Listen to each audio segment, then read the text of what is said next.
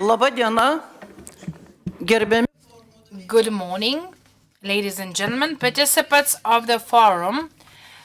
We are celebrating the 35th anniversary since the brutal act by the occupation military forces against Lithuania. 35 years have passed, and today we often hear a saying, what has been done by the Supreme Council at that time? It was only voting.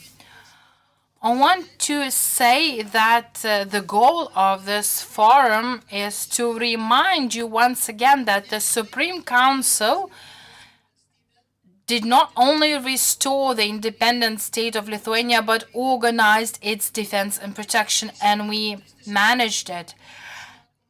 35 years later, we hear discussions on the 11th of March,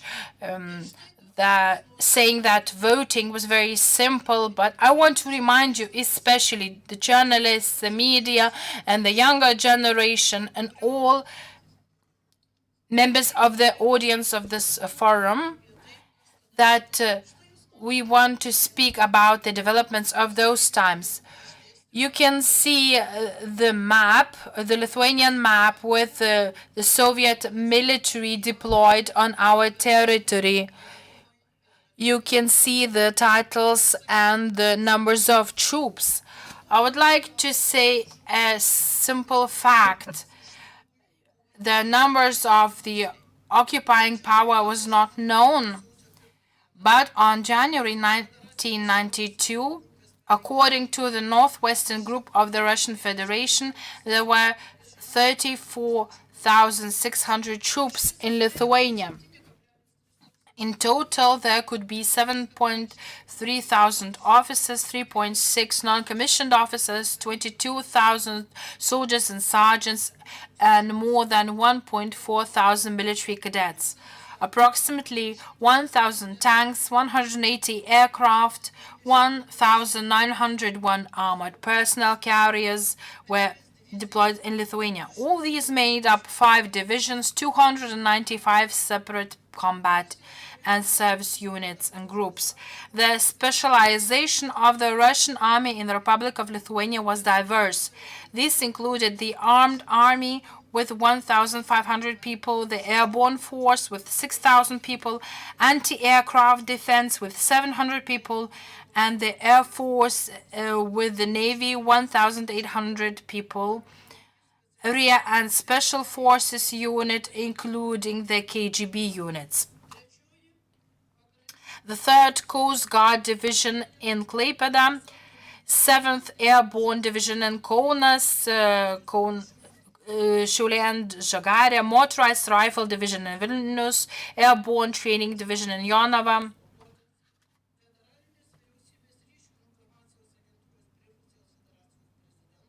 The radio intelligence base under the authority of the President of the Russian Federation was deployed in Nixmakalis by the Federal Government Communications and Information Agency, and also the internal army of the Ministry of Internal Affairs of USSR, whose military units were in Sniečkus, Vilnius, Šiauliai, and Kaunas.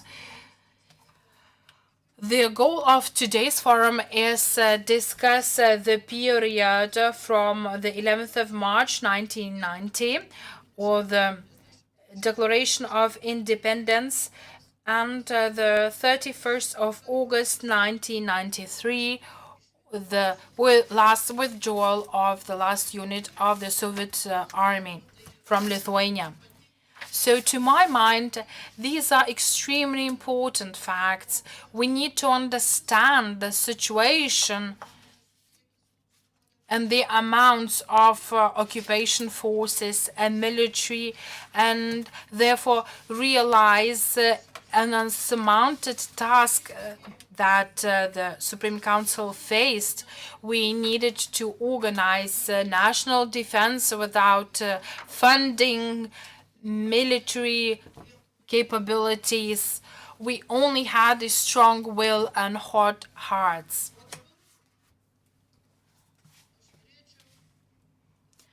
Now, I would like to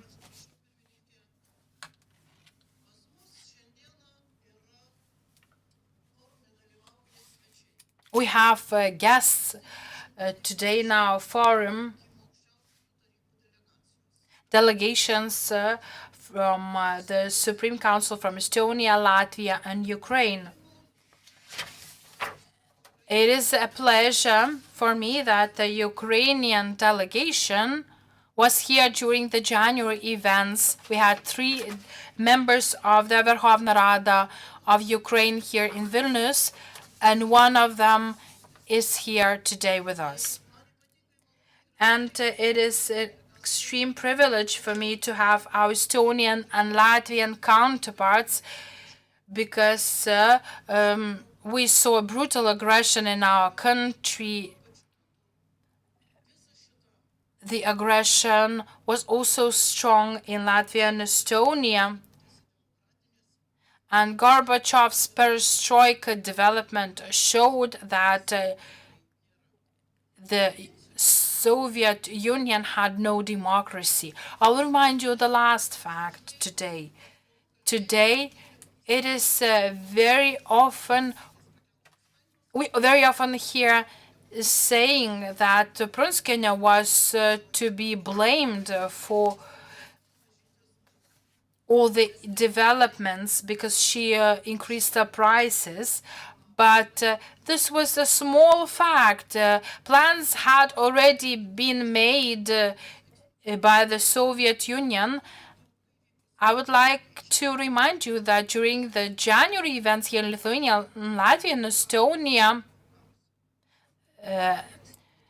we had a war being waged in Iran. We were not the focus of attention at that time around the world. So in this tense situation,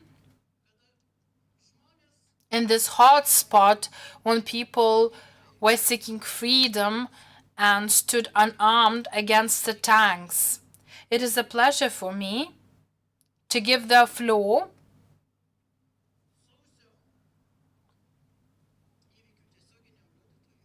to the witness of the January events, the Minister of Health of that time, and now the Speaker of the Seimas, Juozas Olekas. Thank you, Birute. Signatories, fellow counterparts, and friends, it is a particularly important day. The 13th of January is the Day of the Defenders of Freedom, when we pay tribute to the memory and living history of the fallen. The history that we build independently, the history that you build by the people who stood courageously and signed up to the freedom of nations, where it meant risk rather than convenience, responsibility rather than a career, uncertainty rather than guarantees.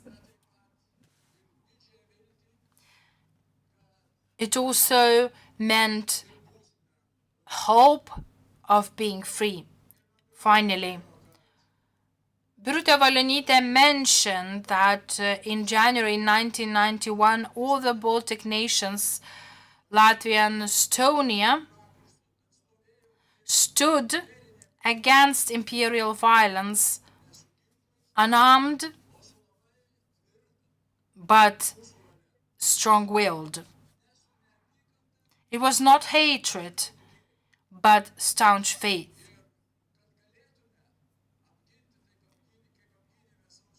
People defended freedom on the 13th of January 1991, but for that we needed your signatures, we needed your voting, and we had that.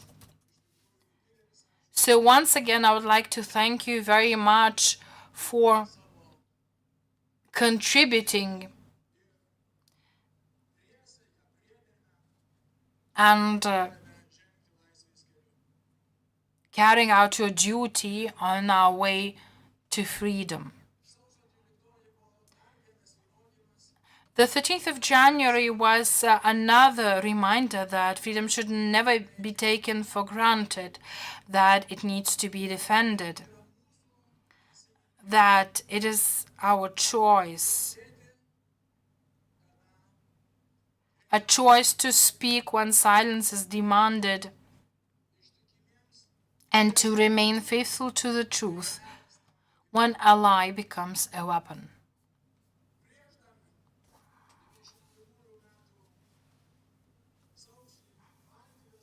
The Baltic Way was born that many of us took part well before 1991 with the idea that three small nations of Lithuanians, Latvians, Estonians, and Ukrainians could be stronger than any form of violence. Today we see that our choice was not only historically correct, our countries today are free. They are members of the democratic European and transatlantic community. But Ukraine's example shows that we should not take our situation and freedom for granted. As we're witnessing the war in Ukraine, the return of the aggressor, attempts to rewrite history, we understand even more clearly the lesson of January 13th. Freedom must be defended on a daily basis. I would like to address our guests from Ukraine. I bow my head before your people who are sacrificing hundreds of thousands of lives in the name of freedom. In your determination, we recognize our own history, the courage to stand up against the aggression and not to relinquish the right to be free. Ukraine is defending not only its own land, but Europe as a whole. So our solidarity with Ukraine is staunch, consistent, and long-lasting. You're not alone. Freedom always has allies. Signatories. Your courage and responsibility today is a moral compass for new generations. You remind us that a nation is built on a value choice rather than strength. Thank you for your courage to do what you should have done at that time. Thank you for helping us preserve our freedom. May the 13th of January always unite us as a day of memory, responsibility, and duty before our homeland. 35 years later, we can call it the day of victory for Lithuania. Thank you for coming to this forum, and thank you for inviting me to this forum and allowing me to address you. Now I'd like to speak about medical affairs, and we will see a video on that. In the January of 1991, you saw the Soviet aggression. At that time, you were the health minister, but you decided to be where the wounded at the TV tower at the parliament were. How do you remember that time? It was a difficult time because we were seemingly on the rise. We thought that we had defended our independence, and the members of the first government heard the news about the upcoming commission from Moscow who will be here, and we had a hope that with the arrival of that commission, everything would be fine. And I came back from the government. I had my dad visiting, and we talked with the family, and then I received a call about the events of the 13th of January. I asked for a car, and then I went straight to the St. Jacob's Hospital where I saw the first injured, and I saw the entire flow of people. I remember the white snow and the red blood, and I saw people coming, the bodies of the dead. Then I visited another hospital. I saw the same things there, so many wounded people.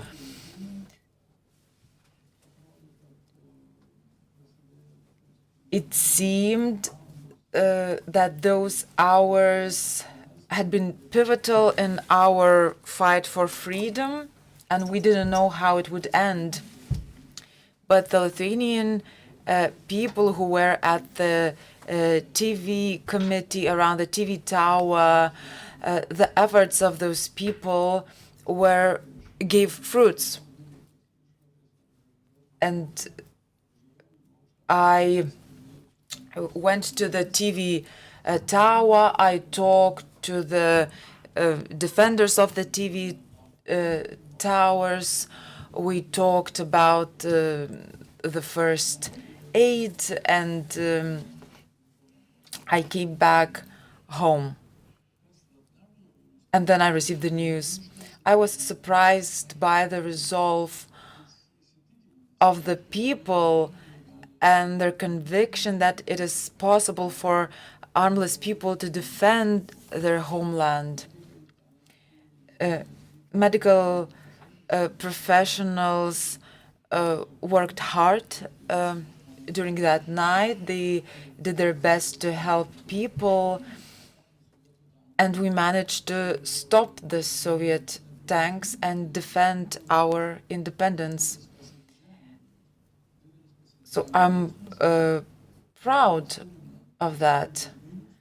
I'm proud that we have these heroes, and we must never forget them. We must pass on their names for future generations. We must understand that their sacrifice was the price of our current freedom. What were the emotions during the 13th of January?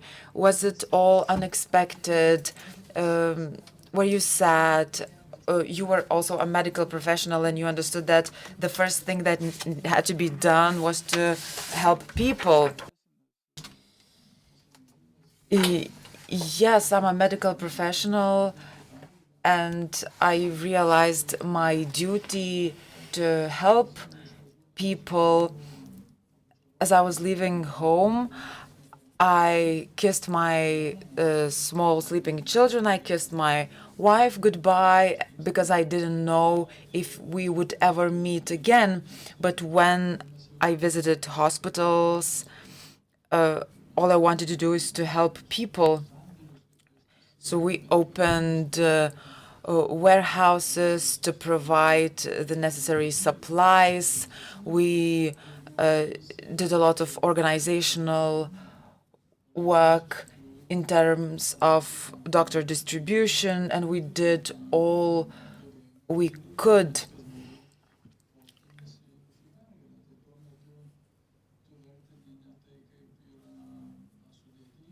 And I didn't think about everything being horrible. I was thinking about what can be done in any given circumstances.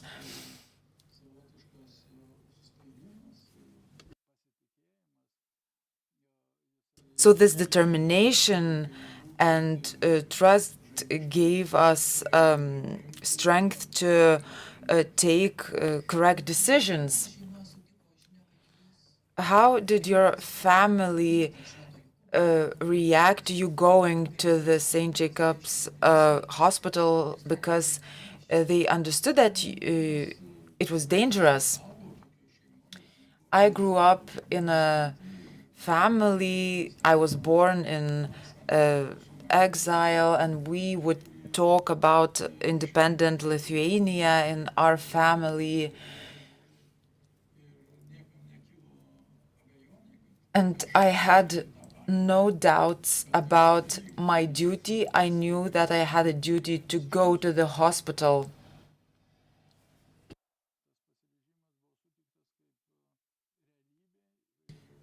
That resolve was a necessity and a duty not only for myself personally, but for my whole family.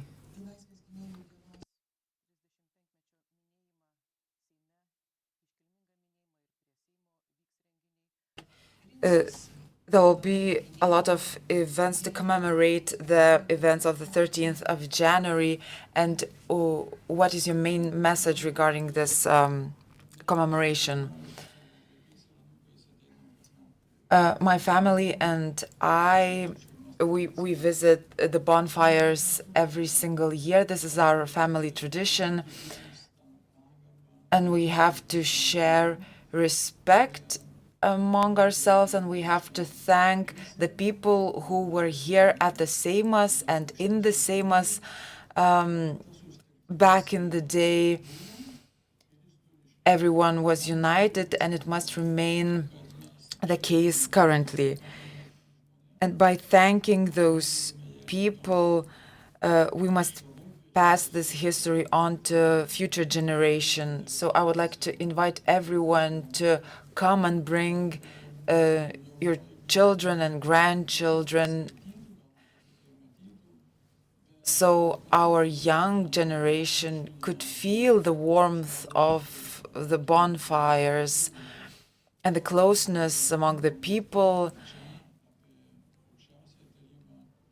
that were present during the night of the 13th of January here at the Seimas and in the Seimas, although there were different opinions and attitudes, but we were united by our aspiration to live in a free and democratic Lithuania. Thank you.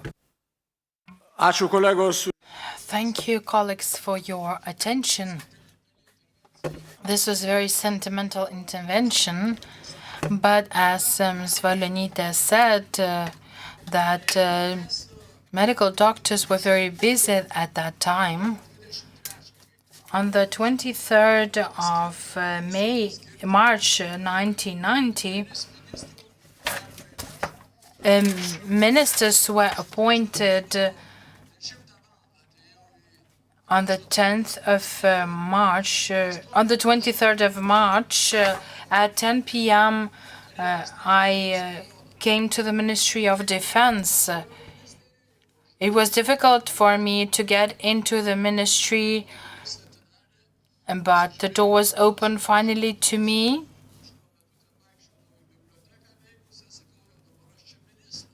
And I said that I was a minister, and I was let in the ministry, and we started the organization. We called the different institutions and asked on their preparation.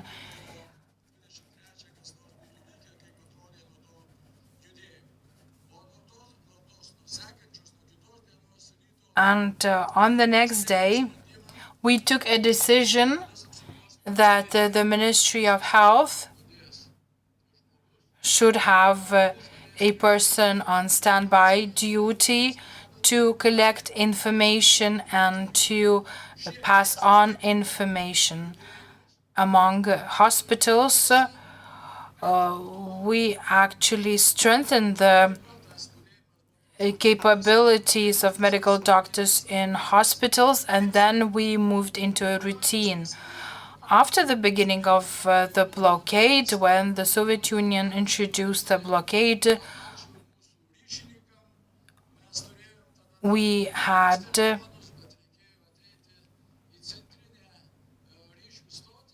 our telephone connections. We did not have cell phones at that time. We had a central telecommunication station, and from that central station, connections could be made into a network with all the hospitals in Lithuania. And we had different meetings via the telecommunication connections. At that time, we had a lack of many resources, and we had the lack of bandages and medicines, and some operations, some surgeries had to be stopped in order to have stocks, necessary stocks available during an emergency, for example. When the blockade ended, the regime was easier, but in 1991, when we saw the movement of the Soviet military in Lithuania and the Supreme Council was attacked by civil protesters on the 8th of January, we strengthened our capabilities in hospitals, and the Red Cross Hospital and St. Jacob's Hospital in Lithuania with traumatology and surgery units were expanded.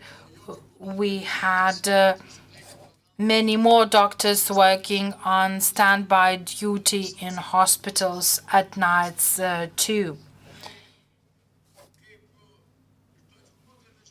And as you saw it in video, when the shootings began, when injured people were taken to hospitals,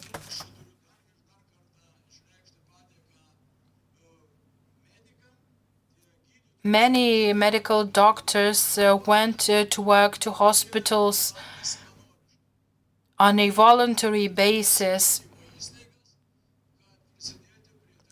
in order to contribute to the work of their working colleagues, because the flow of the injured people was unprecedented. Actually, now we're learning from Ukraine how to manage a similar situation. But then at that time, we did not have any experience in this area, and we had to learn medical aid on the spot. The main hospitals that were very active, there was Red Cross Hospital and St. Jacob's Hospital in Vilnius. I did not go to the government or to the Seimas, but I went from one hospital to another hospital, and we discussed with medical doctors on the needs and on the demands of doctors, medications, and through the Ministry of Health, through our standby telephone communications, we managed to summon medical doctors to two basic hospitals providing help to the injured, because actually the attack lasted for 4 hours, and subsequently the flow of the injured decreased. So we needed the distribution of resources, distribution of doctors. This was extremely important. And here in the Parliament, in the Supreme Council, in the basement, we had a makeshift hospital with doctors on standby duty who could provide help should the aggression spill out on the Parliament. So at least the first aid was available at that time in the Supreme Council. And all the help provided in St. Jacob's Hospital and in the Red Cross Hospital was being documented on video, and therefore you were able to see the material recorded, video recorded at that time. And with the first tape, I came here to the Supreme Council on 6 a.m. and it was a witness information. We switched on the tape and we could see the coverage of the situation of the numbers of injured, the flows of the injured, and also the help provided to them.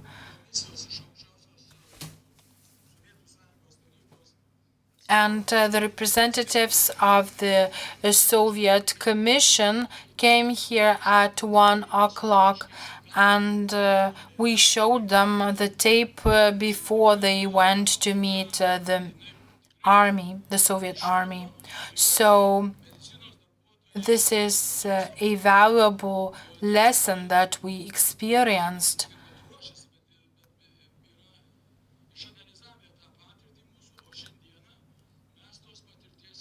We have analyzed the past experience, and we also keep learning from Ukraine. We have our doctor teams going to Ukraine and learning from Ukraine. Some of the injured are being taken to Lithuania to provide medical help and rehabilitation for them. And this way we manage to improve our experience. God forbid we have a similar situation in our country, but at least we can be experienced and we can learn from Ukraine. So I thank our Ukrainian colleagues for that. Thank you, Mr. Speaker. Minti tokį dar truputėlį prie. I would like to remind another fact. What did the medical staff had to do on the morning of the 13th of January? 12 people were killed at the TV tower on that night. One person died at the TV and radio committee.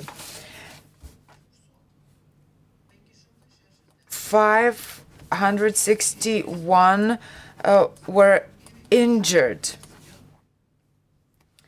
The aggression of the January events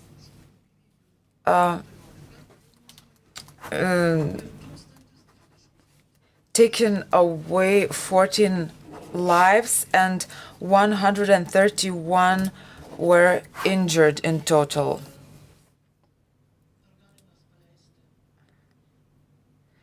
Can we see the video for us to remember? Because we are focusing on the victims of the 13th of January, young people, armless people, people who defended the freedom with their own bodies.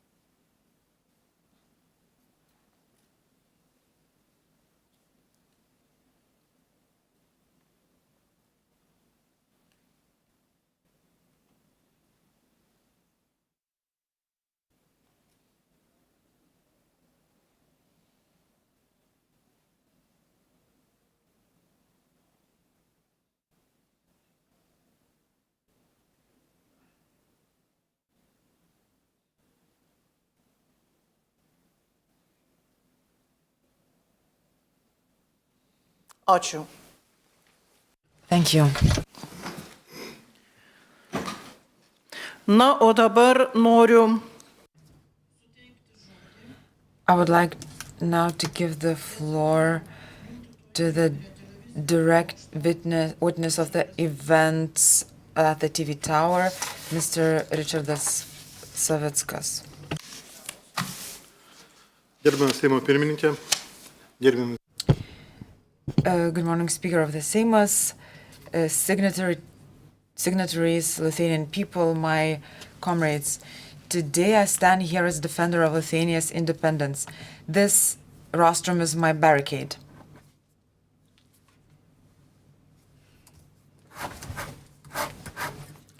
I stand here as a witness, and the 13th of January is not merely a historical fact.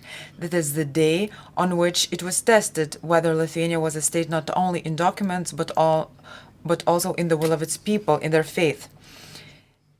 In the January of 1991, I was among those who stood in front of the tanks without ammunition, without any weapons. We had no clear defense plan. There were no guarantees we would survive.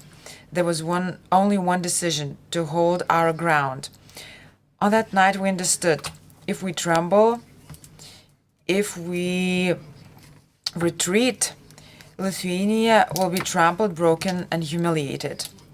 This was not a theoretical calculation, whether we would succeed or fail, whether we would manage to do that or not. It was an existential choice. I took part in the January events as a commander of a unit of militia officers gathered from all over Lithuania. We were young officers having arrived for training, but circumstances sent us to the place where the fate of the state was being decided. Tension filled Vilnius in those days. Armed clashes were expected, perhaps even war. And truth must be told, not everyone endured the tension. Some doubted, some withdrew, some simply ran away. But the great majority stayed, not only because they were unafraid, but because they knew there was nowhere to retreat. After the television broadcast was cut, just after the journalist Eglė Bučelytė announced that shots were being fired at people, that there were dead and wounded, and as we saw armed Soviet paratroopers storming the building, we received orders to go to the TV tower. On the way there, I made a decision not written in any instruction. I ordered my men to remove all Soviet insignia from their uniforms. It was our internal choice. We stood on the side of Lithuania, of our homeland. When we arrived, we were met by tanks maneuvering through the crowd. Around us there was chaos, shots, screams, pressure from all sides. On one side, an enraged crowd. On the other side, armed Russian occupiers. Our task was clear: to stand and to become a living barrier between the armed soldiers and unarmed civilians. The crowd was agitated and furious, ready to fight. People did not understand why we, Lithuanian officers, were not attacking the Soviet soldiers. There were angry shouts, insults, provocations. We felt trapped between two fires. There were signs of violence. Uniforms were being torn. There were attempts to hit us, to kick us, but we knew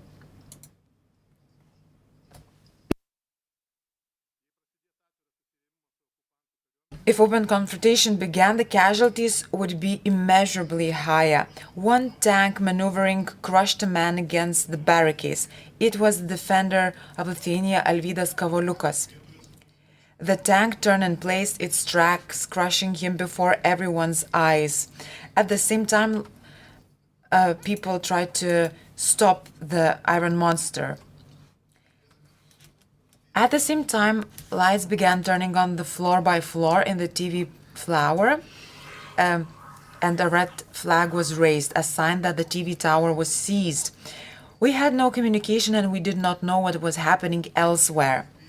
Then a Russian officer, a colonel, approached me, pointing his weapon and yelling that the Supreme Council had been seized and that the Soviet rule restored. And suddenly, at that very moment, radio communication appeared. We received a clear message from the Ministry of the Interior. The government had not surrendered. The Supreme Council was in the hands of Lithuania's defenders. I told this to my men and the people standing nearby. The situation changed instantly, and the chant rose: Lithuania, Lithuania. Soon the Soviet soldiers were ordered to load their weapons and fire. Bursts of gunfire above our heads. And There was a moment of silence, and then people started shouting even louder, Lithuania. At the same time, the same colonel rushed back to me and asked us to retreat. I told him we would not retreat because this was our home. There was another hail of bullets. Lithuanian women, with tears in their eyes, begged the soldiers to stop shooting, asking them to remember their own mothers and families. And people were continuing chanting Lithuania.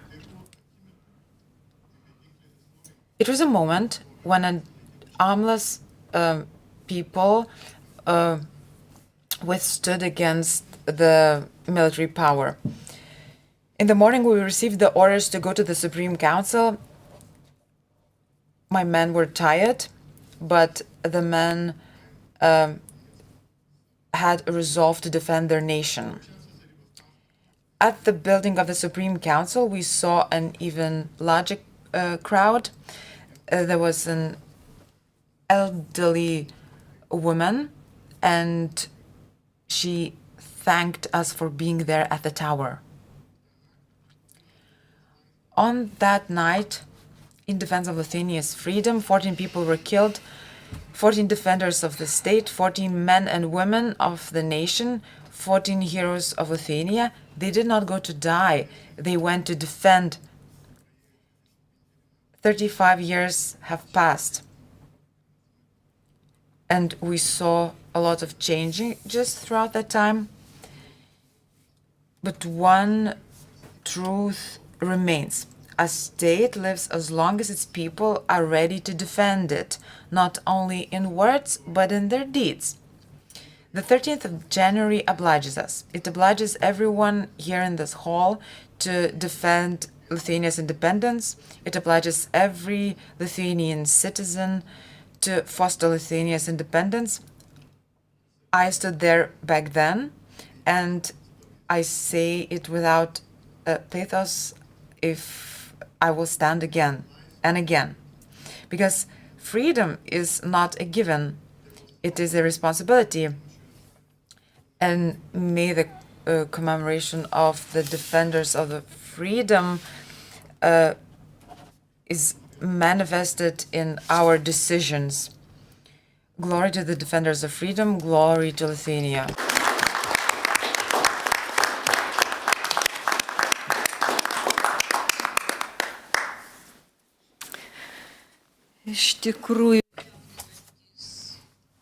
Well, these were really very authentic and thrilling words from the witness of the 13th of January 1991.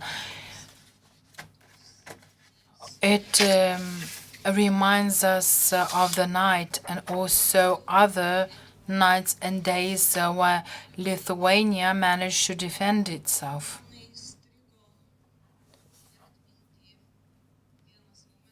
I remember one episode from the 12th of January of 1991 of the Supreme Council.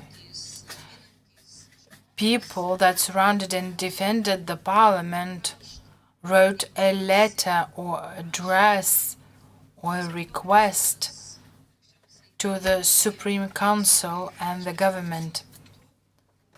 I will quote 2 points. Fight for Lithuania's independence is a sacred duty of every Lithuania.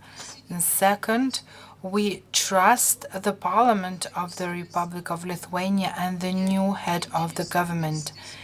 If the main course is our homeland and its people. So if not for the people, we would be nothing. So once again, I thank all those who stood unarmed and defended the parliament, who believed and knew that together we will be able to attain the victory. And now I would like to give the floor to the then Minister of Foreign Affairs of the Republic of Lithuania, Algirdas Saudargas,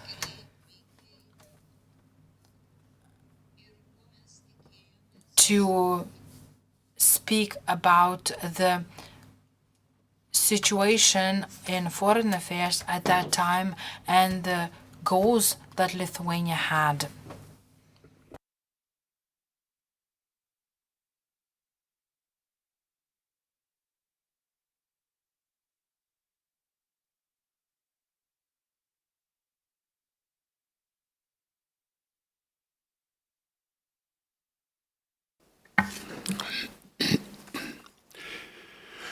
Gerbiami Ladies and gentlemen, only a state can have a foreign policy. To have a foreign policy of the Republic of Lithuania, we first had to restore our state. Thus, Lithuania's foreign policy begins on the 11th of March. The decisions of the 11th of March are the foundation of our foreign policy. The main message that needed to be conveyed to other states was the nature of the decisions of the 11th of March. These decisions were not the idea of a group of people, nor even of the parliament. They were the decision of the nation. The elected representatives of the nation were mandated to formalize, legitimize, and proclaim that decision. The elected parliament and the appointed government were authorized to implement the decision. Therefore, when the German Foreign Minister Hans-Dietrich Genscher asked me in the January of 1991 whether we wanted full independence, I could give no other answer than that this was not a desire but the will of the nation democratically expressed by the elected representatives in free elections. The second message underpinning the foreign policy of the restored Republic of Lithuania was the readiness of Lithuanian representatives for a dialogue, the willingness to talk with everyone and to discuss all issues except the independence of the restored state. Lithuania negotiated with the Soviet Union while it still existed, with an increasingly autonomous Russia, also with the West, wherever the representatives were open to dialogue. The third message was that Lithuania had ended up on the communist side on the Cold War division by force and illegally, and that historically, politically, and culturally it had always belonged to Europe. These messages were carried not only by the state leaders or the Ministry of Foreign Affairs, but also by members of parliament, ministers, other state officials, and even ordinary citizens who were increasingly traveling abroad at that time as the Soviet regime eased the exit restrictions. Historical Lithuanian statehood had been gradually overshadowed first by Poland and then by Russia. In the 19th century, Lithuanians in the Tsarist Russian Empire had no autonomy or self-government. In 1918, the Lithuanian state was restored from scratch. A state consists of three main elements: territory, population, and the government. We began with the government. The territory was defended with arms in the wars of independence. The population began to see themselves as citizens of Lithuania. The nation had only 2 decades to consolidate itself. After the annexation of 1940 and the incorporation into the Soviet Union, Lithuania had self-government in the form of a Soviet republic. The economic crisis of the Soviet Union created an opportunity to restore an independent government by peaceful means. When we restored the state in 1990, we accepted the existing borders of the Republic and granted the right to the citizenship to the inhabitants of that territory with small exceptions. For the world to recognize the state had to be a real one. Therefore, the documents of the 11th of March were legally impeccable. This inevitably created a legal conflict with the Soviet authorities. The Kremlin recognized the elected government but rejected the decisions of the 11th of March as contrary to the Soviet constitution. Lithuania was open to dialogue and willing to begin negotiations with the Soviet Union. Both the Soviets and the West pressured Lithuania to renounce the act of independence, at least temporarily. Lithuania could consider all sorts of compromises except independence.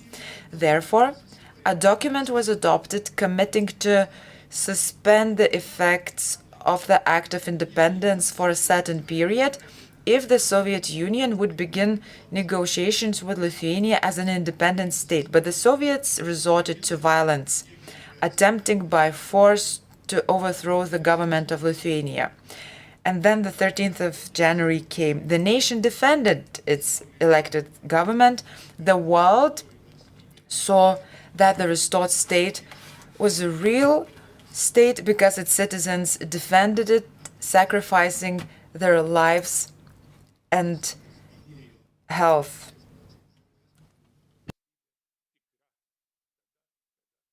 Because the state is a real state where people defended sacrificing their lives. At the same time, a struggle for power was unfolding in Moscow. The initiative of the president of the Soviet Union, Gorbachev, was gradually overtaken by the president of the Russian Federation, Boris Yeltsin. The Russian Federation began taking over more and more rights from the central government. Lithuania began negotiations with the Russian Federation and in the July of 1991 signed a treaty with it, which remains in force today. After the failed coup, and with serious negotiations never having begun, the Soviet Union restored diplomatic relations with Lithuania in September of 1991.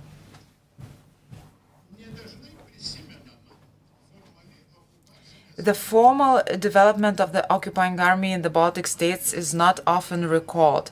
The Baltic military district, established in July 1940 after the entry of the Red Army, encompassed the territories of Latvia, Lithuania, Estonia, and the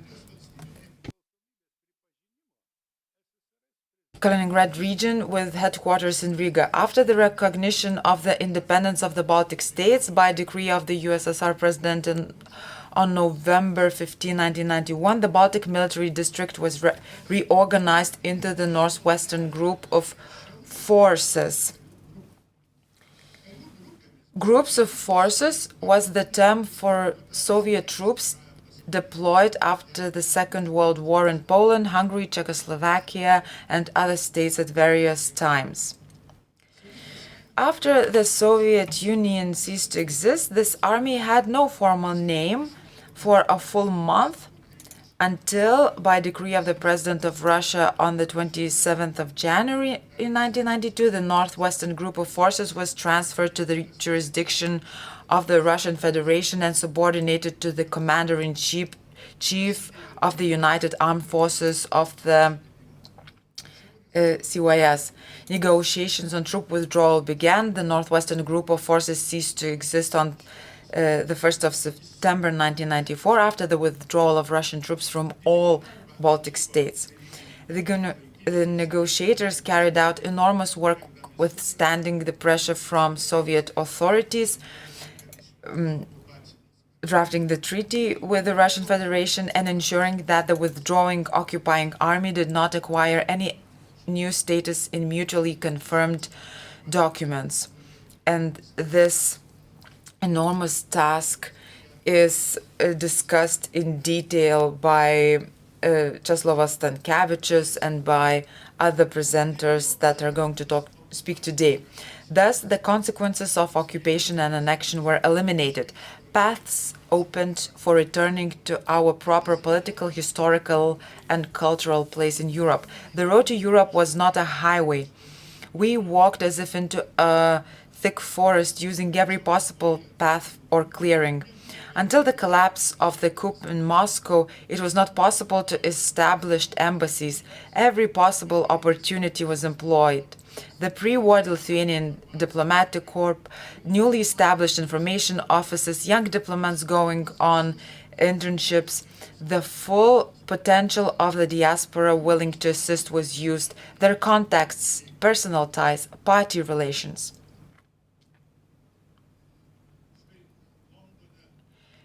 In London, there's the old pre-war Lithuania's representation. We had the Lithuanian House, providing shelter and support. And back in the day, we sent the Lithuanian representative Gražvydas Kirvaitis to create the information center.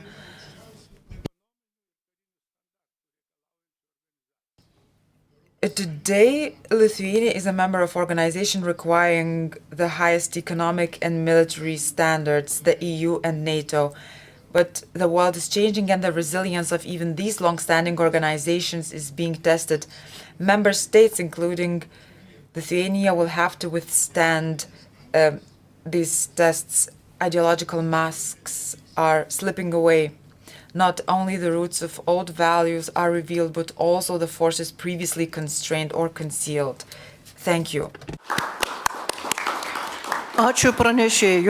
Thank you, Mr. Saudargas.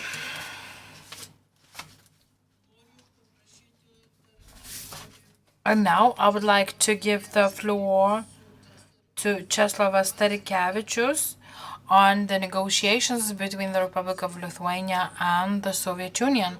But Mr. Starikevičius is seriously ill now, therefore his presentation will be made by Gediminas Šerkšnys. So the floor is yours.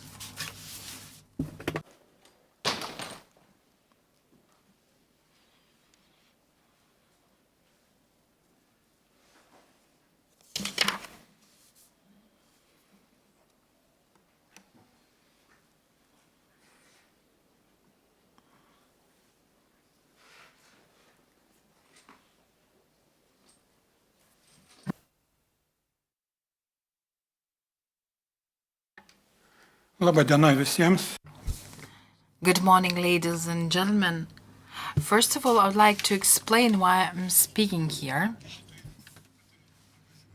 Česlavas Starikevičius was advised by doctors against going to this forum due to his health.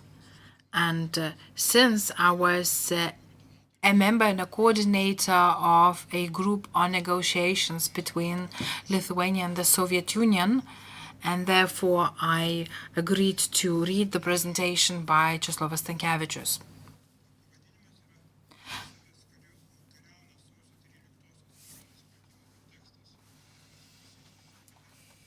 Negotiations between Lithuania and Russia in the context of understanding of the 13th of January war crimes.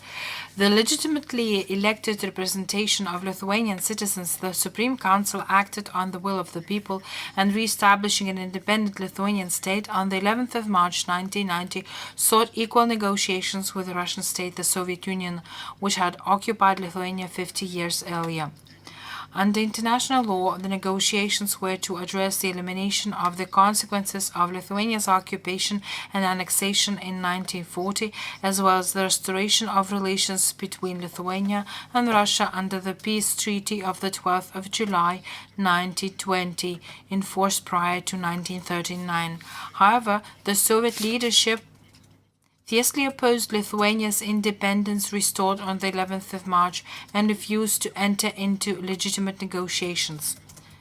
Mikhail Gorbachev, President of the Soviet Union, and Nikolai Ryzhkov, Chair of the Council of Ministers, sent letters to the Supreme Council and the Head of State of Lithuania declaring the act of the 11th of March 1990 illegal and invalid, and categorically demanding its withdrawal or annulment. The letters threatened to cut off supplies of products essential to Lithuania's economy should the country fail to comply. On the 18th of April 1990, an economic blockade of Lithuania began. On the 26th of April, French President François Mitterrand and German Chancellor Helmut Kohl, encouraged by the US President, submitted a joint letter to President Landsbergis proposing that Lithuania temporarily suspend the effects of the 11th of March resolution as a means to accelerate negotiations.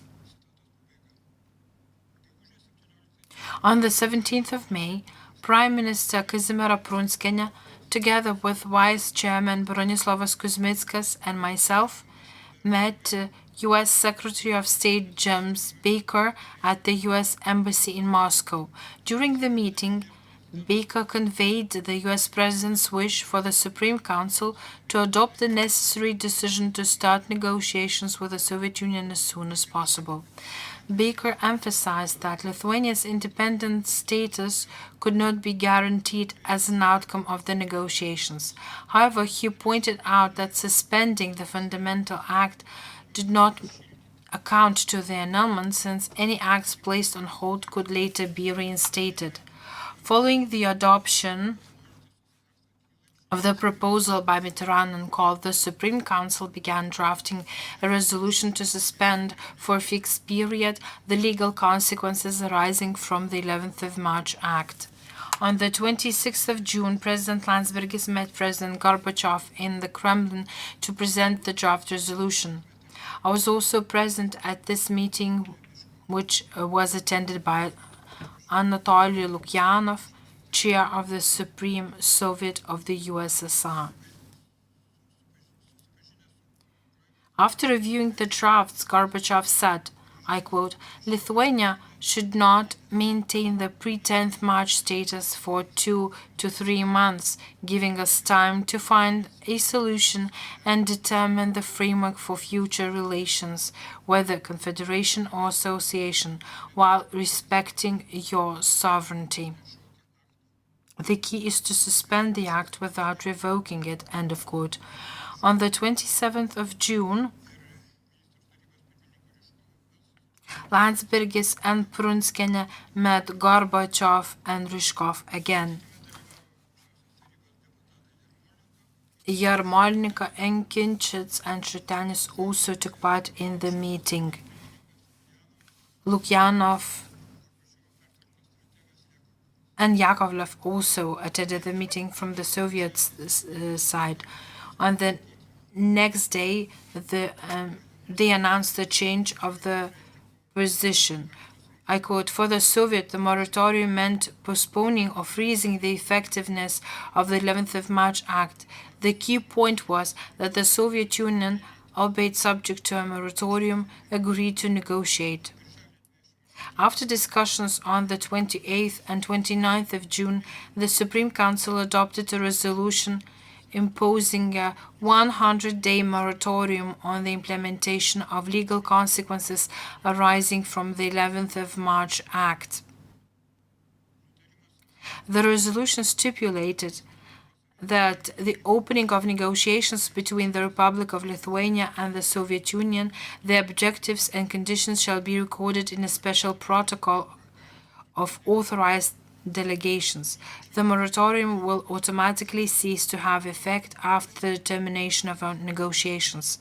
Following the adoption of the resolution of the 29th of June, the USSR lifted the blockade of Lithuania on the 1st of July. On the 12th of June, the Congress of People's Deputies of the Russian Federation adopted the Declaration of State Sovereignty of the Russian Federation aimed at establishing Russia as a sovereign state within the Soviet Union. The declaration granted the Russian Federation full authority over all matters of state and public life.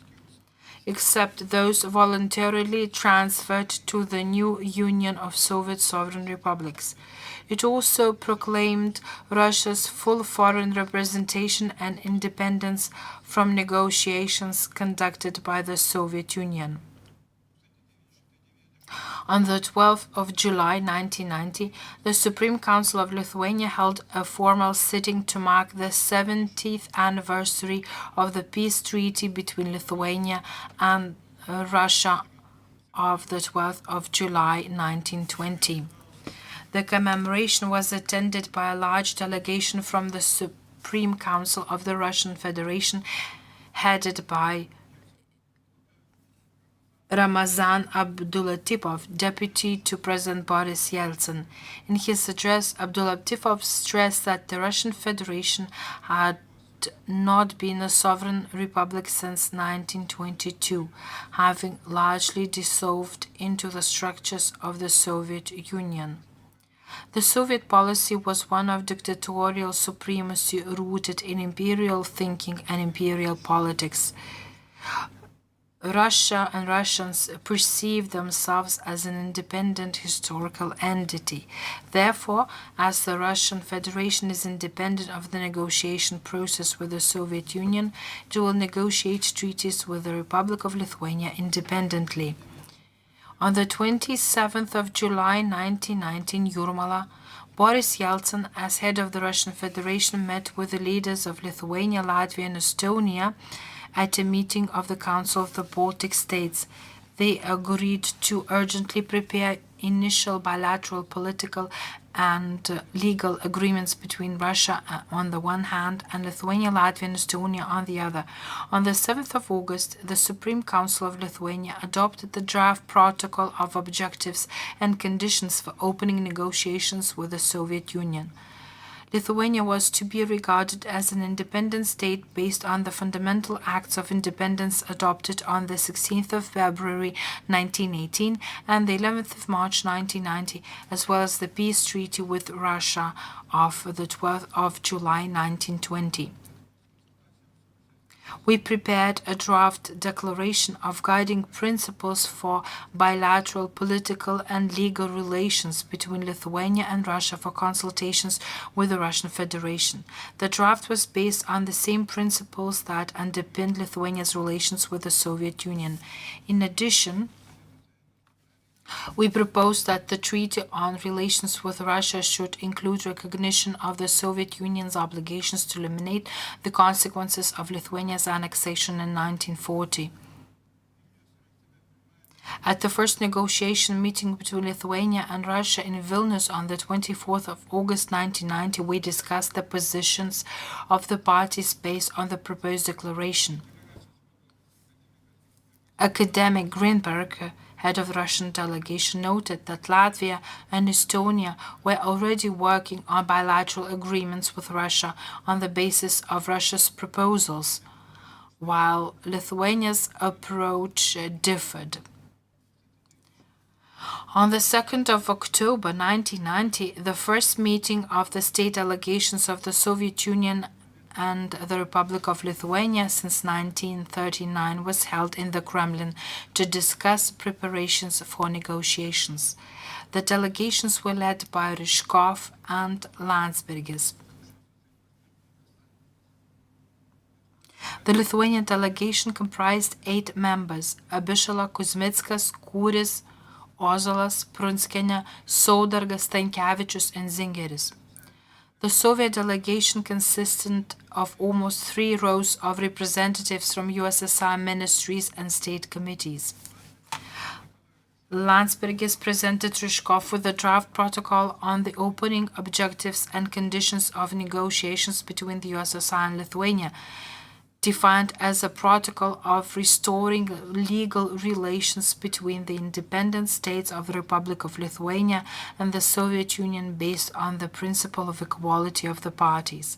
After Landsbergis' presentation, Ryzhkov said, I quote, "We cannot possibly accept such a draft. It provides for solutions in advance." If solutions are set in advance, negotiations lose their purpose. We had to follow the resolution of the Third Congress of People's Deputies, but we later provided for the possibility of negotiations in the event of a moratorium.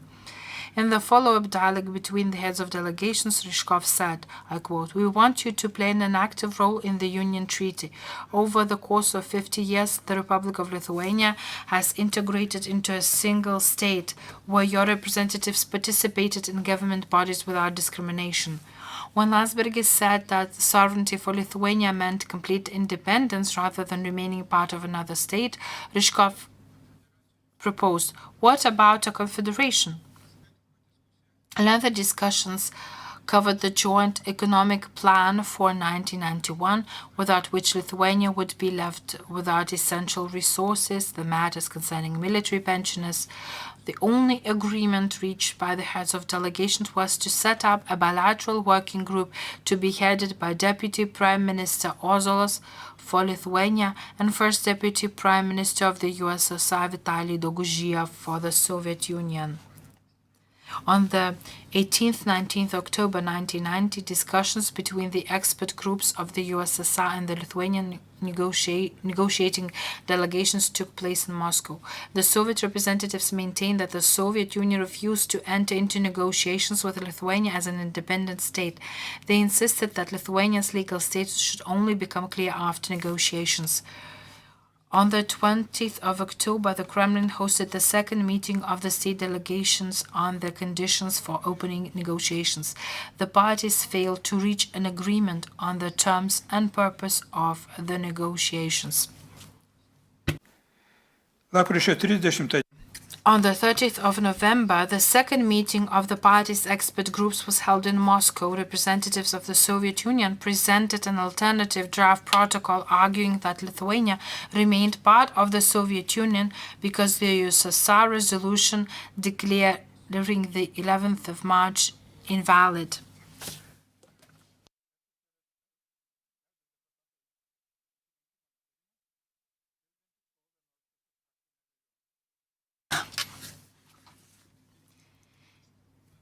In the early hours of the 13th of January 1991, Soviet tanks and paratroopers launched an attack on unarmed civilians defending state facilities in Lithuania. Russian state leader Yeltsin called Gorbachev and Yazov, the USSR Minister of Defense, demanding an end of the criminal actions of the Soviet army. On that day, Yeltsin flew to Tallinn with deputies from the Russian leadership's political team, bringing draft documents of Russian political support. Yeltsin addressed Russian officers and soldiers on the radio from the Estonian parliament, warning them that any order to act against civilians was illegal and should not be obeyed. On the 13th of January 1991, in Tallinn, the leaders of Estonia, Latvia, and Lithuania and the Russian Federation signed a letter to the Secretary General of the United Nations proposing the urgent convening of an international conference to address the security concerns of the Baltic states. The four countries also signed a joint statement to international organizations and governments and parliaments worldwide declaring that the parties recognized each other's national sovereignty. In early January, the Estonian and Latvian delegations completed their negotiations with the Russian Federation. On the 12th and 13th of January, their leaders signed agreements on relations with Russia, which reflected the status of the contracting parties. On the 16th of January, the National Day of Mourning for the victims of the 13th of January events, envoys of Russian Federation President Boris Yeltsin arrived in Vilnius to honor Lithuania's independence defenders laying in state in the Sports Palace. Later that day, following the funeral, delegations from both sides resumed negotiations at the Supreme Council. The Russian side required the wording of the articles in the Lithuanian-Russian agreement to be as similar as possible to those in the agreements concluded with Estonia and Latvia. In addition, new articles reflecting Lithuania's status, which had not been included in the signed agreements, had to be negotiated. This made the negotiations challenging, and the process continued until the end of July.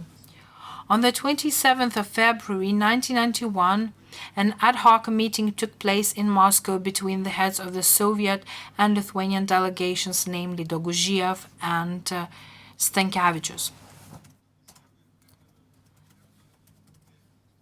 Mr. Stankevičius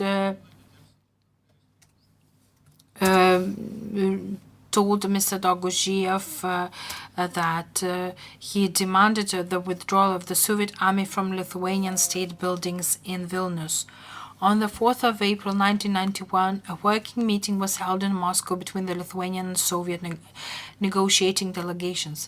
Under the draft protocol of negotiating principles prepared by the Soviet delegation, Article 3 stated that the aim of the negotiations was to settle relations between Lithuania and the Union of Soviet Sovereign Republics.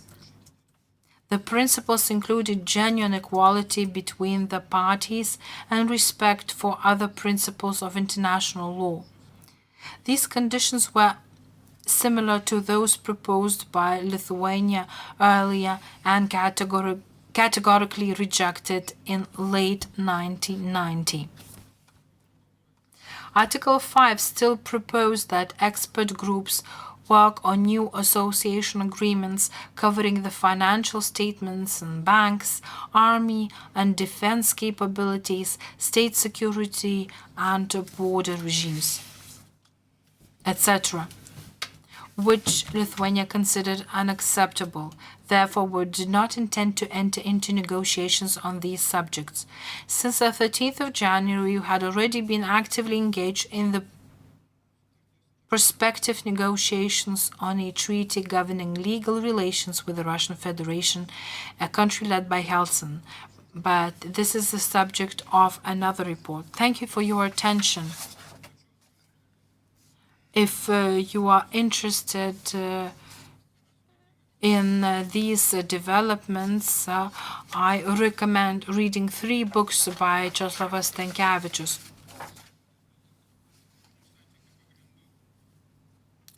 These are the books on different negotiations, on the Treaty on Relations, and also on the withdrawal of the Soviet Army. Thank you. Na, o dabar į tribūną kviečiu. Thank you. I would like to give the floor to Egidijus Bičkauskas, representative of the Republic of Lithuania in Moscow, and he's going to talk about the events surrounding Lithuania in 1989-1991, a view from Moscow.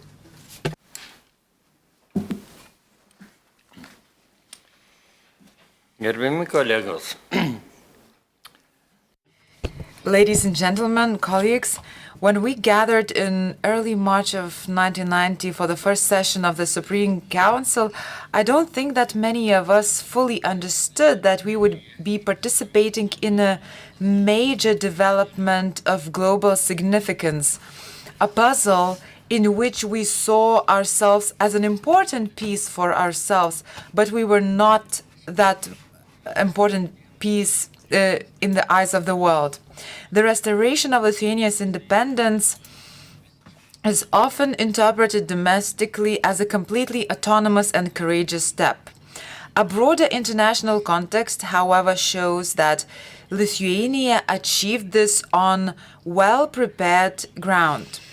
That groundwork had been shaped not only by internal political processes, but also by deep transformations across the entire socialist bloc and within international relations.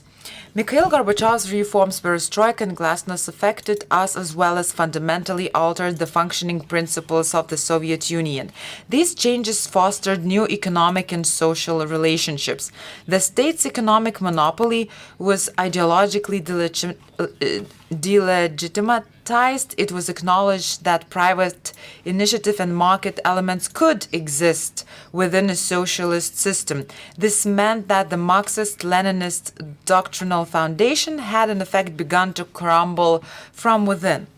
Meanwhile, Gorbachev supported global international agreements, vital both to the West and to global security. The signing of the INF Treaty on the elimination of intermediate-range nuclear missiles, as well as negotiations on strategic arms reduction, marked a new geopolitical reality. The turning point came in the December of 1989 during the Malta summit between Gorbachev and President Bush. There, at the end of the Cold War, was not only recognized de facto, but also accompanied by an informal agreement not to use force in resolving political crisis. By 1990, irreversible transformations were already underway across the socialist bloc in Poland, Czechoslovakia, Germany. Against this backdrop, the Warsaw Pact, the military alliance, was a collapsing structure. The United States and Western Europe had a vital interest in Gorbachev remaining in power and in the continuation of both disarmament and the liberalization of public life. They clearly understood that Gorbachev faced serious reactionary opposition within the military and in KGB structures as well. Therefore, the strategic goal of the West was to avoid harming his reforms. The Western strategy meant that the interests of smaller states, including Lithuania, could be sacrificed or postponed in the name of broader geopolitical stability. It is also worth noting that even before the 11th of March declaration, the backbone of the Soviet Communist Authority had already been heavily undermined. The SPSU's monopoly as a leading political force was abolished that same March. Thus, the 11th of March occurred at the moment when the Bolshevik ideology had been largely eroded, the Warsaw Pact system was de facto non-functional, and the Berlin Wall had fallen. Lithuania, though not the initiator of these processes, seized the right historical moment to take advantage of it. However, the 11th of March created a new reality. Until then, it was only the ideological foundation of the Soviet Union that had been cracking. After the 11th of March, a challenge was posed to the integrity of the Soviet Union. This could not fail to provoke even greater opposition to Gorbachev and his reforms. A direct conflict emerged, one that reached its highest point in the January of 1991. On the eve of those days, the USSR was a bankrupt country and torn apart by severe shortages and inflation. This occurred against the backdrop of the so-called Parade of Sovereignties, which also affected Russia. Interethnic conflicts were flaring up from Nagorno-Karabakh, Tbilisi, and many others, which had taken thousands of lives. At that moment, the USSR had already begun its massive withdrawal of troops from from Poland, Czechoslovakia, and Hungary. No infrastructure awaited then upon return in the Soviet Union. Thousands of officers with families had to live in dormitories and even tents. This created huge social tensions. The army felt betrayed. And then, with the Baltic processes accelerating, Lithuania being in a sense the leader, another potential redeployment of 500,000 troops was envisioned. Sensing the course of events and aware of internal political processes, in the December of 1990, Gorbachev's foreign minister resigned. He warned of an impending dictatorship, either without Gorbachev or with him cornered without an escape route. One could sense this even without this warning. The West also observed these processes. They were alarmed both by the possibility of a coup in the Soviet Union and the end of the reform, and by the possibility of a chaotic Soviet collapse. Let's not forget, we are talking about a nuclear power here. The West saw no alternatives to Gorbachev, and in my view, none alternatives existed. Whether the Western powers, for the sake of a global objective, prepared even temporarily to sacrifice Lithuania's interests, to me this is obvious as the fact that the use of brutal force against Lithuania was clearly brewing. On the 4th of January, at the Sheremetyevo airport, I met Minister Kazimiera Prunskienė returning from Australia. She was in excellent spirits and full of resolve.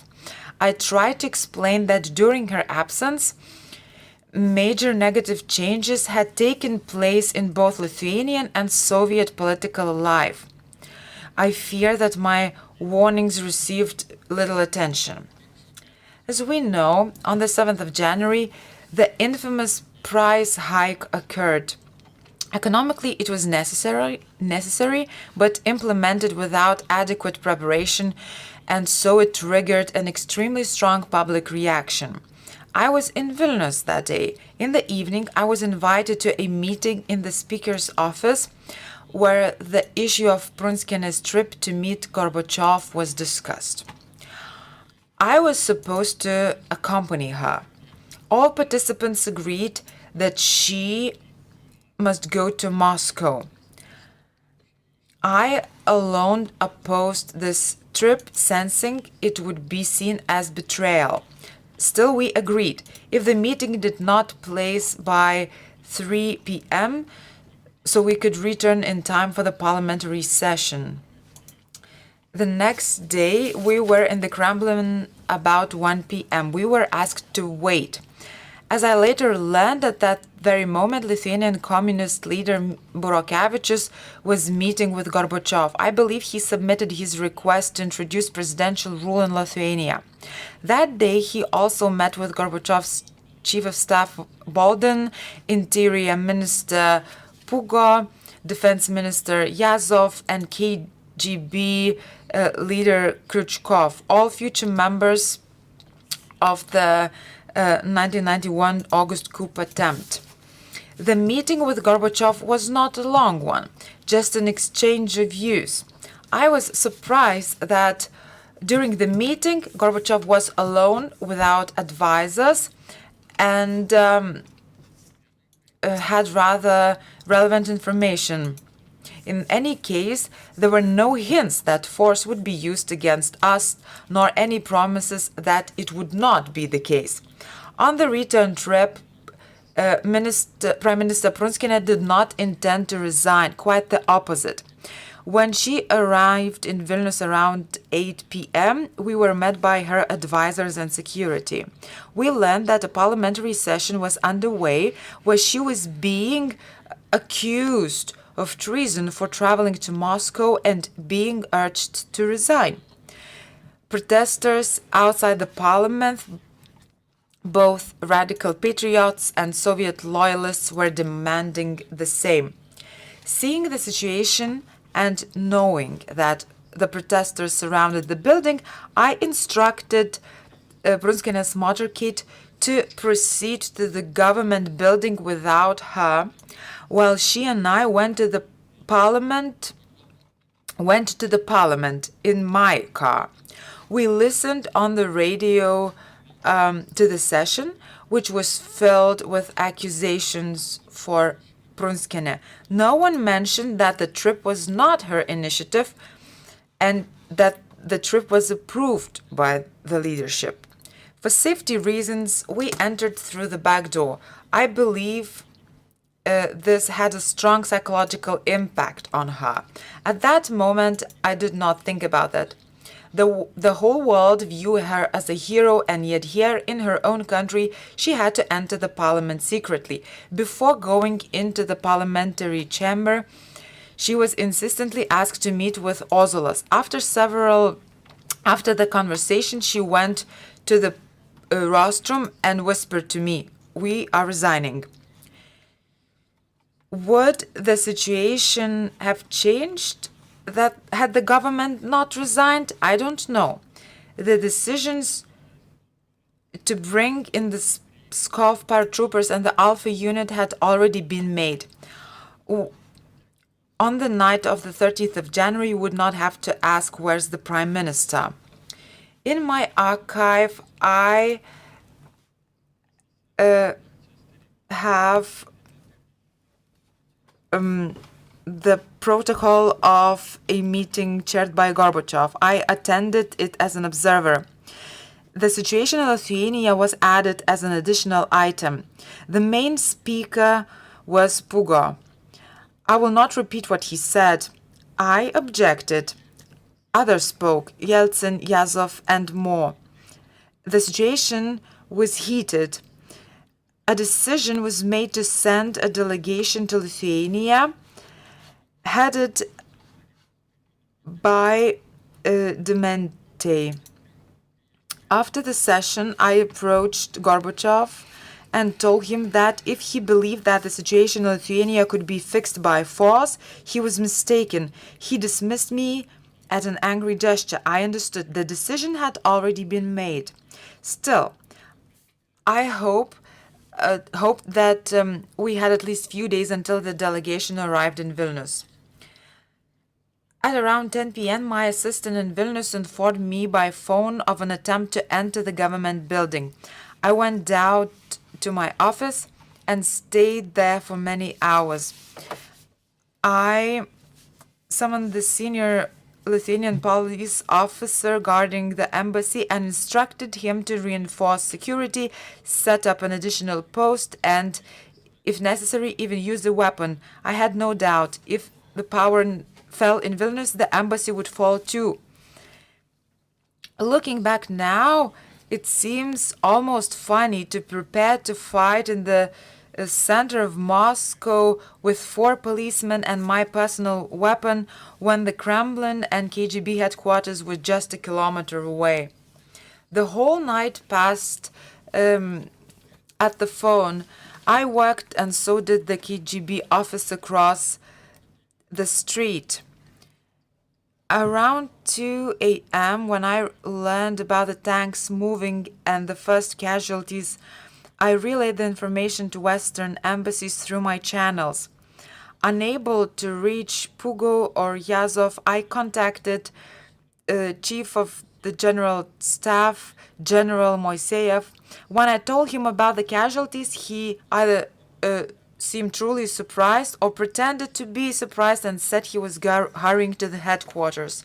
My attempts to reach Gorbachev should be also mentioned. His assistant would answer my calls, saying that the president was asleep and that he would not wake him. Later, I called every hour, asking that it would be recorded in the logbook the number of casualties in Vilnius. I tried to reach Demente, and it came as a surprise to learn that the delegation had decided to spend the night in Minsk instead of continuing to Vilnius. I informed him as well. I reported the events to Stasys Lozoraitis in the United States, to news agencies, and to Lithuania's friends in Russia.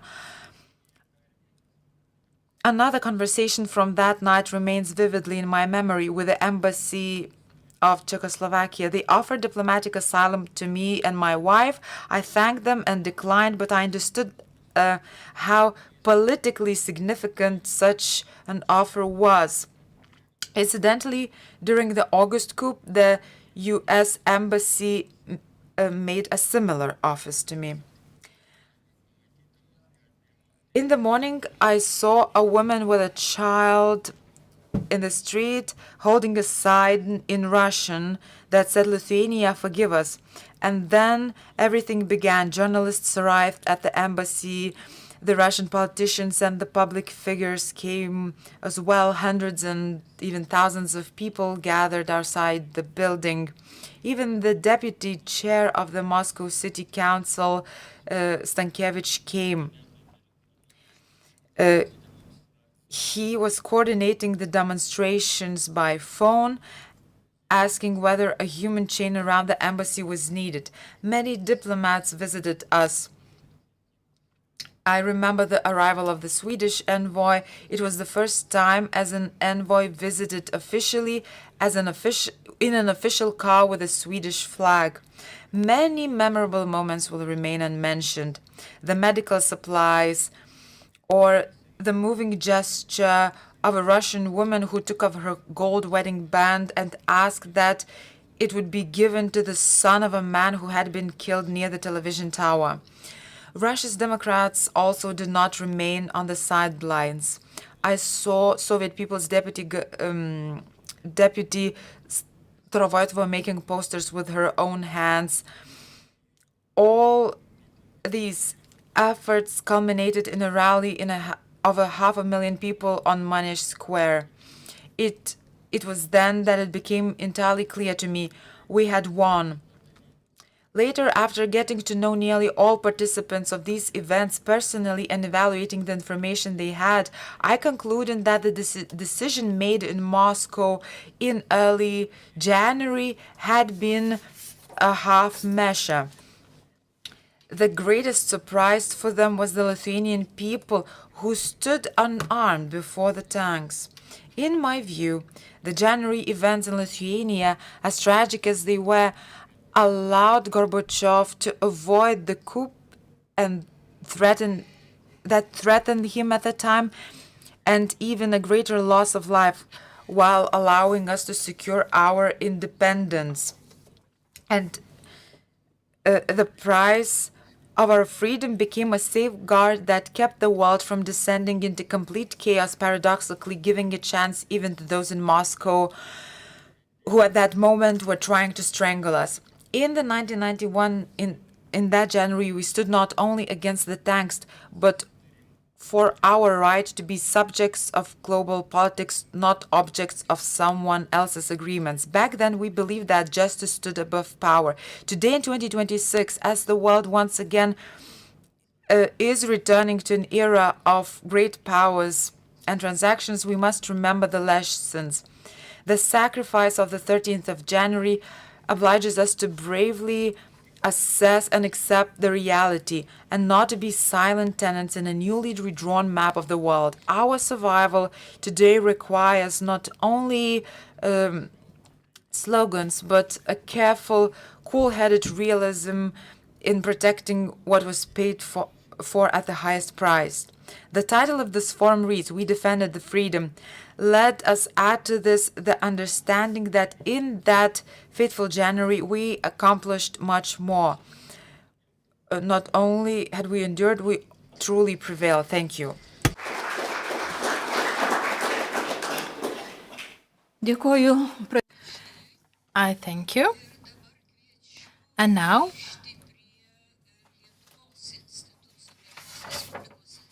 let us discuss the activities of Lithuanian institutions on those faithful day, the policy of the interior and national defense, and the Supreme Council's activities in this area.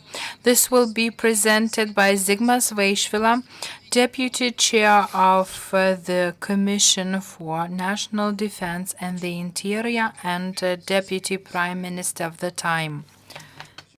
Thank you.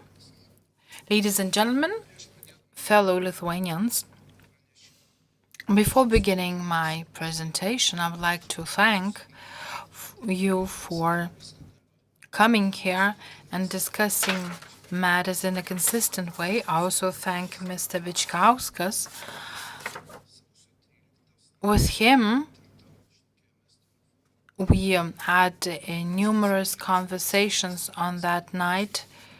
We know each other from our university days. Once I asked Egidijus, did we really trust each other on those days?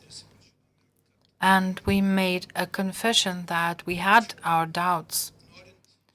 But in order to understand and to properly assess the 13th of January, we have to see it as a breakthrough point, which helped us to unite and to mobilize and to vote in the plebiscite for the democratic state of Lithuania. On the 11th of February 1990, the Parliament adopted a resolution on the Constitution. 5 days saw no criminal offenses reported in Lithuania, with the exception of the criminal activities by collaborators.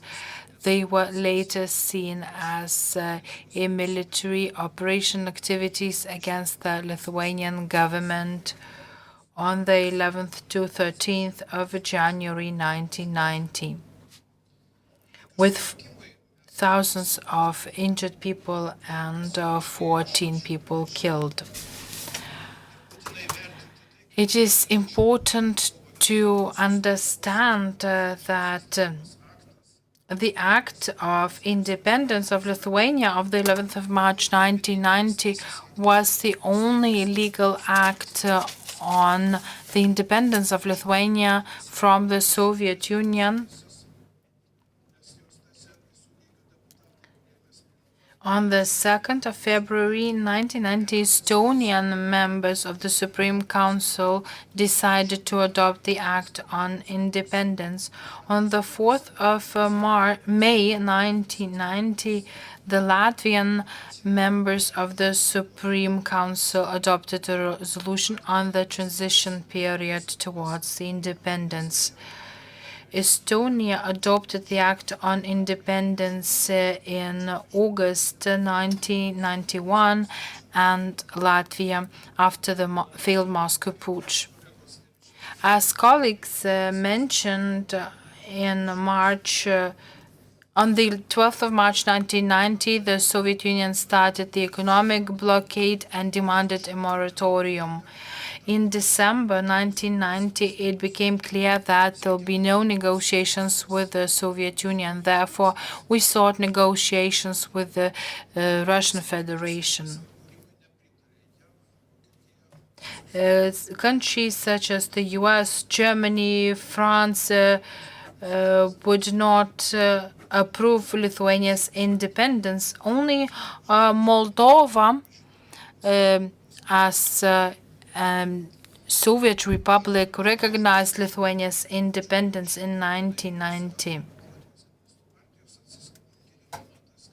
In 1989, the Lithuanian Communist Party split from the Soviet Communist Party.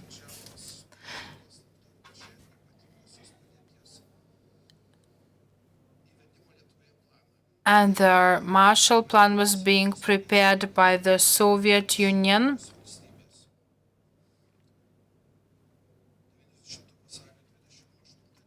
In February 1990,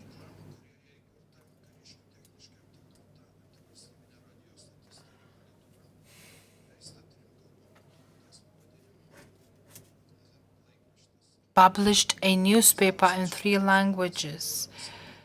Vyacheslav Dechalov headed the January aggression against Lithuania in 1991. Mykolas Purokevičius led Lithuanian Communist Party platform, led the riot against the government of Lithuania on the 8th of January 1991. In 1990, Lithuania restructured its institutions, established State Security Department, Customs Department from scratch. The defense unit of the Supreme Council was established too.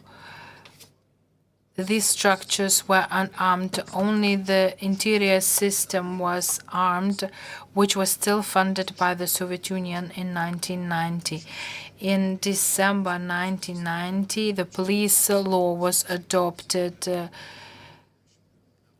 by the Supreme Council, though the transformation of this interior service began only in spring 1991. The Soviet Union chose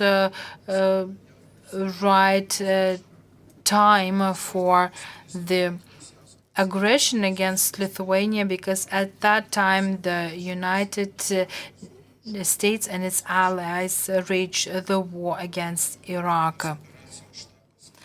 A military operations staff of the Soviet Union was established in Vilnius, which made plans and schemes as well as routes. Everything was prepared carefully. The Security Committee of the Soviet Union and its general in Lithuania, Marcinkus, resigned. Marcinkus tried stopping the military in Šiaurės miestelis, but the military said that Burakevičius was in the lead.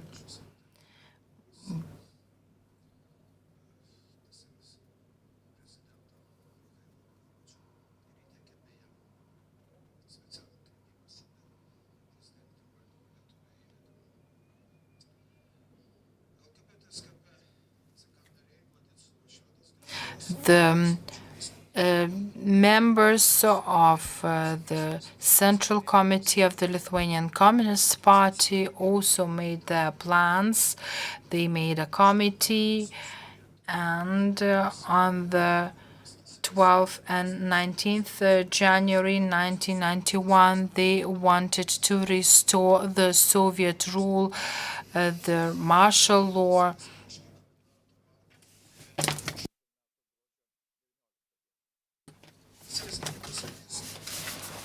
The Soviet Defense Minister Yazov and KGB Chairman Vladimir Khrushchev made an instruction for the military operation, and additional military forces were deployed to Lithuania.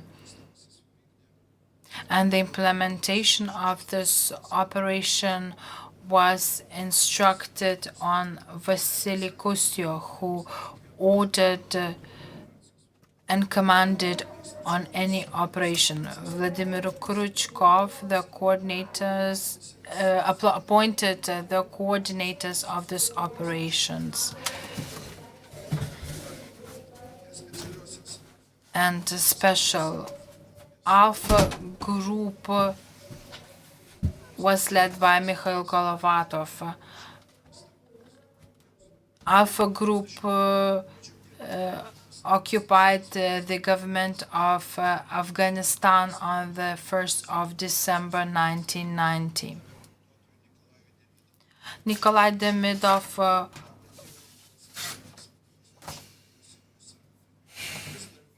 appointed Vasily Savin as the head of operations in Lithuania.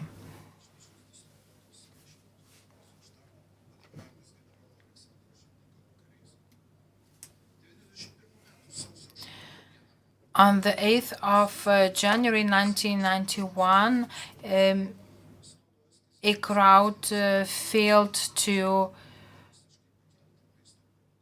occupy the parliament following the drastic increase of prices by Kazimiero Prunskienės government. Water cannons were used by the Defense Department.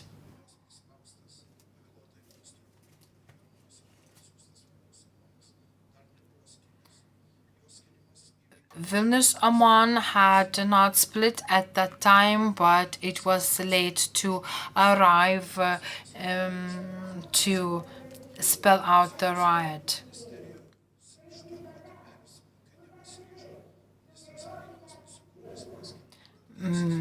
Minister Marijonas Misiukonis said that he would defend state institutions.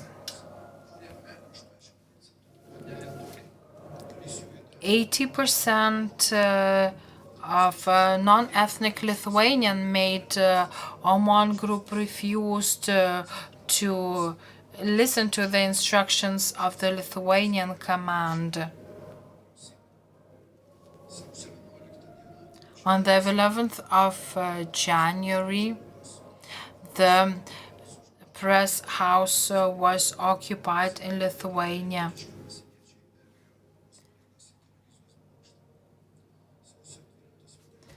On the 12th of January, radio, television tower were being attacked,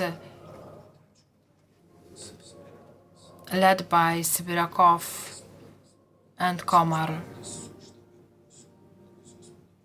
And all the actions were coordinated with Kustriev.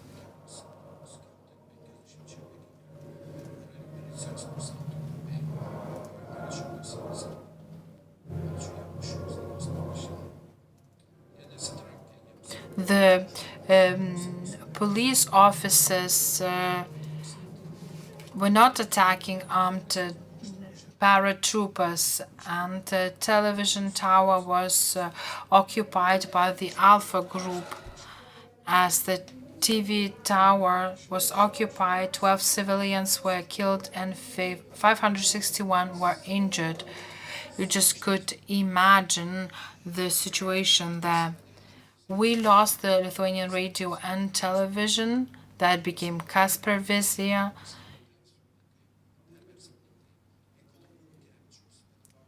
Mykolas Burokevičius led platform was responsible for the occupied television. But from Kaunas, the national broadcasting began of the independent Lithuanian television.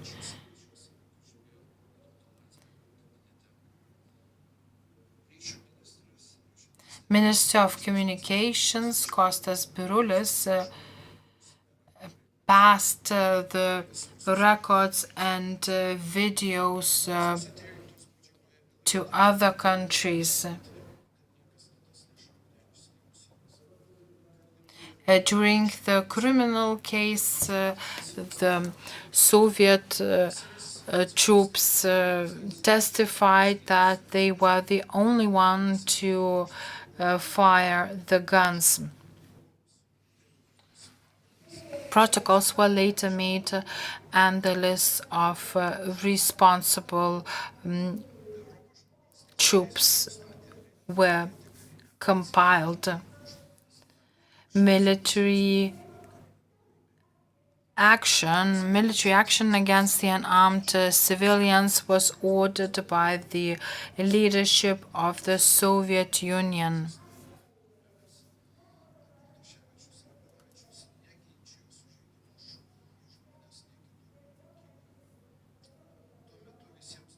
At that time, it was clear.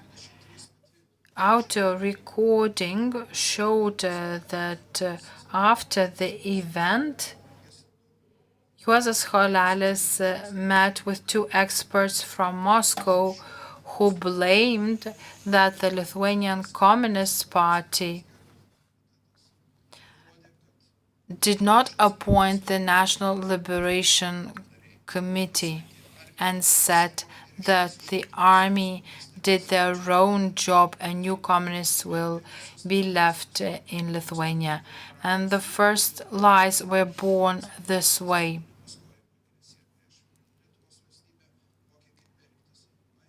Instructions were taught on how to explain the developments of the 13th of January, and they're saying that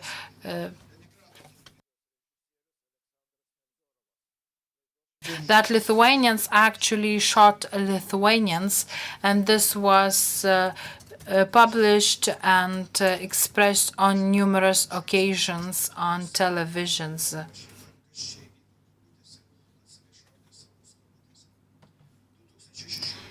In 2016, in St. Petersburg, a Latvian journalist Gundars spoke to Nevzorov, and he said that he defended the empire in January events and that the crimes were committed by the troops, and that we were very lucky that the number of victims was so small.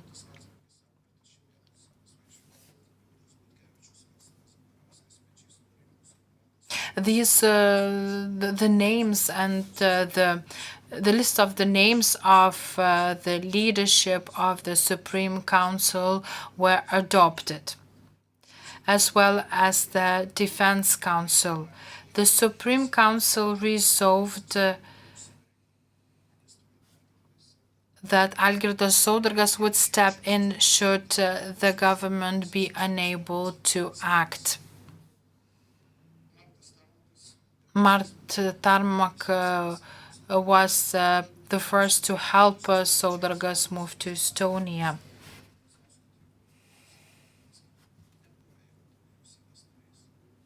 Mr. Brazauskas and Kazimiera Prunskienė came to the Supreme Council later in January,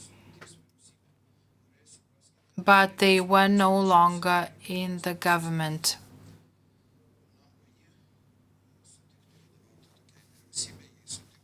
And she proposed that the new government be formed without any subordination to the Supreme Council, and that the Supreme Council should be dissolved.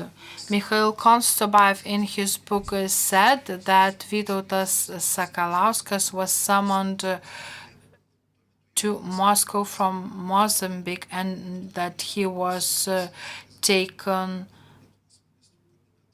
to Moscow, and on the plane was planning the new government in Lithuania.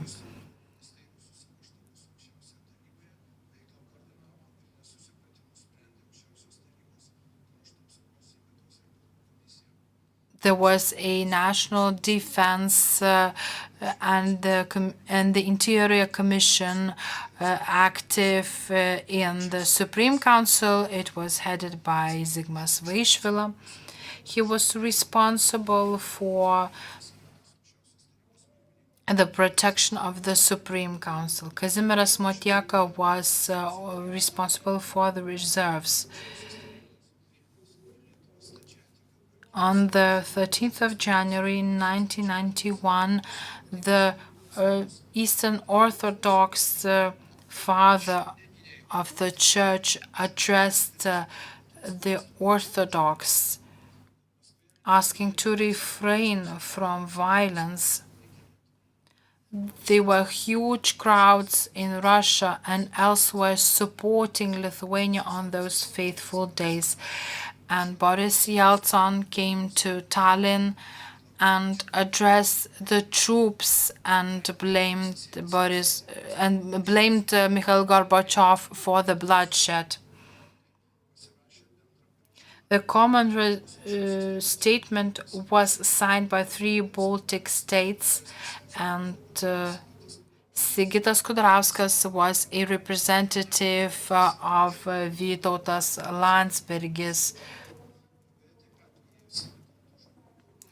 In Riga, there was also a bloodshed of unarmed people near the Seimas. Barricades rose, and the Latvian Ministry of the Interior was occupied.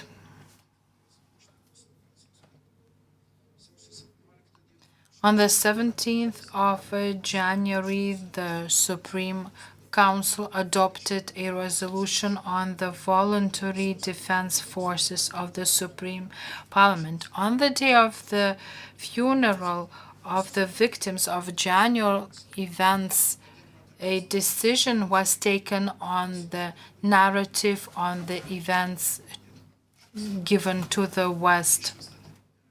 We still had the Soviet army on our territory. the Soviet Security Committee and customs officers subordinated to the Soviet Union. Riga and Vilnius, OMON made the military attacks against Lithuania. But on the 9th of February 1991, the state made their choice.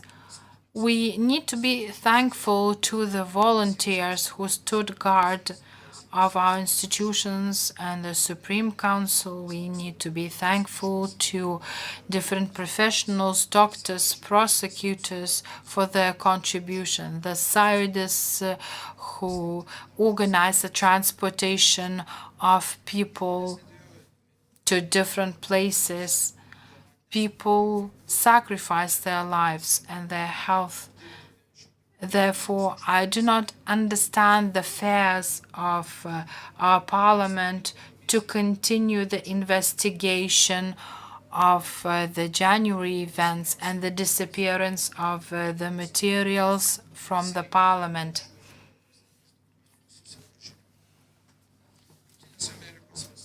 The United States of America openly stated on those dates that the stronger power is to be right, that today's patriots need to understand that Lithuania, Latvia, and Estonia assembled in 1988 and 1991, decided on their independence.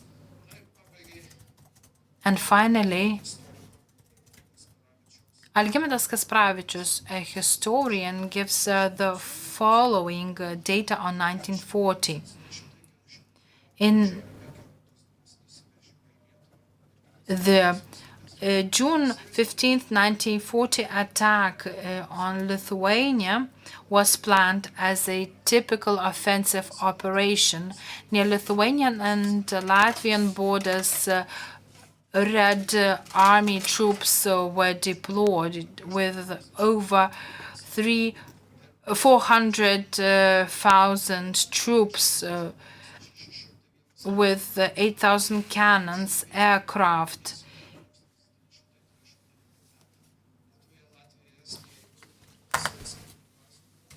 Including the groups of the military bases deployed in Lithuania and Latvia in 1939. We would have over 500,000 of troops with huge reserves, whereas the Baltic states only had 70,000 troops altogether. My message is that bravery that we see today, unfortunately, among the government of Lithuania is not helpful. We cannot think clearly. We do not know what diplomacy is and what the power of diplomacy really is. I thank very much Egidijus Bičkauskas for his presentation as well. Thank you.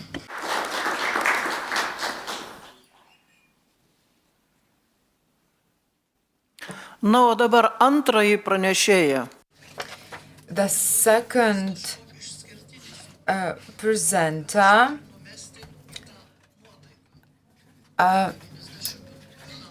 of this topic, I would like for us to go back to the 11th of the January and show you a very short video. On the 11th of January of 1991, Vytautas Lukšys and other volunteers were injured. There are wounded people, there are people who have been killed. The danger is full and real. There's a serious threat to the communications, the radio and television committee, the television tower, the telephone exchange. There is a threat to state buildings, the building of the Supreme Council, and the building of the government. Therefore, I want to address you, all of you who understand the danger and believe that you should not be here, please leave the building within 15 minutes. I repeat once again to everyone, this is your own choice. From this moment on, the danger is real. Those who choose to stay here in 15 minutes will take an oath, and from that moment you will become soldiers of the Republic of Lithuania with all the consequences arising from that. That means that the Geneva Convention applies to you if taken captive, you may expect the combatant status. One final thing. I believe that even if these buildings are taken over, this is not the end of Lithuania. Each of you must remain at your posts and must organize what is called civil resistance. This means providing no information to the occupier, not communicating with them, and preventing others from doing so, not participating in any elections, organizing political boycotts, and all other civil resistance actions. I give you 15 minutes. Those who don't leave the building will take the oath.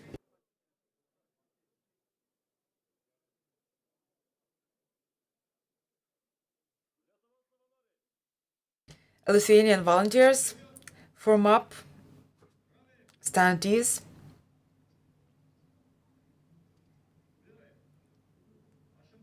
I have informed you that there have been casualties and that it is possible that today we will have to defend the Parliament of the Republic of Lithuania and the government.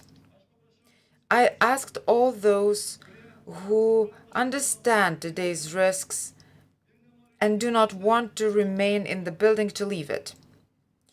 Those who remain here will take the oath and will become soldiers of the Republic of Lithuania. I will now ask the chairman of the Supreme Council of Lithuania, Vytautas Landsbergis, to say a few words to you, and then we will all take the oath.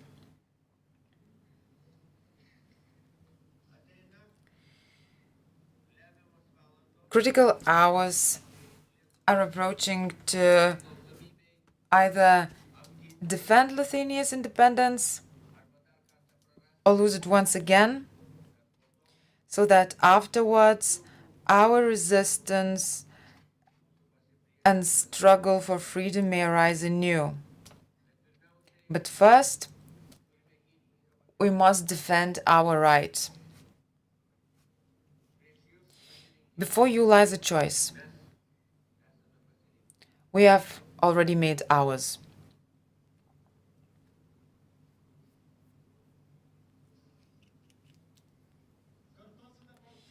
You will repeat after me. After I say the word I, each of you will state your name. Raise your right hand. I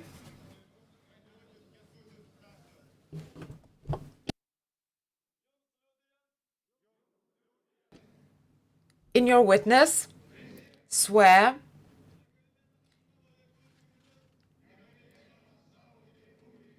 sparing neither my strength nor my life to defend the Lithuanian state and Lithuania's independence.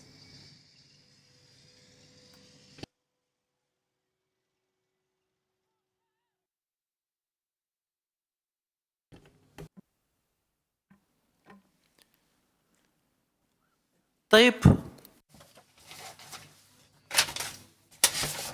This was on the 11th of January in this building on the ground floor. We saw the swearing of the oath of the first volunteer defenders.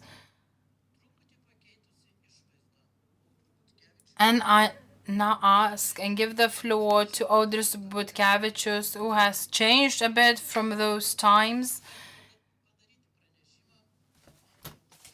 to speak on the activities of the Lithuanian government. So the floor is yours, Mr. Butkevičius.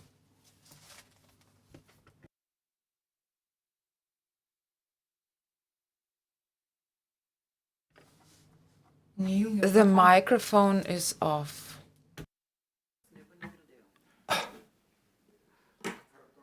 Atsiprašau.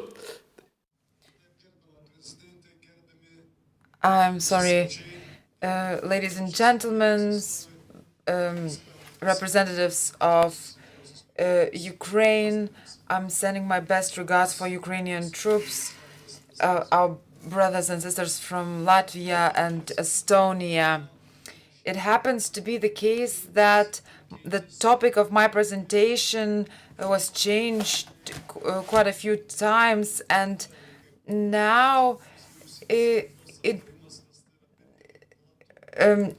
will not focus on the activities of the government because it would be a very broad topic. I'm going to talk about Lithuania's security and defense policy challenges, threats, and decision. In my presentation, I will not delve into historical events because they have been presented by my colleagues. I found out new facts, and I would like to give you a broader overview of that period between 1990 and 1993.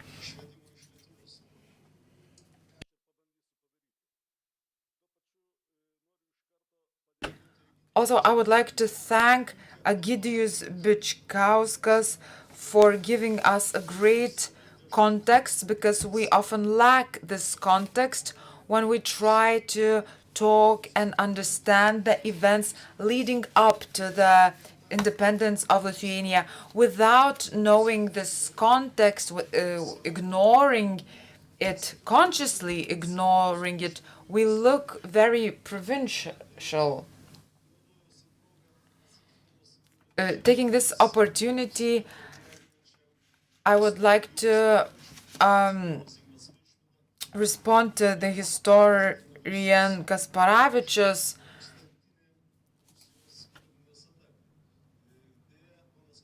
Mr. Kasparavičius failed to mention that in 1941-1940, Russia was preparing against the attack for the attack against Germany, and Russia was consolidating its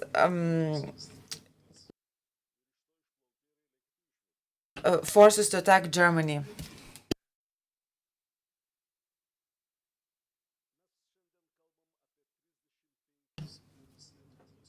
We talk about 35 years of independence, and we have lived under the illusion that the security of our state was not our responsibility but someone else's. We believed that a kind uncle from America would solve our security problems. We lived as if our grandparents had never heard the declarations from across the Atlantic. We will come, we will liberate you, just wait. Unfortunately, today the hour of clarity has arrived, together with the political changes in the US.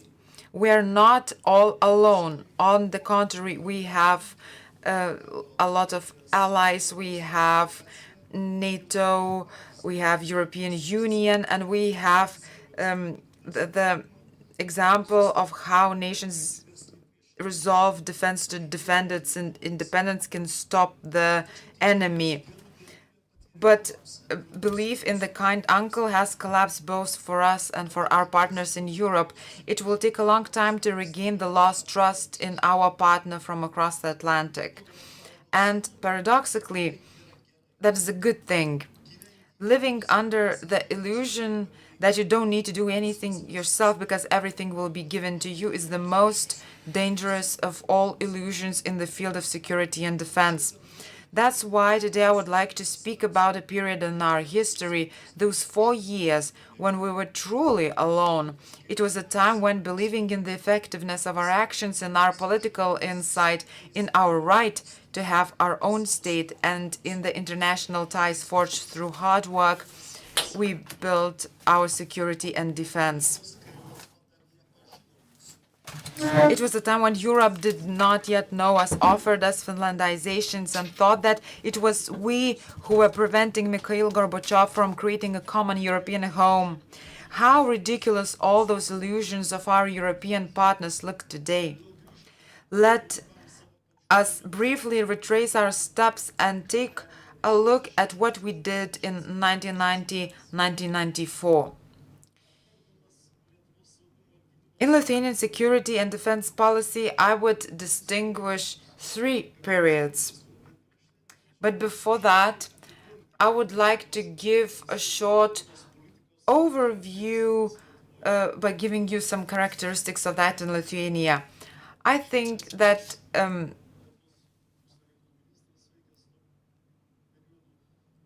Lithuanian foreign minister at that time, I think he would agree with what I'm going to say.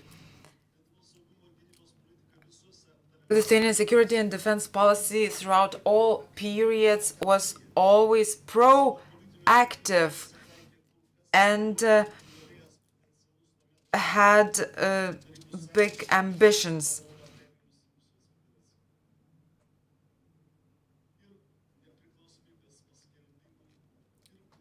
The Declaration of Independence, the blocking of drafting to the US Army, and causing the split in the Communist Party. We blocked the KGB forces, and by doing so, we attacked the main pillars holding the Soviet Union, because it was the army and KGB. The policy was related to the foreign policy of the country and had similar goals. These were the times we had to deal with a security crisis. Lithuania's security and defense policy was oriented towards international law and its principles and strengthening international institutions of international law.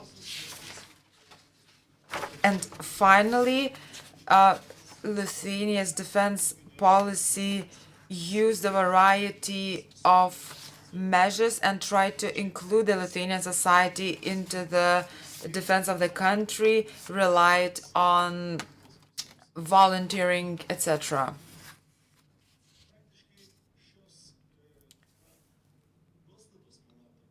These characteristics permeate the following periods of the security and defense policy. The first period covers the time from the 11th of March 1990, when we declared independence, until the end of the August of 1991, until the coup in the Soviet Union, as a result of which real power passed to the political group led by Boris Yeltsin. In this period, our principal threat was the resistance of the Soviet political leadership to Lithuania's independence and the possible use of military force against the institutions of the restored Republic of Lithuania. At the same time, a whole range of internal destabilizing factors were at work. Efforts by communist structures to regain power, political fragmentation of the leadership, tensions between the government and the leadership of the parliament, attempts to draw the Russian-speaking population into conflict, autonomy projects in the Vilnius and Klaipėda regions, pressures from the Soviet military units, the influence agents of the Soviet KGB, provocations, spying, the risk of a split within the internal affairs system, the growth of organized crime, smuggling and the export of strategic resources, as well as Western fears that Lithuania's dismantling of the Soviet Union would halt Gorbachev's democratization. Subsequent historical events prove the reality of these threats. In practice, we managed to contain them, although we could not avoid their manifestations. As a separate example, I would like to mention the aggression by Soviet agencies that began in 1991 in January against the Republic of Lithuania and the defense of key state institutions, the parliament, the government, municipalities, and the Radio and Television Committee. I will only I will note only the young intelligence institutions of the Republic of Lithuania, the second department of the Ministry of National Defense and the State Security Department were able to identify emerging threats in advance, inform foreign partners, and prepare a political response. Lithuania, preparing for reoccupation and the possible destruction of state institutions, adopted in time a special law on the provisional defense leadership, which provided for transferring part of the powers of the government and parliament to a specially created body endowed with legal authority to act under crisis and occupation conditions. As Vaishvila talked about it, I just want to say that this body was created in close cooperation with the special services of the United States of America, with consultations from Professor Sharp, drawing on his ideas of nonviolent civilian-based defense. We adopted the key defense postulate of that time: to use the power of civilians to constrain the adversary's capabilities, to take control of the adversary's sources of power, and to draw to our side the social resources used by the adversary. As a result of our policy, the world saw Lithuania as a democratic, united, effectively functioning state that could be supported with an expectation of an adequate response. At that time, we also managed the public relations arena, preventing the Soviet Union from portraying Lithuania's authorities to the world as being run by nationalists and terrorists. The second period covers time from August 1991 to August 1992, which was a turning point marked by the collapse of the Soviet Union and the end of the Cold War. In this period, threats were twofold. Externally, the power struggle among Soviet Russian political groups and attempts to draw Lithuania into the twists and turns of that struggle. Internally, political confrontation, myths in the eyes of foreign partners, uncertainty about the security model, with even some right-wing Lithuanian forces leaning toward an idea of neutrality that no longer matched geopolitical reality. Despite these confrontations in this period, Lithuania entrenched the idea of NATO as the principal guarantee of Lithuania's security. The culmination of this process was the visit to Lithuania in the March of 1992 by NATO Secretary General, the first visit by a NATO Secretary General to Central and Eastern Europe. Because the indecision of the Lithuanian reform movement, politicians then in power regarding security and defense policy hindered necessity decisions, the NATO Secretary General was invited by a letter sent by me, although the role of host was to be performed by the highest state leader. As a consequence of this visit, the foundations were laid for NATO enlargement and a practical space was created for Lithuania's cooperation with NATO member states. Soon after, following the successful elections to the Lithuanian parliament and after Algirdas Brazauskas became the first president of Lithuania, he signed a letter to the NATO Secretary General requesting that Lithuania's intention to become a NATO member be considered. On this occasion, I wish to emphasize the contribution of Paleckis in shaping the security and defense policy, the principle that was so exceptionally necessary for Lithuania. In this period, we also managed to realize another scenario of exceptional importance for Lithuania's history, to sign an agreement on the withdrawal of Russian armed forces from Lithuania. I will say this: despite strange obstacles in the work of Lithuania's negotiating delegation, the agreement was signed on the scope I had coordinated with Russia's Minister of Defense Pavel Grachev, who actively advocated for Lithuania before the then President of Russia Boris Yeltsin. Today, we heard the presentation by Sinkevičius, and on many points I have my own opinions, but let's remember the delegation and that the delegation voted in taking the decision to act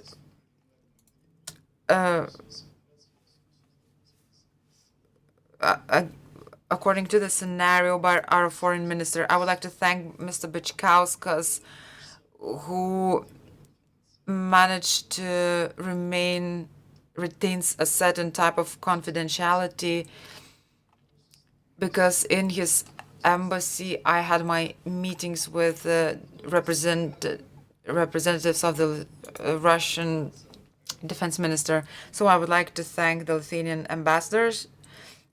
I would also like to thank the Gerhard Stoltenberg, who very effectively helped in organizing political processes in our relations with Russia. This issue is not widely discussed, and it needs a separate study, which I hope will be carried. The third period spans from the end of the August of 1992 to the autumn of 1993, when the Russian occupation army was withdrawn from Lithuania and Lithuania began intensive cooperation with NATO. The outcome of this process was that on the 29th of March of 2004, Lithuania officially became a NATO member. The main challenge of this period was organizing the withdrawal of the Russian army from Lithuania. To remove within a year military bases, assets, and personnel accumulated over 50 years was a process requiring exceptional logistical capacity.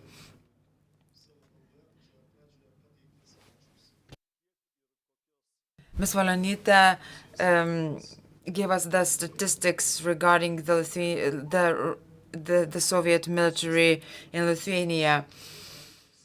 At the same time, the influence of the hardline was growing in Russia. We had constant threats to halt the withdrawal.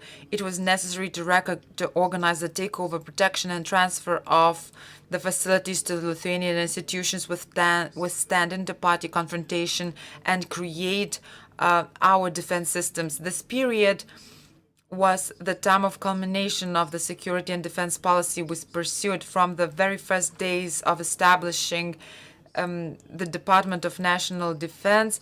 Lithuania's armed forces were formed, a unit that began as a sports technical detachment led by Mr. Jezerskas, later a general of the Republic of Lithuania, became the commander of the separate military formation Iron Wolf, and the de facto commander of Lithuania's armed forces at that time.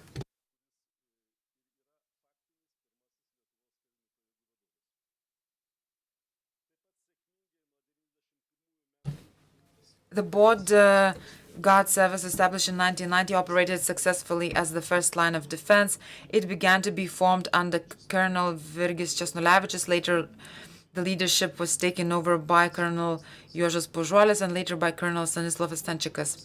The air defense forces were being created, including aviation and anti-aircraft, anti-missile air defense units, which began acquiring modern airspace control systems. These forces were led by Colonel Zenonas Vegelevičius. During the withdrawal process, Lithuania acquired 2 small anti-submarine ships with full armament. The naval forces also performed the coastal defense role. They were commanded by Admiral Raimondas Baltuška, and their development was significantly supported by the Deputy Minister of National Defense Commander Eugenijus Nazelskis. Lithuanian military intelligence and counterintelligence operated effectively. The role of territorial defense was carried out by the Volunteer National Defense Service, which had representations in all Lithuanian counties and districts. It was commanded by Colonel Jonas Gečas. In short, by mid-1993, the units of the Ministry of National Defense were already able to carry out limited tasks on land, the air, and at sea. The young army was learning, and concluding this assessment, I can say this period gave birth to 6 generals of the Republic of Lithuania who are still active today, and one of them is in reserve.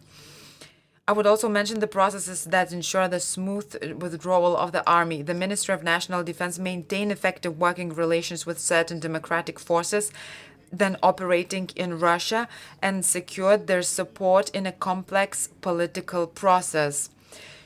To accelerate the withdrawal, a series of difficult and politically inconvenient decisions were made.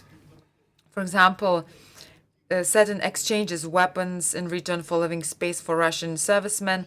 As a result, the Russian army was withdrawn from Lithuania earlier than from the Warsaw Pact countries, earlier than Russian troops left Germany, Poland, Romania, Czechoslovakia, not to mention other former Soviet territories. This showed that Lithuania is a good negotiator capable of solving its problems. Unfortunately, this period was also marked by difficult events. Politicians, unable to accept the loss of power, incited discontent among the soldiers of the Volunteer National Defense Service toward the party which was in government. Efforts were made to create a situation leading to early elections. Politicians interfered in military affairs. Railway bridges were blown up. Some of the volunteers drawn into these processes later died. These events were never fully investigated and to this day cast long dark shadows over our time. In concluding, it must be said Lithuania's national defense system fulfilled the tasks entrusted to it. First, it operated effectively during crisis when hostile state forces were used to change political powers in Lithuania. Second, in the most difficult 4-year period in Lithuania's history, it stabilized the political situation and prevented the provocation of imposed conflict. Third, it effectively oriented Lithuania toward NATO, built the image of a reliable partner, and opened the path to what on the 29th of March of 2004 became a NATO membership. Fourth, it functioned as one of the most important state institutions, organizing and conducting negotiations on the withdrawal of Russian forces and performing the practical role of withdrawal organizer in this historic process. The time of illusions in the field of security and defense has ended, and the meaning of the 13th of January today reminds us a simple truth. No one will defend our states for us if we ourselves are not prepared to defend it.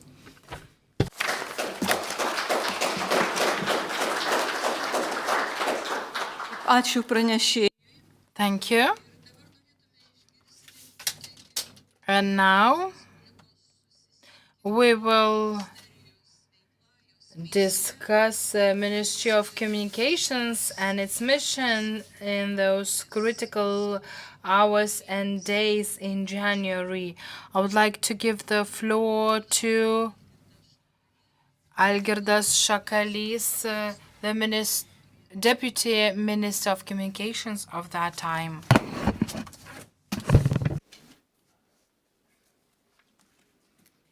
Gerbiami forumo dalyviai.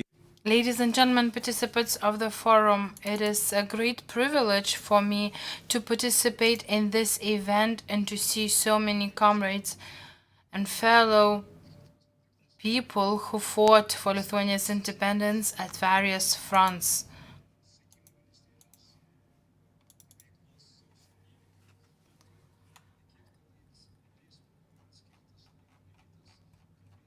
I will be speaking about important tasks of the ministry carried out during the most difficult period for Lithuania in 1990 and 1991, when we stood on our alone and we could expect support from our patriotic compatriots only.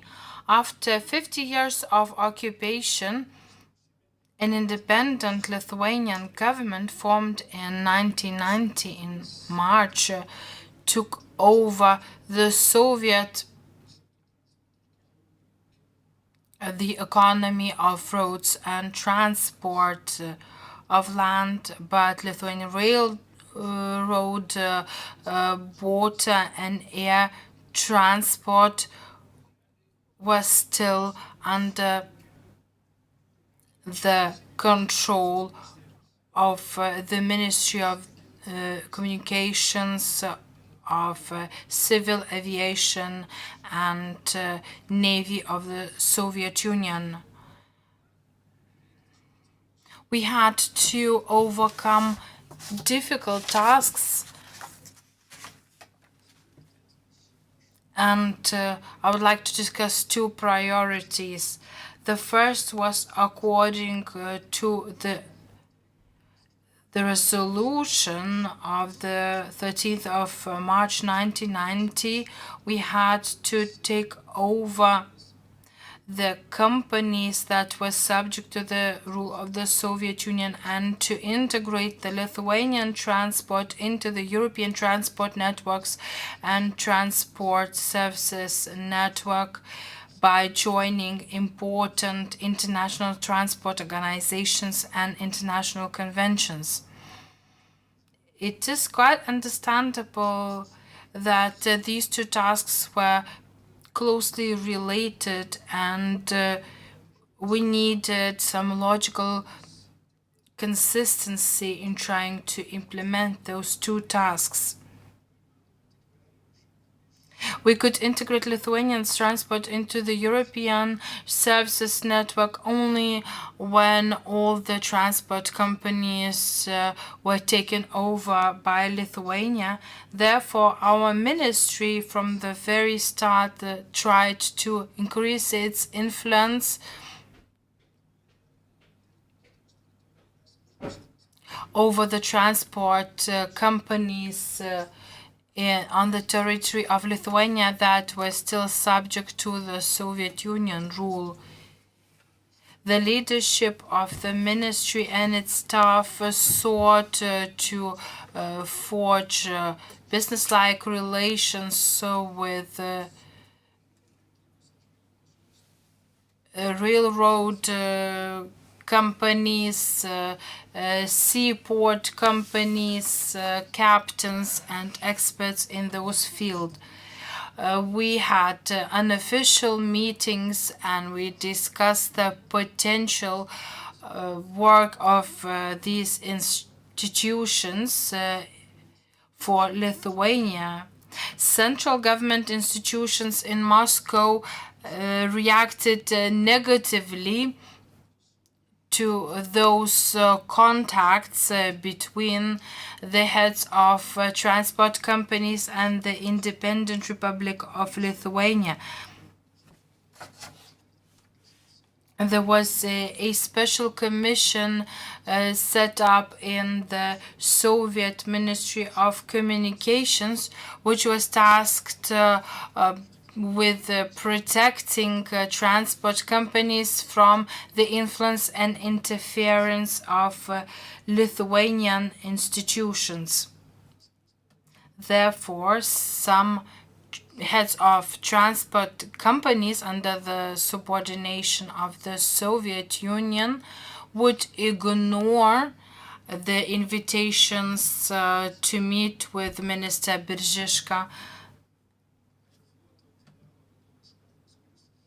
Lechov, the head of Aeroflot unit in Lithuania, would meet with the Prime Minister only, but would ignore the invitations of the Minister of Communications of the Republic of Lithuania.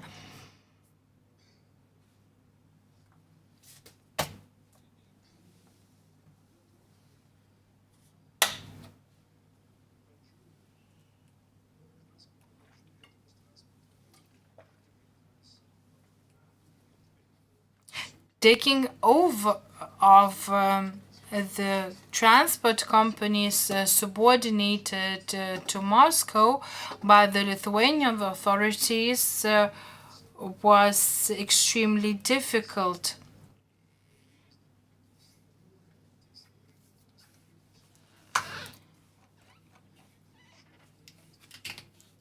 And there was a great number of leaders of those transport companies and staff that opposed the restoration of Lithuania's independence. And the situation was used by the Lithuanian Communist Party. They invited the companies not to respond to the requirements of the authorities of the restored Lithuanian Republic. Sometimes warnings were not sufficient, and such companies organized different strikes.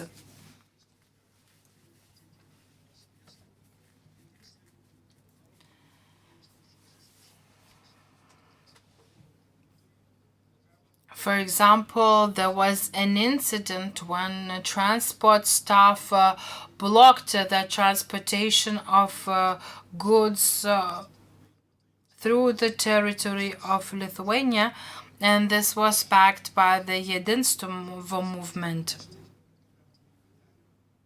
Finally, the protesters saw that they were not supported by the population, and they restored the transportation to the necessary level.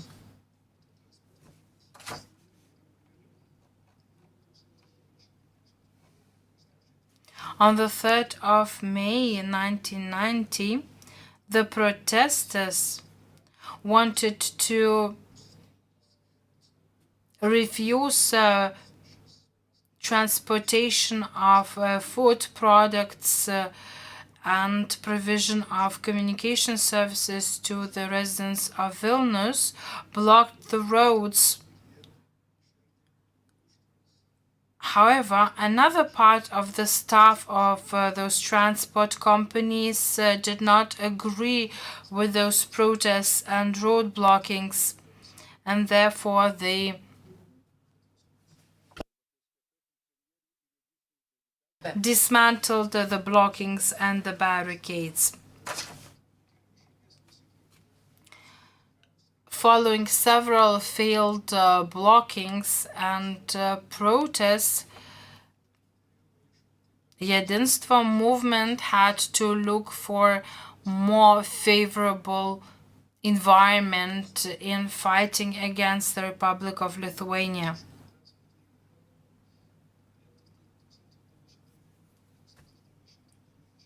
And as a result of that, 11 heads of transport companies were dismissed by the Ministry of Communication. And the ministry established the plan on the alternative transportation system that could be used in the case of a strike or road blocking. Jedinstvo movement was very active in the area of railroads and railroad companies, as well as Vilnius Airport.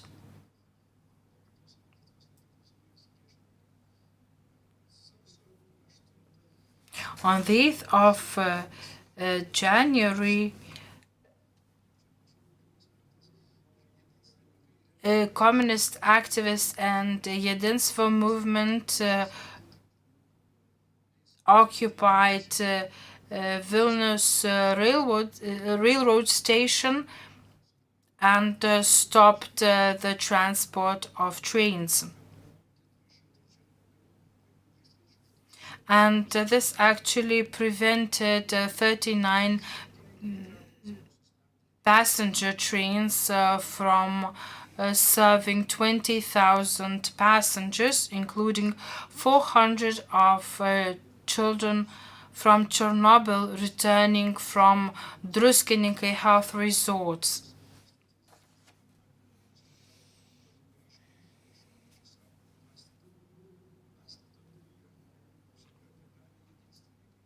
On the night of January 10th, Minister Biržiškis came to Vilnius railroad station, and he found armed military servicemen who were protecting the building of the station.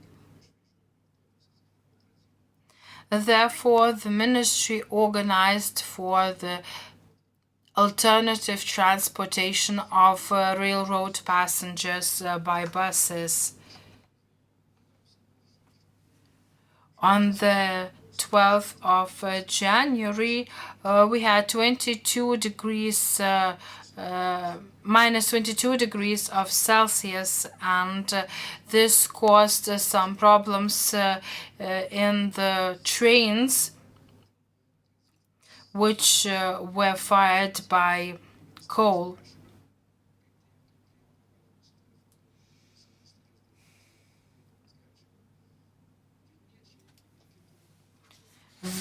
The residents of Vilnius would go and help railroad passengers stuck in the station. They offered food to them.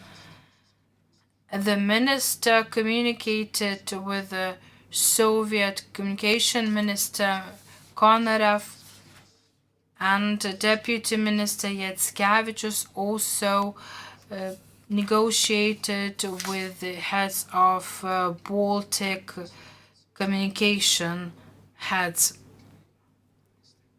And on the 12th of January, some of the trains finally managed to move, and the transport was finally restored on the 13th of January.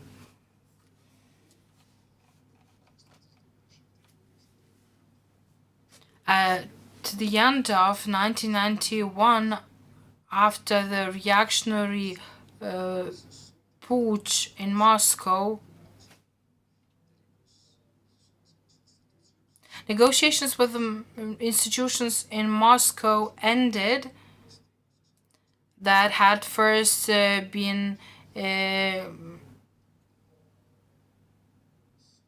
opposing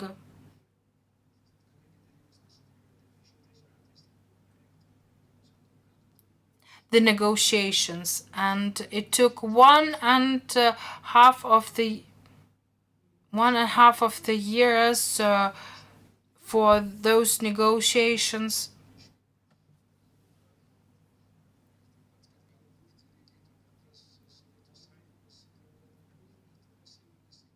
There were ideas on establishing joint companies of the Soviet Union and Lithuania, but the Lithuanian government was adamant of fully owning transport companies on the territory of Lithuania.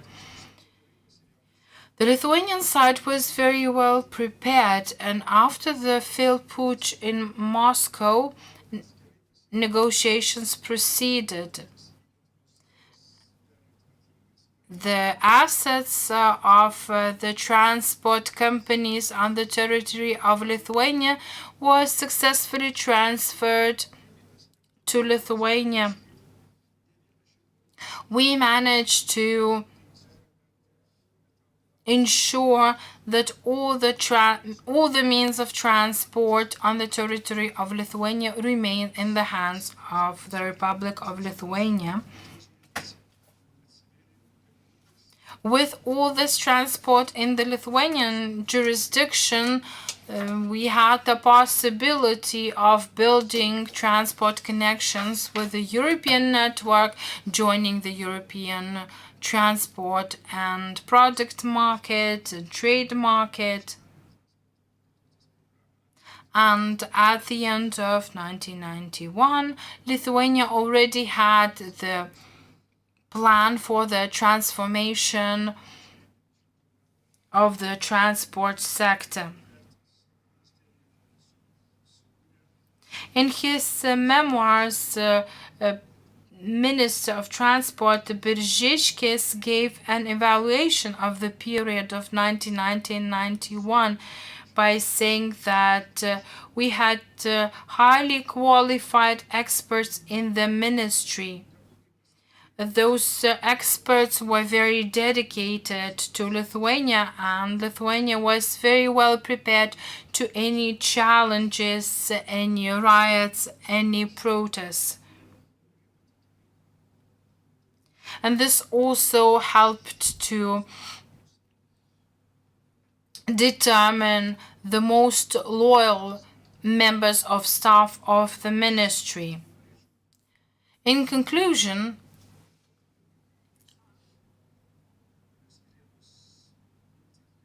I would like to say that without the people of Lithuania, we would not have managed. Therefore, we're very grateful to people who were very patriotic, who were very active and helpful to the Ministry of Communications and Transport in restoring the transport system. And the Ministry of Communication and Transport had the very active and prominent figure, Minister Biržiškis, who was very wise and very creative in many difficult situations. Įdomu. Thank you. O dabar pas mus pagal mūsų grafiką yra pietų pertrauka. Now I would like to announce a lunch break, which will last until 13:45, and I would like to invite everyone to the Seimas restaurant in the Seimas Building 3. Other presentations will be continued after the lunch break.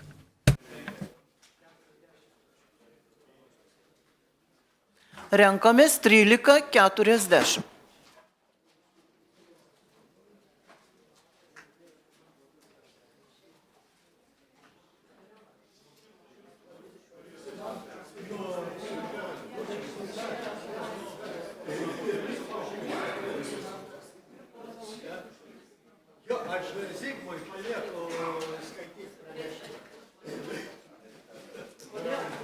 Aš labai greitai skaitau.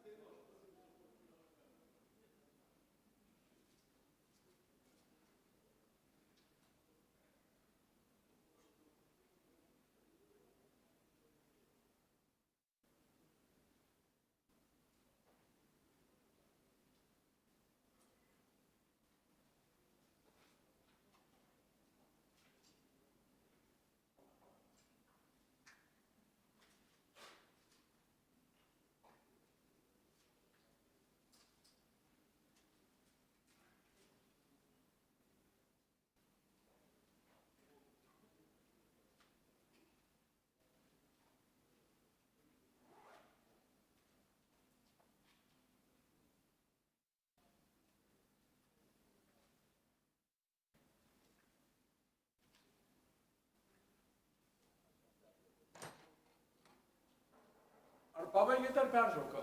Pertrauka išėjo ir valgyti visi į restoraną. Iki kada? Kuris sakė 45 minutės. 45, tai pirma, dvi.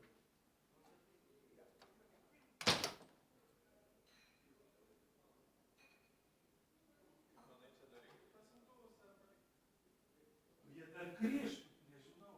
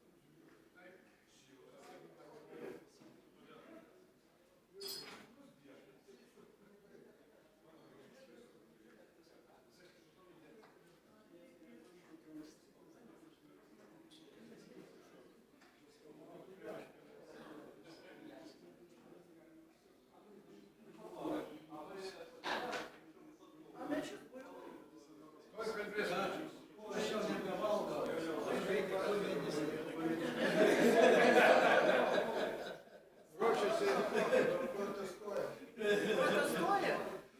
Ką man gerbiama Birutė pasakys?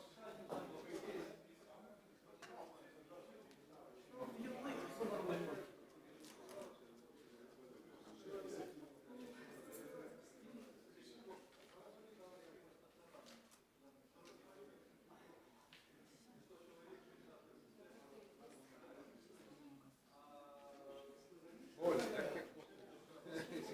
kiek bet gerai suorganizuoji.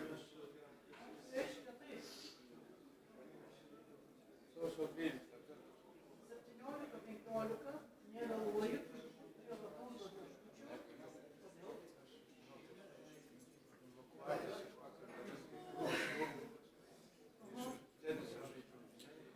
Skubėjau, kad šiandien sprendžia. Šiandien net vėlavau, biškį, nes neįsimėgau. Taip, kad aš pavargęs.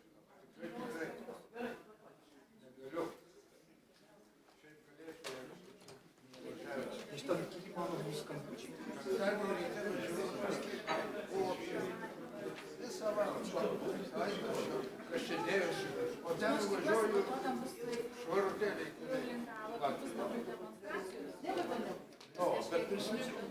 Ir jau grįžti reikėjo vėl prasiekus. Nu, bet šiandien čia saulė, žiūrėkit.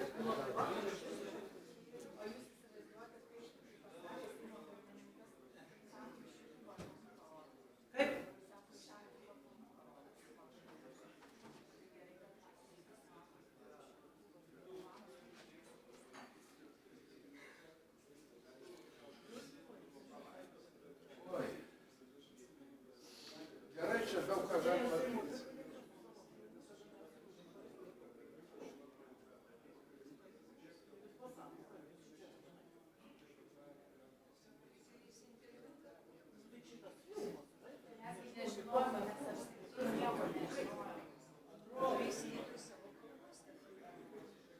Neretai jisai kalbės. Bet viskas čia gerai. Seimo pirmininkas. Buvęs ministras.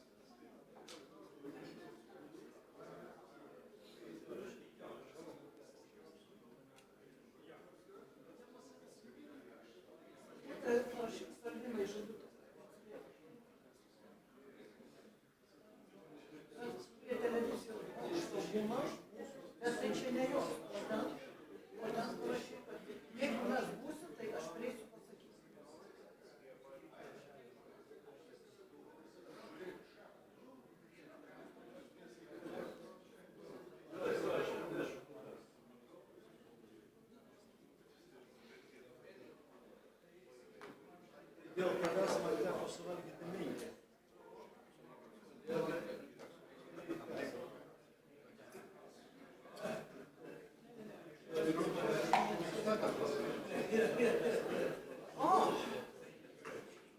Там нас государственный флаг, а здесь нас, ну как называется? Национальный. Нет, исторический, самый первый флаг вот этот. Но после войны ждали тут. 16 века. Да. О, Да. может, И во это всех называется помню. можно вас попросить? Не боже мой, а эстонская команда. А эстонская команда, да, все поняла. И фото будет даже. Да.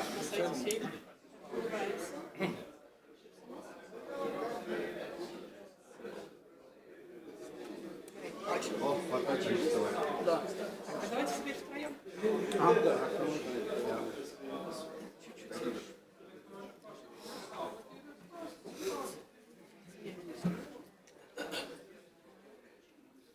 Vaadake piruuti peale seda ära. Конечно. История Литвы, на фоне истории Литвы всегда красиво.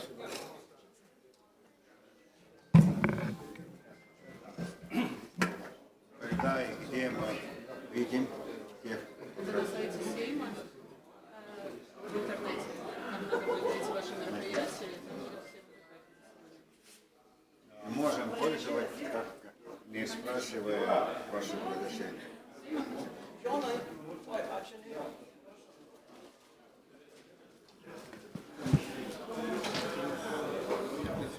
Laba diena. Good afternoon, ladies and gentlemen. Let us continue our forum. And now I would like to give the floor to the National State Department Director of the time, Mečys Rinkus. He will be speaking about the State Security Service, its reconstruction and activities in building the statehood. Ačiū, jau įjungta. Thank you.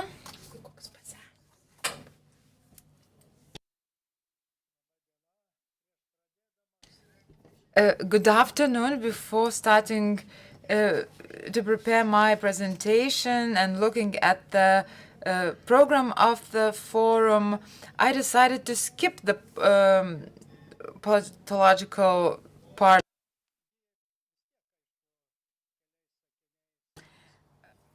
But still, there were a few sentences about that. And of course, after every revolution, a counter-revolution follows. And in this case, it was the takeover of a country. And we now are remembering this situation. Honorable participants of the conference, considering the current developments in world politics, I would like to add in the margins of the forum's theme that these are the memories about the future. Certain events in history tend to repeat themselves in more refined forms.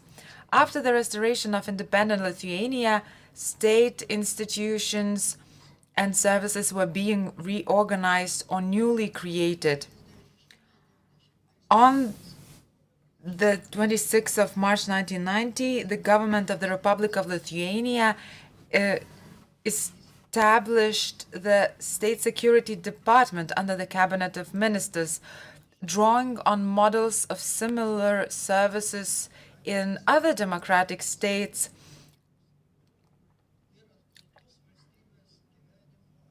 and the circumstances and needs of the newly restored state. I had the task of heading this service from its very establishment until the 20th of March of 1991. As the staff gradually increased, we started with 5 employees only.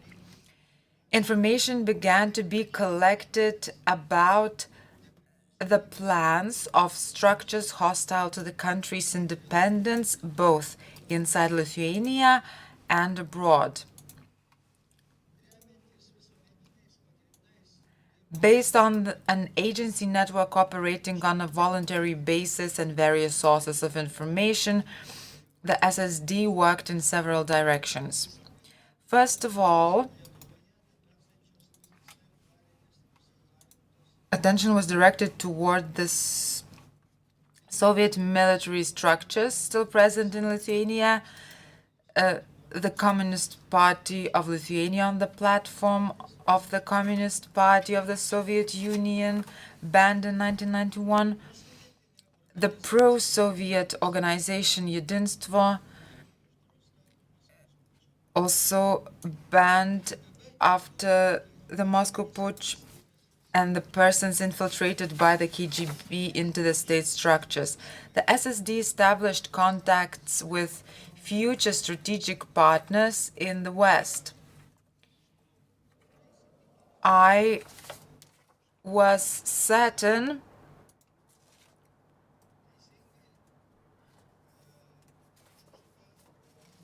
that both the British services and CIA knew a lot about what's happening in Moscow's corridors.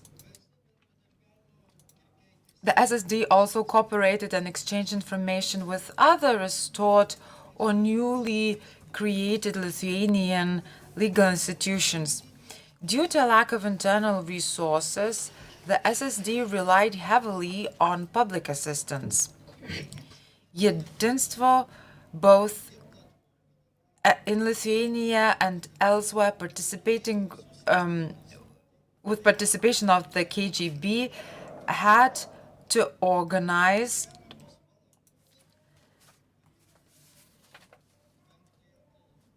the fifth column of the decisive hour. Incidentally, some of them anonymously before the 13th of January, many of them did not want to disclose their names, and they joined the side of independent Lithuania and provided information that helped the SSD. Similar processes unfolded in Latvia and Estonia, with whose emerging services the SSD maintained contacts.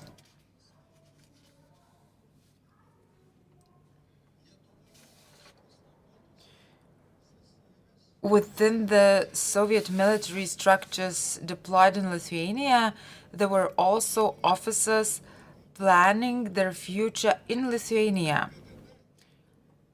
For the KGB and GRU, this created additional challenges in maintaining secrecy.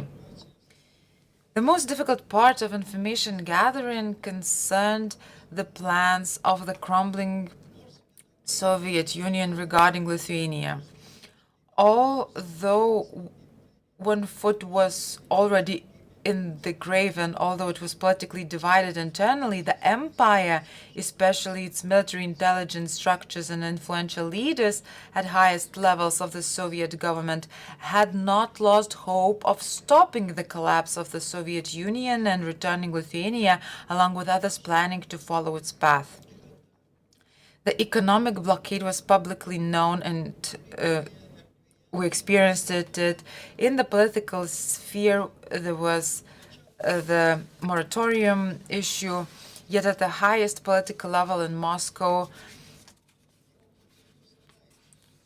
only a few weeks after the 11th of March, a military coup was actively considered, but it was repeatedly postponed by well-known politicians.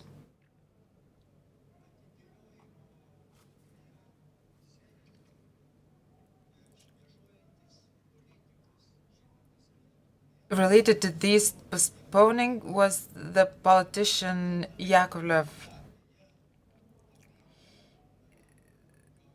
Back then, we received information about the first meeting of the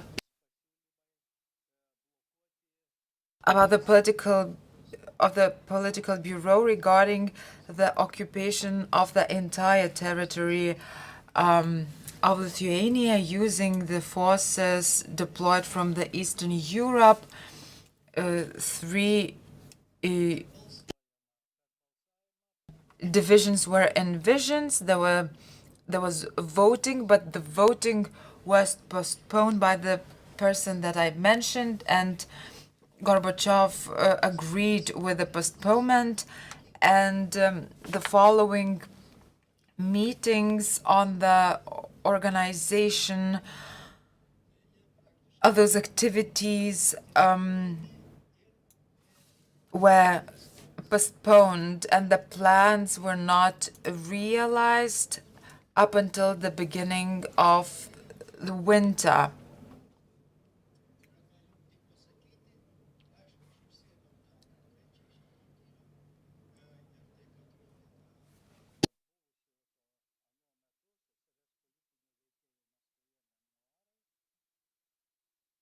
I looked into this topic, and a lot of various documents, memoirs show and allow us to reconstruct, which I have done,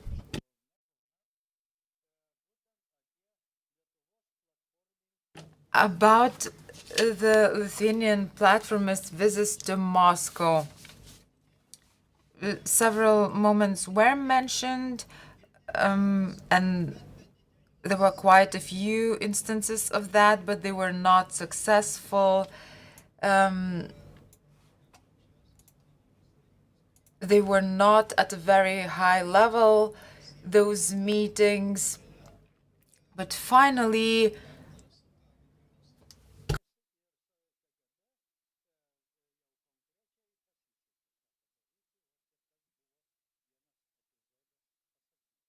nevertheless, those meetings eventually failed. We managed to find out about the not to give up on the idea of the coup. They started planning the invasion of Lithuania. The SSD would receive information from Soviet military units stationed in Lithuania, and in the early December of 1990, it was possible to state without any speculations that preparations were underway for a serious operation. The secrecy surrounding large and small meetings involving KGB officers from Moscow increased several-fold, with even those suspected only approximately being transferred to other posts outside Lithuania. Actually,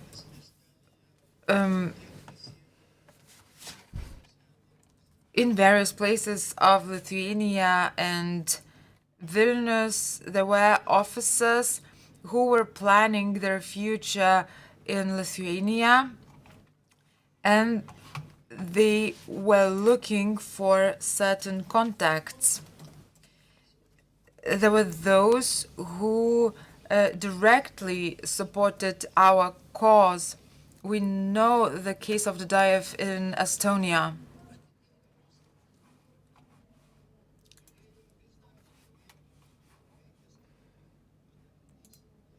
The Soviet KGB units still operating in Lithuania had security challenges.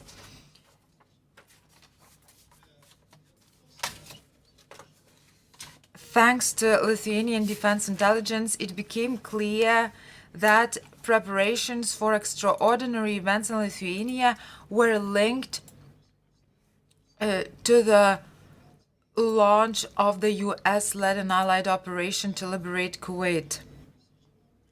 We know the ultimatum to Iraq was presented on the 15th of January.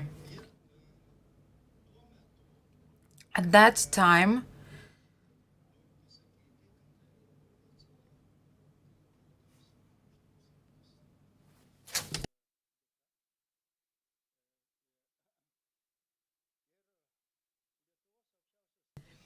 the Presidium of the Supreme Council of Lithuania organized round-the-clock shifts inside the Parliament building throughout the entire holiday period, which later transitioned into direct support for its defense. We had a timetable, members of the Presidium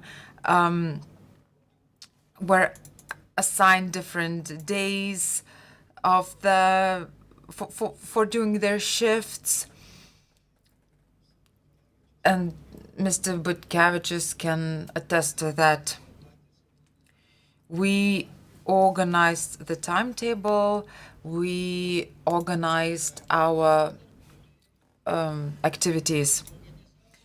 The SSD employees organized possible defensive measures at the government building, and we had 3 rooms in the government building. We had 1 computer. There were also service-specific security operations, which may someday be discussed at future conferences. During those critical hours,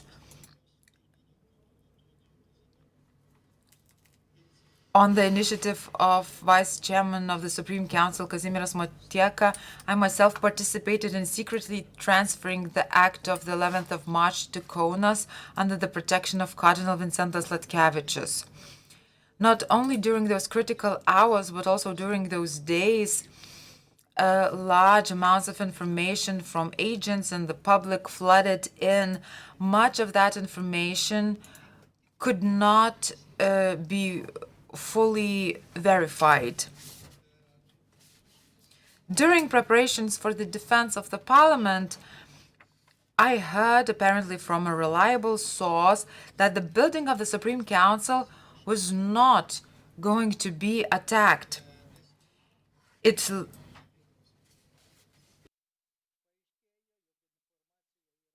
later turned out that information was from a second-hand source. But it was not verified. Deciding what to do with such information was not easy. I decided what to do with it, but I'm not going to say what it was. After the coup plotters withdrew from the Parliament thanks to its defenders and to active international political efforts, and there are hints about contacts between Washington and Gorbachev. So thanks to them, after they retreated from the Parliament but taken over the media, we had the question whether the attack of the Supreme Council might resume. Had the coup plotters succeeded in August in Moscow, a repeat in Vilnius would inevitably have followed.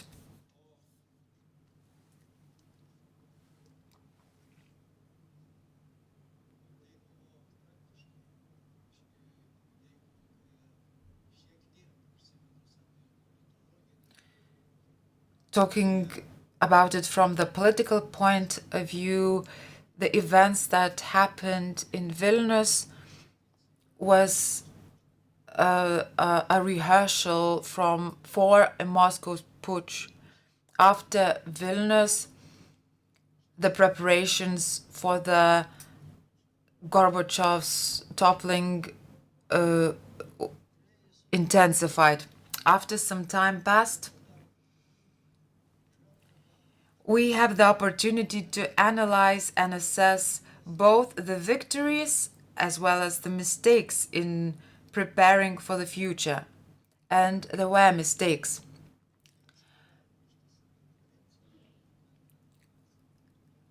And one day I would like to talk about those mistakes, but not in this forum, because it would be very useful for the future. In my opinion, the 13th of January was a dress rehearsal for the coup in Russia. From a technical point of view, it was an intelligence military operation and a type of operation that has since become ever more sophisticated in the takeover of other states. This is what I had in mind when expanding the topic of the conference, Memories about the Future. Thank you.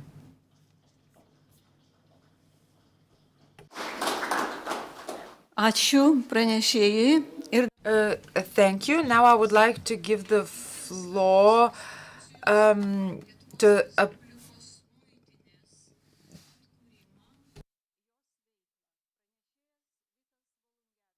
to Vitas Volungevičius, who's going to talk about the restoration and activities of the Customs Department of Lithuania.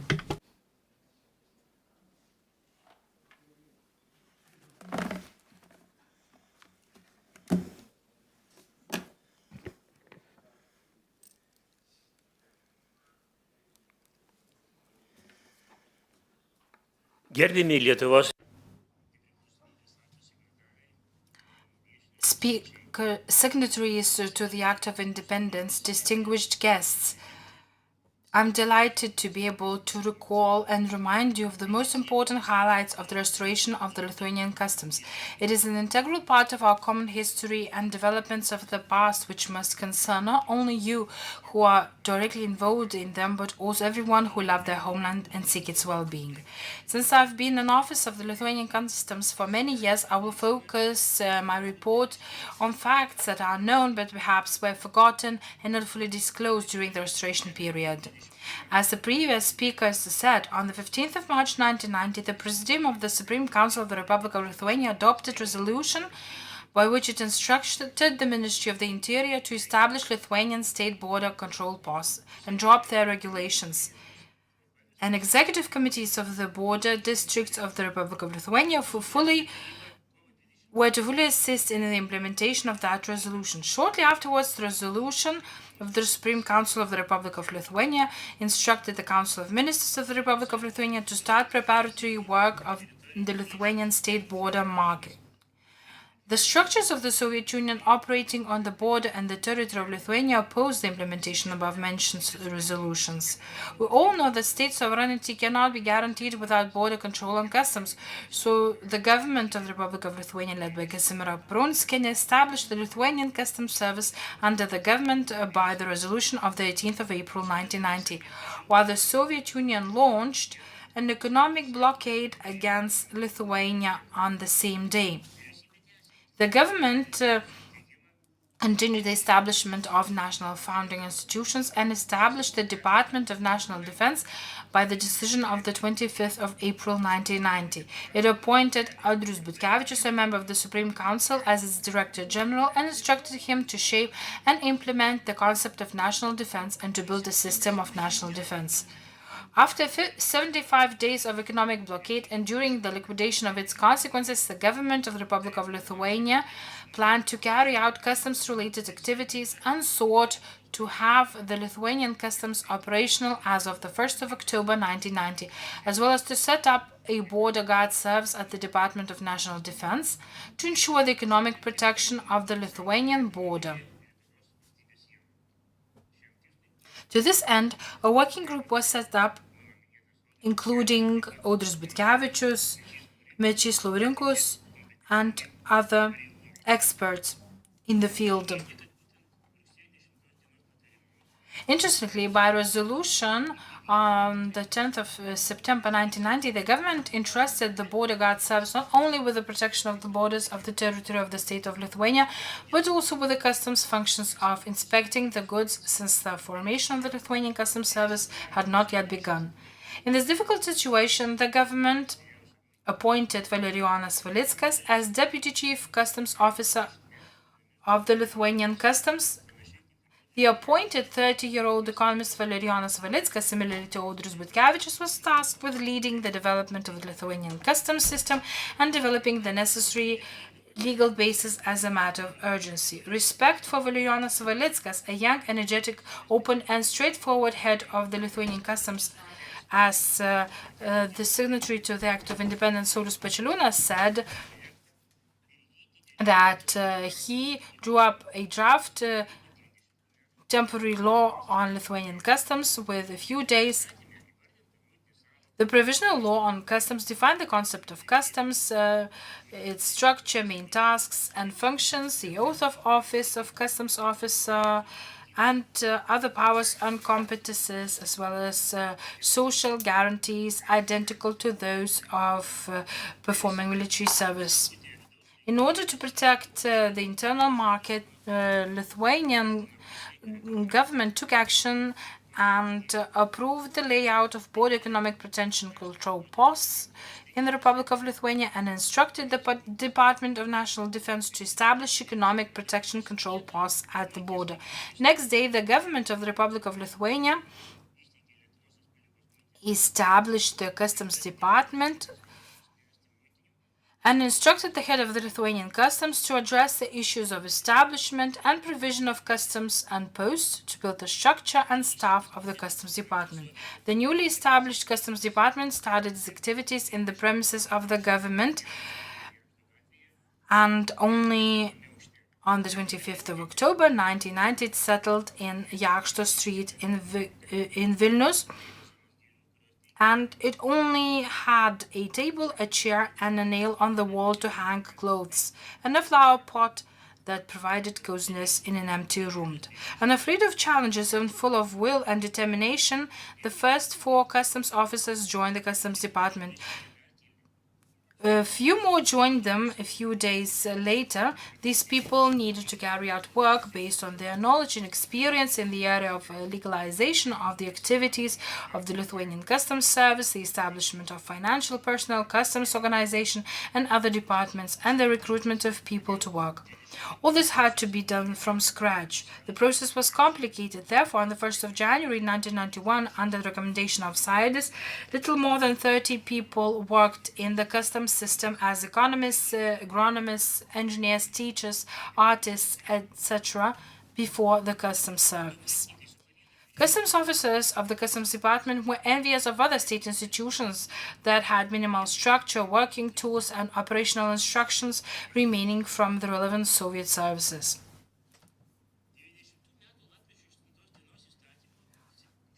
The Supreme Council, by the law of the 8th of November 1990, adopted the provisional law on border guard service, by which it specified the competence of border guards and customs officers and determined that those services were independent of each other. Shortly afterwards, the Supreme Council adopted the law on the National Defense Service of the Republic of Lithuania, in which it stipulated that a soldier, among other places of service, performs the service in the units of state border protection. Customs officers of the Customs Department, aware that freedom and power come with responsibility, have prepared a draft for the arrangement of 15 customs and 49 customs officers on the border with Latvia, Poland, and Belarus and the Soviet Kaliningrad Oblast in the territory of the Republic of Lithuania, which was approved by the government of the Republic of Lithuania. At that time, Valerijonas Valickas, head of the Lithuanian Customs, said the operation of the Lithuanian Customs post requires a construction wagon, a flag of the Republic of Lithuania, a chair, table, and customs officer. A period began where the word first often resonated. The first customs construction wagon at the border, the first officers of customs post, the first customs declarations for passengers and goods, the first currency revenue collected by customs to the Lithuanian budget amounted to 80% of the total annual budget.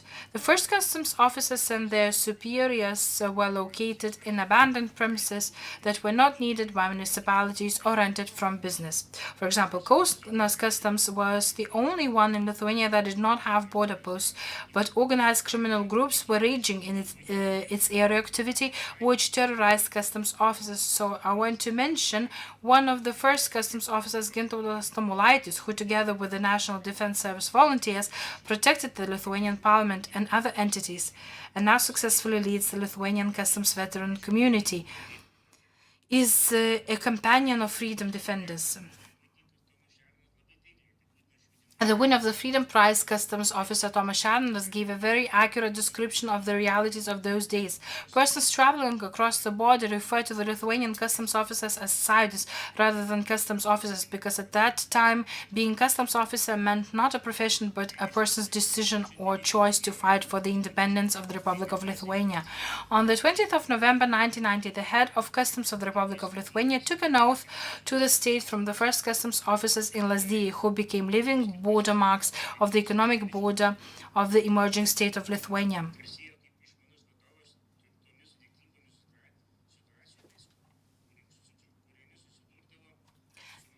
And the heads were very much professional in their work. Tragic events of the 13th of January immediately followed the resignation of the first government on the 8th of January. Dozens of customs officers, together with the head of the customs department, took part in the defense of the parliament and Lithuanian statehood, because the war raged not only near the parliament but elsewhere. The declared desire for independence of the Republic of Lithuania by customs officers and border guards infuriated the Soviets. The first attacks by the Oman on the Lithuanian-Belarusian border took place on the 27th of January 1991 at Medininkai and Lavoriškės posts, followed by customs officers at Vilnius, Šalčininkai, Skuodas, and Varėna customs border posts, and the violence culminated on the 31st of July 1991 when the Oman from Riga attacked and brutally murdered Lithuanian customs and police officers in Medininkai. Unable to defend themselves against the attacks, customs officers working at the border asked the head of the Lithuanian customs for weapons for defense, but the head would not change his mind because he knew with certainty that the slightest armed provocation could turn into a military conflict with the Soviet army. The government of border guards and customs officers from three countries in one post is an unprecedented case of the World Customs Customs Organization.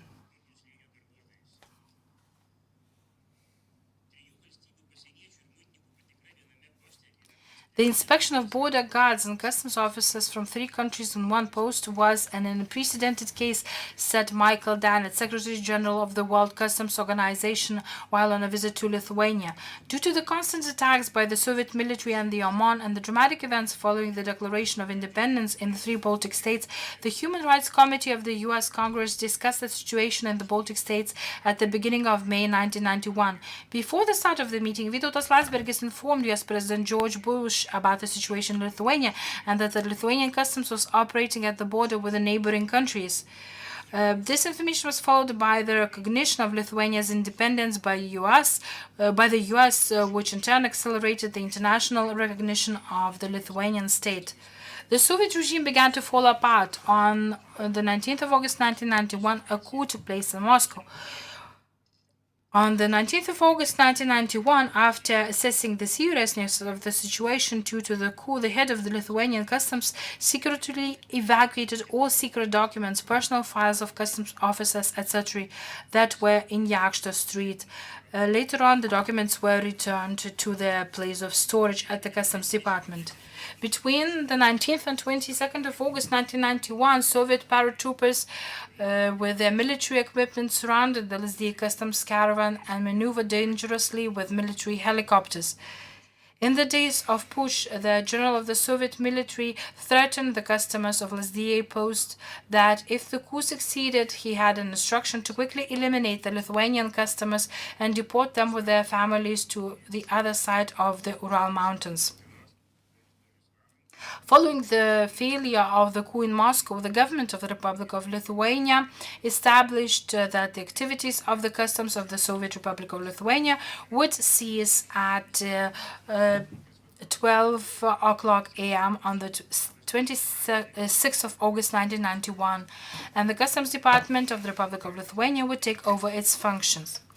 On the evening of the 26th of August 1991, the chairman of the government, Commissioner Valerijonas Valickas, head of the Lithuanian customs, together with representatives of the Council of Deputies of the Lazdijai Sąjūdis and Lazdijai, the head of Lazdijai Customs, crossed the three-row barbed wire gate and presented the head of the Soviet customs post of Lazdijai with the resolution of the government on the cessation of its activities.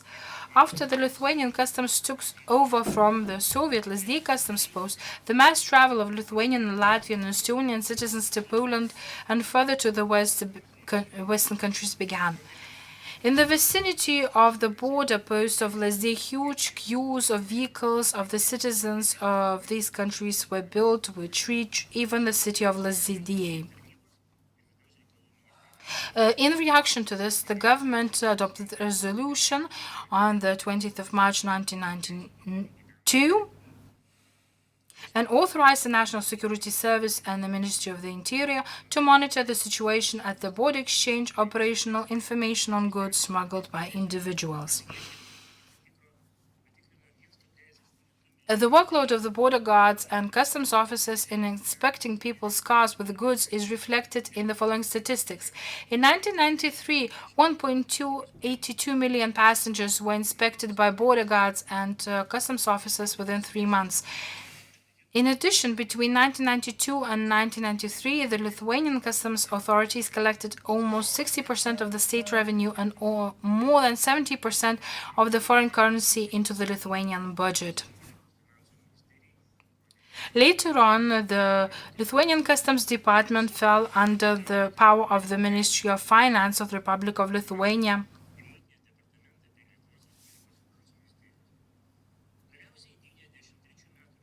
On the 31st of August 1993, as approved for in the withdrawal schedule, the withdrawal of the Russian army from the territory of Lithuania was completed. The Lithuanian customs rapidly improved in its areas of activity, which led to the transformations and which were more frequent than in other Lithuanian state institutions. In 1996, 10 customs offices remained instead of 15 in 2002. 5 instead of 10 were left, and in 2010, we had 3 customs officers instead of 5. We can appreciate the achievements of the restored Lithuanian customs as we are members of the World Customs Organization and the European Customs Union and play a significant role in the fight against smuggling, fraud in the transport of goods.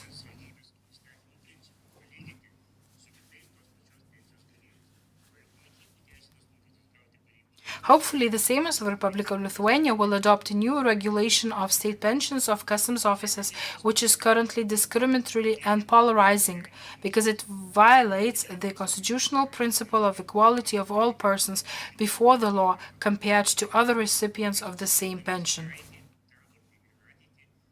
Today, the Lithuanian customs performs the functions of the supervision and regulation of international trade.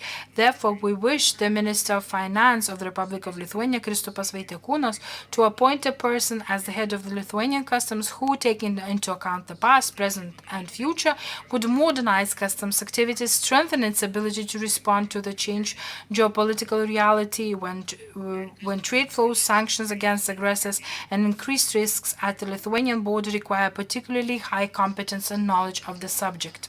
Thank you for your attention. O dabar Thank you for the presentation.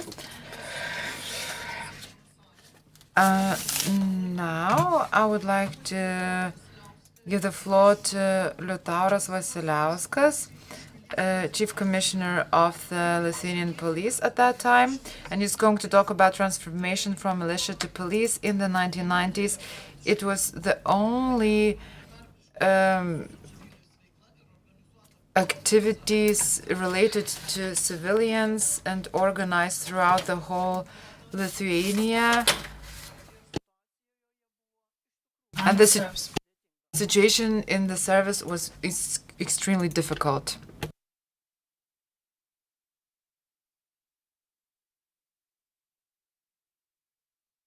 The microphone is off.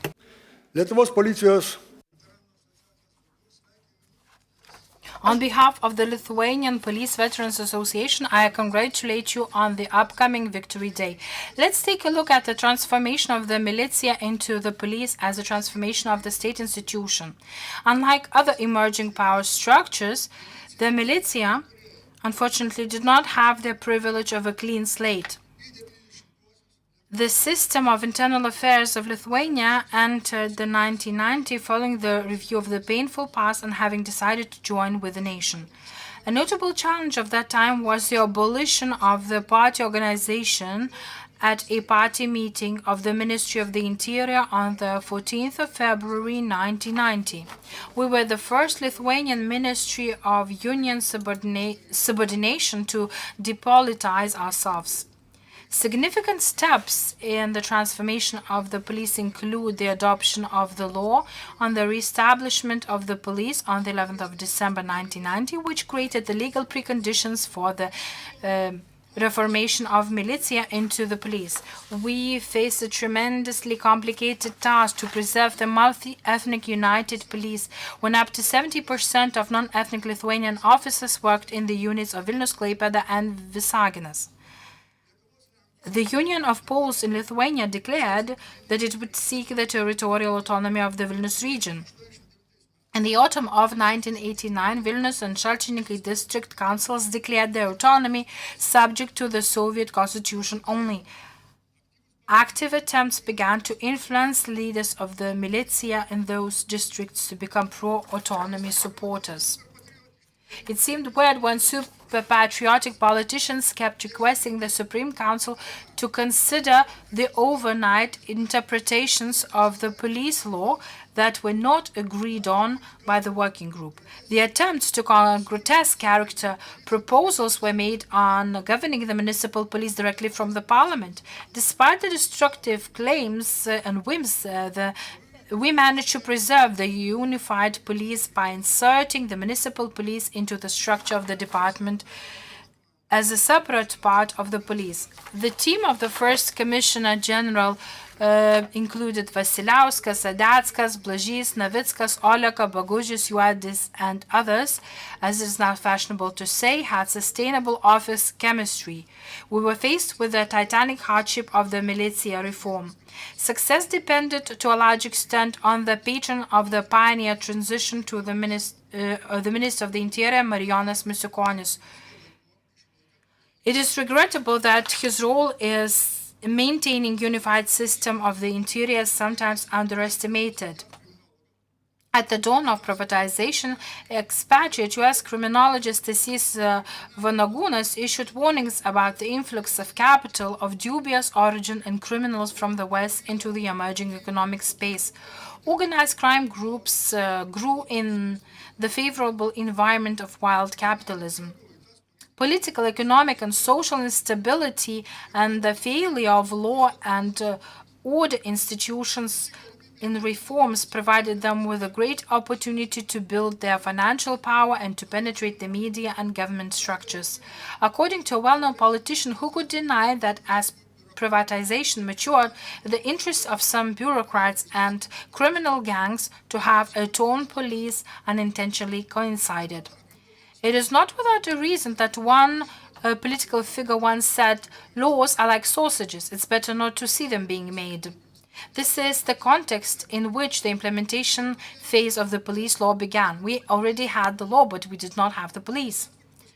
During the change of the system, existential questions of self-determination arise in the life of each person. Who am I? What path do I choose? Now it is simple, but at that time the officer who had been pumped with Soviet dogmas for much of his life needed a strong will to make a decision. In the event of failure, we and our family members would suffer repression as traitors, have broken the oath of allegiance. The difficulties of growth were particularly evident in the transformation of the militia into the police, where almost 9,000 armed statutory officers had to solemnly swear to become police officers. Smooth preparation for transition and process management involved a huge amount of organizational and explanatory work. Normal police functions of policing and crime control had to be carried out effortlessly too, not to mention the difficulties of cutting the umbilical cord to Moscow and ensuring funding, logistics, weaponry, uniforms, and other things. And this transformation of immense importance was only given the period of 6 months in 1991. This period coincided with the greatest test to Lithuania's independence, the aggression of the 13th of January 1991. For me personally, occupation ended on the 21st of August 1993 when the last military echelon was withdrawn from Lithuania. The officers had tremendous amount of work. Mind you that only the police had a unified unitary structure in every city, district or territory, where the protection of the delicate state of independence was no less important than in Vilnius. The protection of the entities in the capital is often overestimated, but an honest officer from every corner of Lithuania fought his or her own small but very significant war. Some politicians who doubted loyalty should now be ashamed, as the system of internal affairs, especially police officers, proved its patriotic and professional resilience in the face of the aggression of the falling empire on the 13th of January and on other days in 1991. Officers of the Interior, along with the Department of National Defense, Voluntary Defense Forces, riflemen, civil volunteers, stood by the people seeking freedom and became the garant of the statehood of the restored Lithuania. However, not everything was so smooth.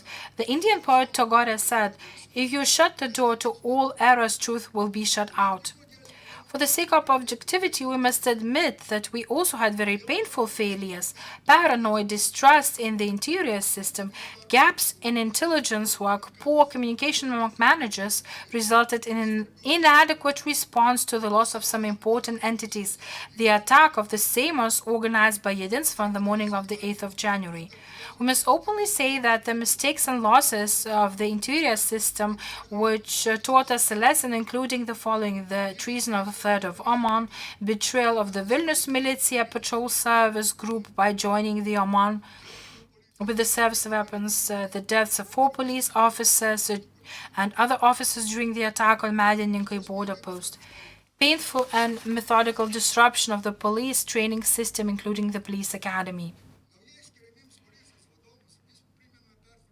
These are just a few of the painful lessons that testify to the problems of risk assessment and management. We remind the newly appointed police chiefs of the lessons of reform, taking responsibility for reforming the police systems over and over again. In 35 years of independence, as many as 36 police officers were killed in the performance of their duties, and this is a proof of the danger of the profession of police officers. This is the fragile line between the zeal and absurdity. As the saying goes, blind loyalty to one's superior is a scar on one's conscience for a misdeed committed. It is great that the police department's leadership had found the resolve and resources to restore the police's historical memory. As the echoes of historical days subside, some authors who write memoirs sometimes interpret events ambiguously and exaggerate their own merits. Well, let it be. Let them think that they are key contributors. However, when memoir authors try to downplay and yet deny the role of the Home Affairs Police, the Academy cadets, and the Lithuanian independence case, we cannot put up with it. Just one example is the criminal charges in the case of aggression of the 13th of January, which are based on the testimony of 700 officers who testified in court. What other state defense institution has at least a similar number of staff?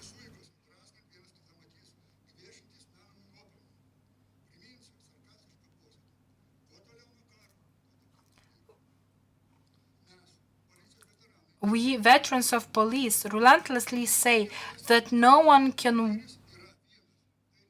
take on the merits. The hero is one, the Lithuanian people. In conclusion, I will emphasize that in the light of the legendary January bonfires, in a crucial time for Lithuania, we succeeded in 3 essential things. In February 1990, the new thinking generation of officials carried out a depoliticization of the Home Affairs system. The so-called Amt party squad was abandoned the political sphere. Thanks to the wise tactics of the police, public order was ensured and introduction of special forces and army forces of the Soviet Union failed. Smooth transformation of militia into the Lithuanian police resulted in avoiding the influence of the interest and self-governing politicians of Vilnius, Klaipėda, and Visaginas.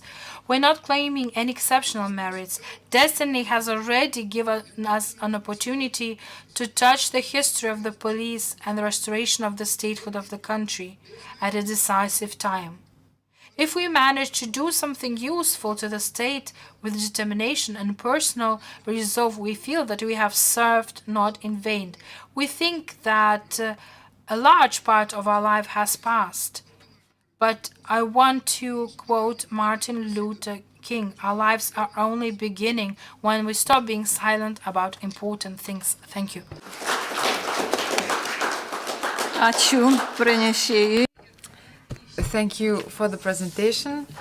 Let's come back to the 13th of January in Vilnius about the preparedness of the city of Vilnius to defend national independence. Presentation by Arūnas Grumadas, chairman of Vilnius City Council.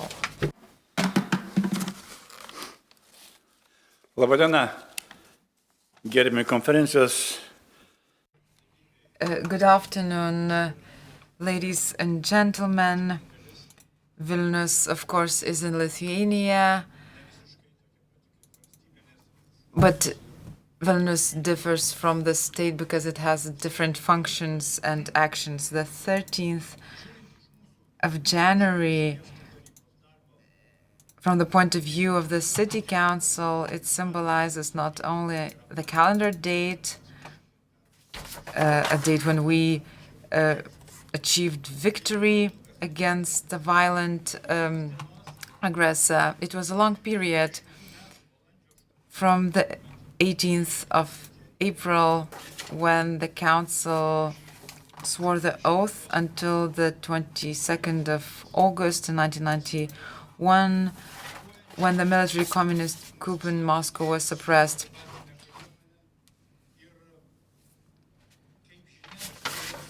The armed forces were not subject to what was happening in Lithuania. It had a different life.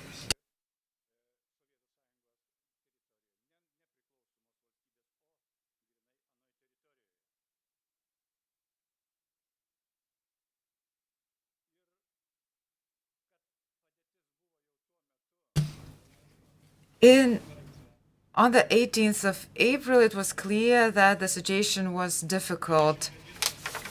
On the 20th, we had the first meeting of the council, and one of the items was the Maironis press that was taken over violently. So we wrote the letter for the defense minister Yazov and for the Minister of Interior, Bakazov, and we asked to stop the use of military forces. Of course, they did not read our letters. They were not important for them, but we did it nevertheless.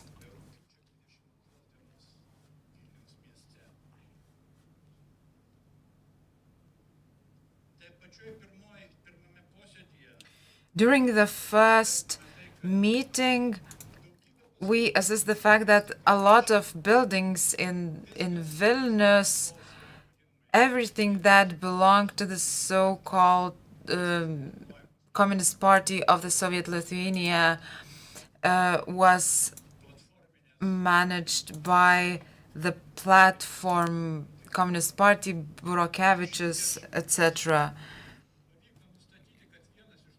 One of those buildings at Gedimino 36. Now it is the Constitutional Court. That building belonged to the municipality, and we took the decision to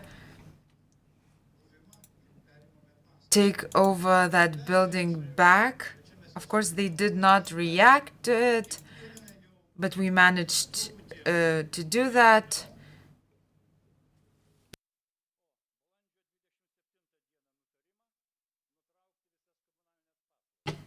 And on the 27th of April, the council adopted the decision to cut all of the municipal services for that building: electricity, water, heating. The organizations remained there, but it was not convenient for them.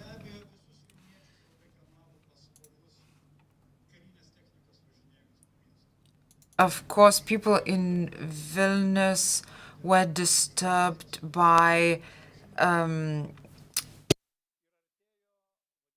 armored vehicles going around in Vilnius.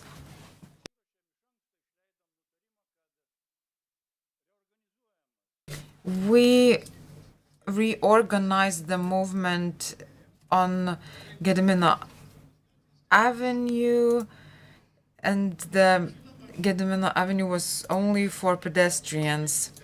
We expected it to work, but on the 7th of November, we blocked the main streets of Vilnius. There were acts of violence in the conservatory.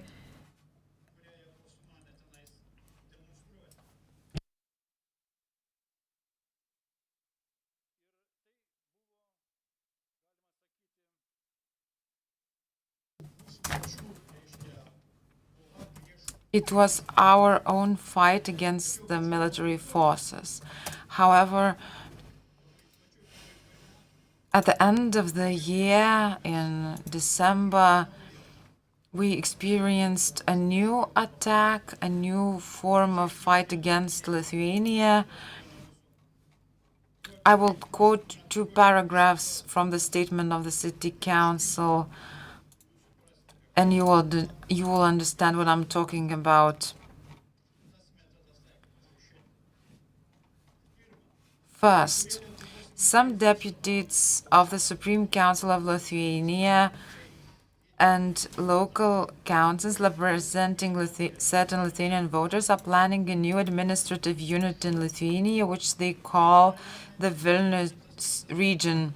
And second, moreover, the chairman of the Vilnius District Council, having traveled to the Congress of People's Deputies of the USSR, spoke there on behalf of the so-called Vilnius region and requested that the Kremlin, by detaching part of Lithuania, organize a separate referendum on the Union Treaty.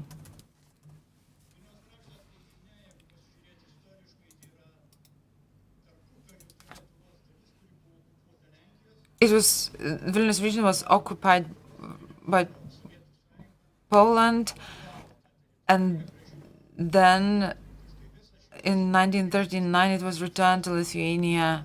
So this region is called Vilnius region, and there were demands of a separate referendum. But the city of Vilnius was the main part, population-wise, from the Vilnius region, and this question was not raised here in the Vilnius city.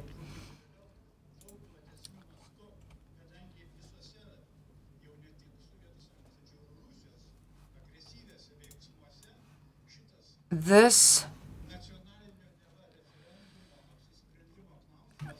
issue of the so-called national referendum was escalated. Look at the Transnistria, torn away from Moldova. People did not want to do that, but the Russian army came in, and In 1993, Abkhazia was torn away from Georgia. Of course, it was a grass initiative. South Ossetia, and since 2014, a war has been going on in Ukraine to eliminate its statehood.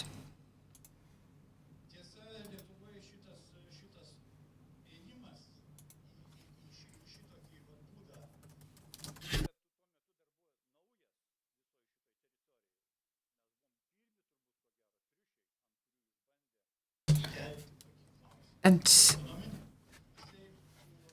this way of moving was stopped after the coup.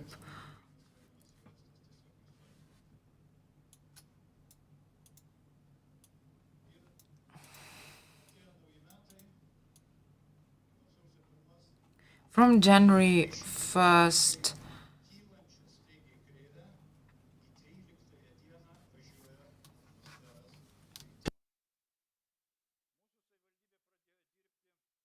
events started unfolding.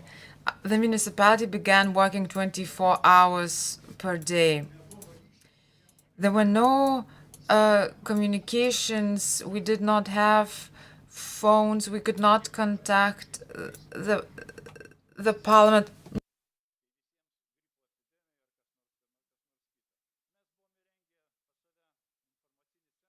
We had an information center in municipality, and people, residents in Vilnius reported on activities and movement in Vilnius, and we gathered information because we saw the need to do that, because the military violence starting from the 1st of January were quite obvious. On the 8th of January, a third model of aggression against Lithuania was employed. The so-called working people decided to topple the government. The Seimas was not fortified. There were no barricades, and Jedinstvo supporters were making a lot of noise.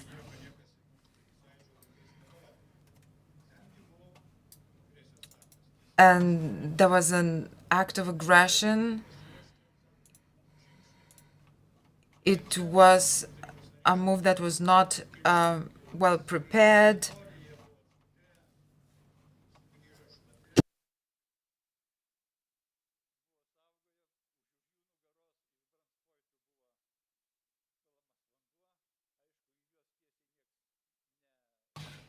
There were water cannons involved, and people from municipality came back to work wet.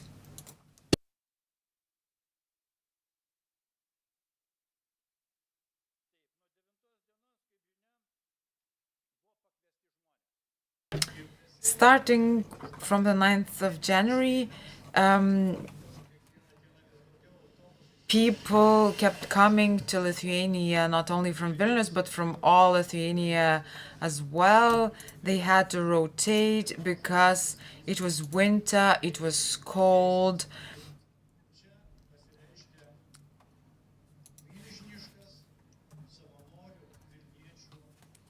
And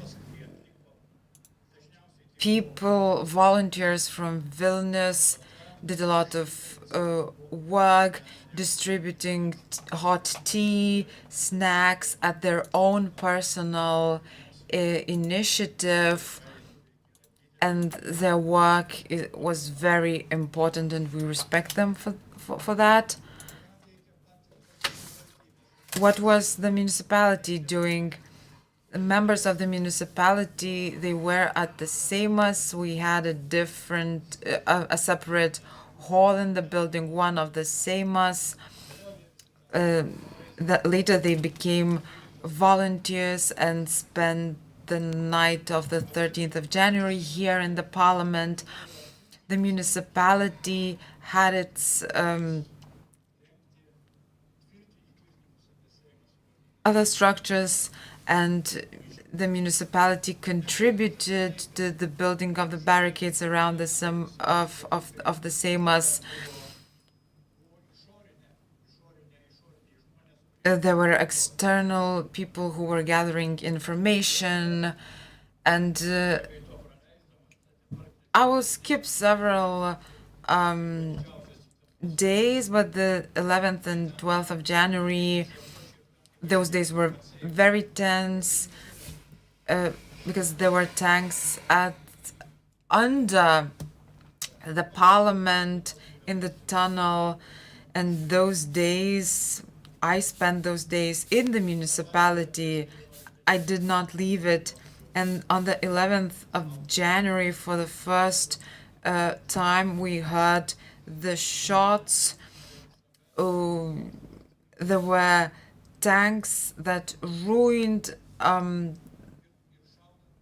the street, and one defender was severely injured on that day. On the 12th of January, there were rumors from the Seimas that the delegation from Moscow would be coming. And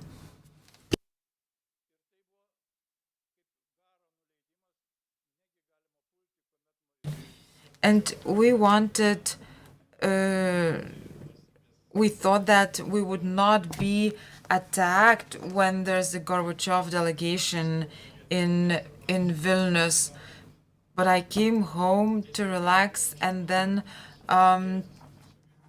the shooting began, and I heard the shots at the TV tower, and I saw the events with my own eyes. I saw tanks.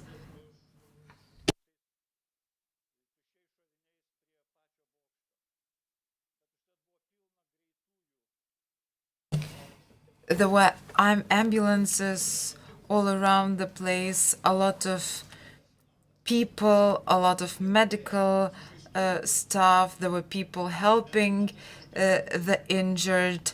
I also saw the bodies of the dead. So we saw, I saw the scale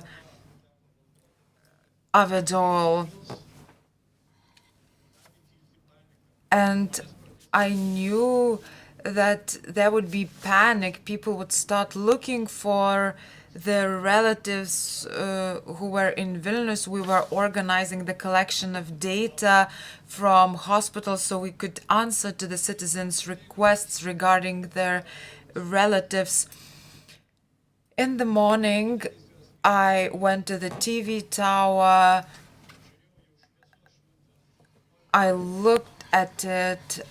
I went to the Seimas, and there were rumors that a delegation from Moscow is coming to Vilnius. And just a few remarks. We went to the airport, and we were not allowed there. Jedinstvo wanted to welcome the delegation themselves, but the delegation did not get off the plane. I saw that a deputy of the Vilnius City Council, Gribanovas, entered the plane. He was a member of Jedinstvo. I recognized that man, and then Jedinstvo retreated, and I offered the delegation to visit those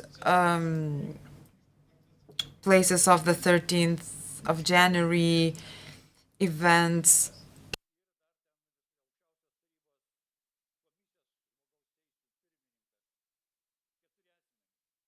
There were four people in the delegation who saw the TV tower. They saw the crowd of people, and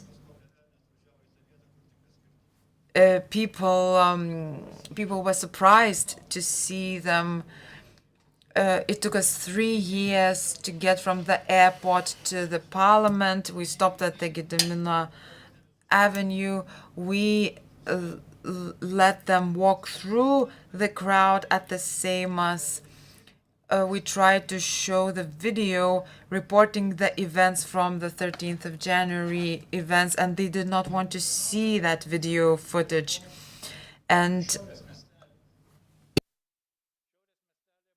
when I went to the Šiaurės miestelis, there were negotiations taking place, and for the first time, I saw their negotiations.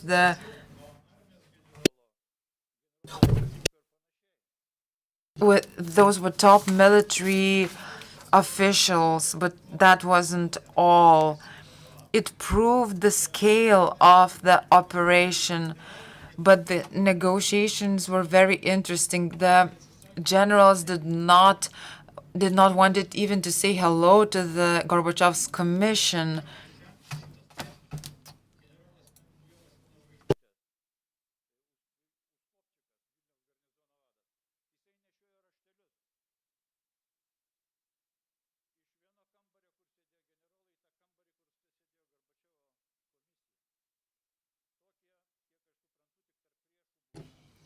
The communication during the negotiations was not very warm, so we were not inspired by the meeting. And as the commission was leaving, I talked on the phone with them. They were in a bad mood, and they hinted that there would be no military attack.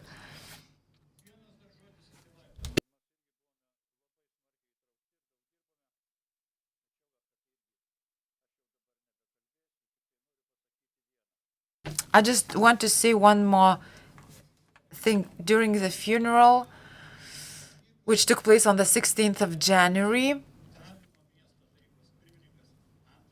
Andrius Skorke from Tallinn City Council and mayor came to the funeral, and they had to pretend to be doctors and go by ambulances from Tallinn to Vilnius.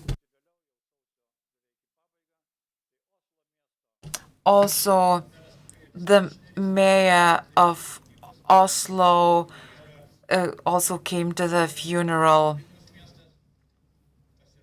The city of Vilnius signed its first friendship agreement with the European capital.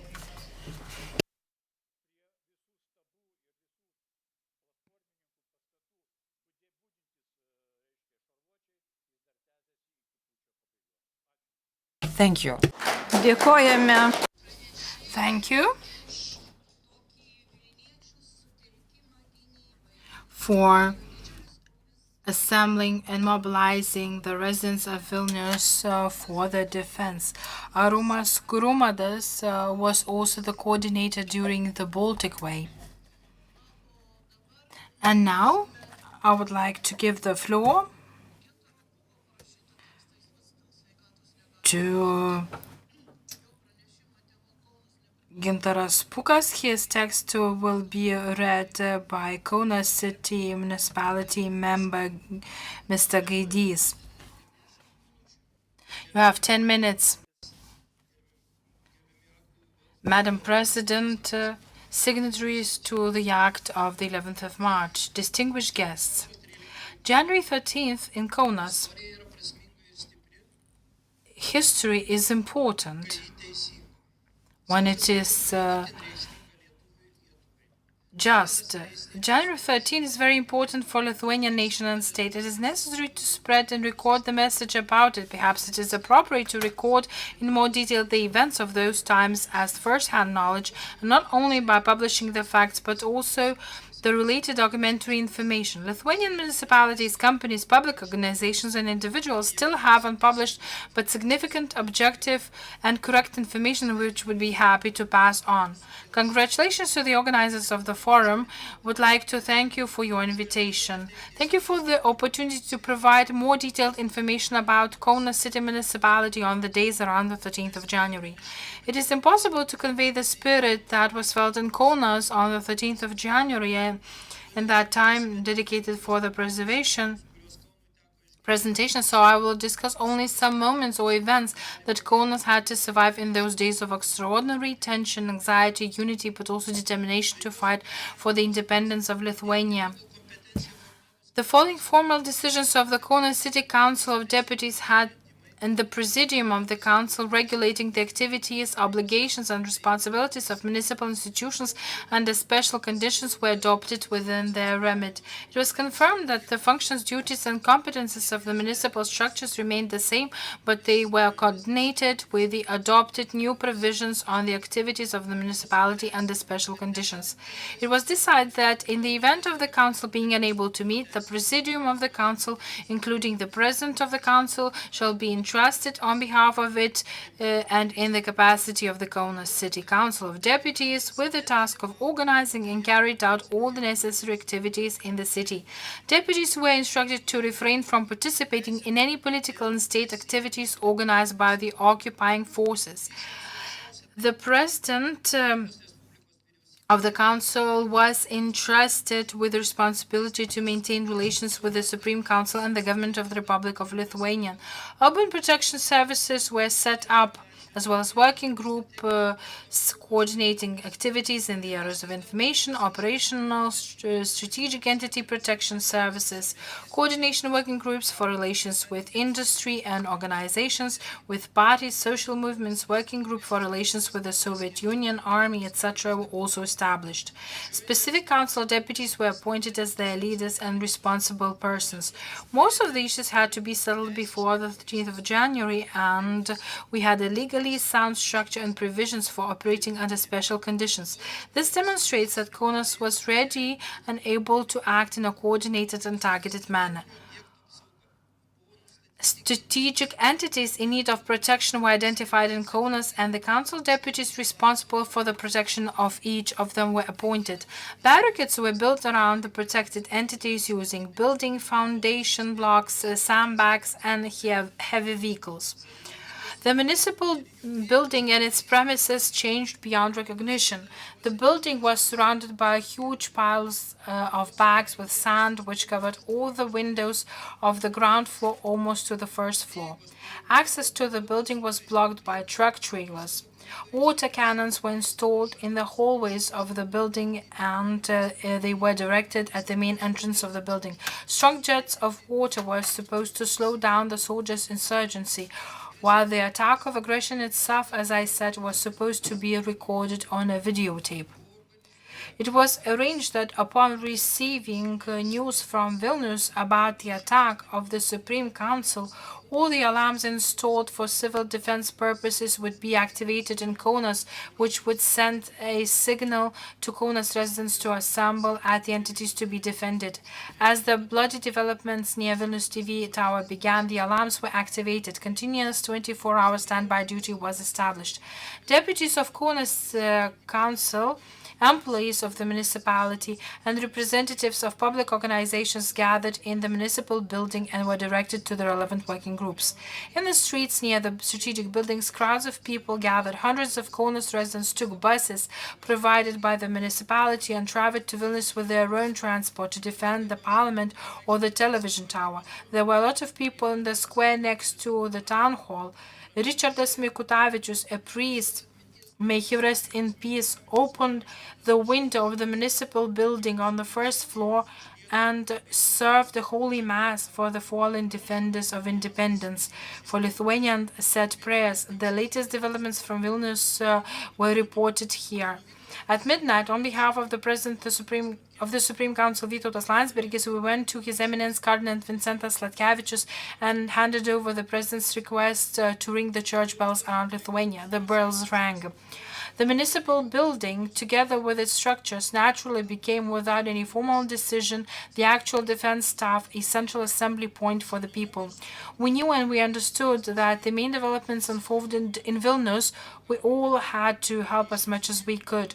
For communication with Vilnius, Kaunas city municipality sent its representative. There was a permanent telephone line with the Supreme Council. We provided information about the transport movements of the Soviet army to the best of our ability. The residents of Kaunas went to Vilnius to protect and defend entities, took buses provided by the city municipality, drove private cars, and gave a lift to others.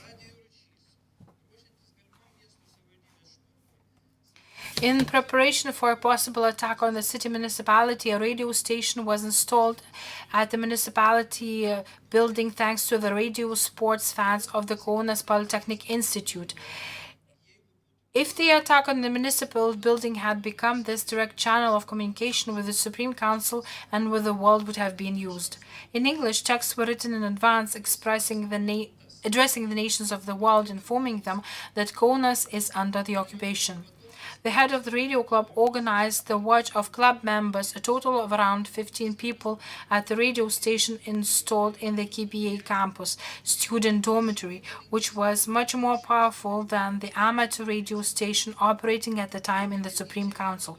So the residents of Vilnius passed information to their colleagues in Kaunas, and the Kaunas broadcasted abroad. This dissemination of information was very actively supported by U.S. radio sports amateur Roger Bard, who broadcast reports about the developments in Lithuania to the main U.S. media outlets such as CBS, Voice of America, and others. Later, other shortwave enthusiasts from around the world joined the dissemination of this information.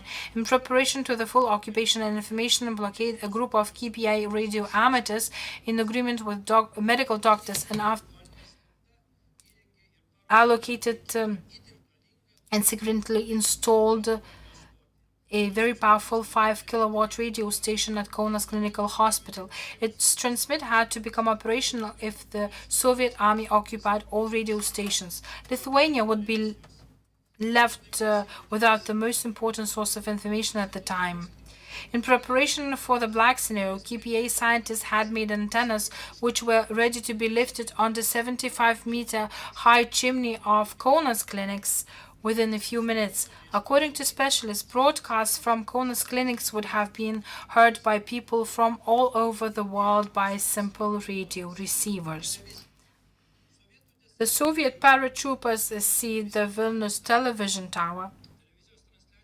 The television broadcasts were interrupted on the night of January 13th at 2:05 a.m. However, about 5 minutes later, the broadcast was restored at the Kaunas branch of the Lithuanian Radio and Television. The first radio journalist, Modestas Patašius, appeared on the screen that evening. Later, he was joined by Raimundas Ila, Vidas Mačiulis, Vytautas Andrijaitis, and Raimundas Šeškakauskas, who headed the Kaunas branch of television. Modestas Patašius said in excitement, "As much as possible, let us defend ourselves by force. The time for peaceful resistance is over.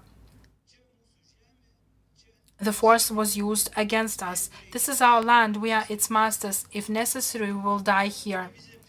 Kaunas TV conveyed to Lithuania the latest news coming from Vilnius. Even uninvited people from Kaunas came to the television because they felt that they could contribute to the resistance to the occupying powers. The main news was translated into English and Russian. The Eastern Orthodox community was addressed by the Holy Father, Kaunas Orthodox Revelation Department, Ilarion, who said that bandits wanted to seize the power. He begged not to support the dictatorship regime, nor to attend the Jedinstva rallies. He also appealed to the soldiers of the Soviet army. Lithuania is determined and there's no need for blood, he said. At one time, there would be 5 to 6 people on the screen who had important news. Initially, the broadcasts were somewhat chaotic, with occasional unverified false information, especially about the movement of military equipment. By spreading such information, someone perhaps deliberately sought to cause panic among the Lithuanian population.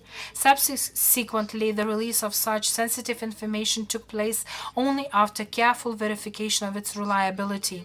To that end, as I've said, a mobile task force on information security was set up. A standing task force on information gathering played a special role.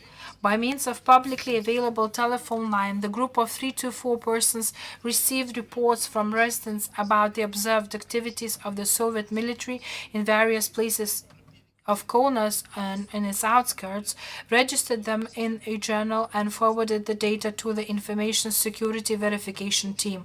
It was only after careful verification that the information was deemed reliable and could be communicated to the public by radio or television. The people of the group went to the designated places not only to check the information themselves, but were able to solicit help from taxi drivers who would report suspicious movements of the Soviet military transport with people and military equipment while driving around the city or outside it. Given a large number of taxis in the city, the number of reliable sources of information expanded significantly. The collection and verification of information showed that some reports were clearly false and apparently deliberately aimed at destabilizing the situation. Relations with the leadership of the Soviet army in Kaunas. We repeatedly met and talked with the leadership of the Soviet army in Kaunas. These were constructive conversations, and usually the issues would be solved quickly. Both sides set up their own working groups to deal with the issues and would not take decisions until the issues would be discussed in the working groups. If either party had taken decisions without such consideration, it would have been seen as a provocation. On the 13th of January, we had a talk with Colonel Hatskevich. If the previous meetings had been conducted in a calm tone, though with certain demands, such as refraining from following military convoys, on the morning of the 13th of January, the tone of the military was different and much stricter. It seemed that the command of the military crew, the connection of radio and television broadcasts from Kaunas, was an unpleasant surprise. The military tried to dictate their own terms. They demanded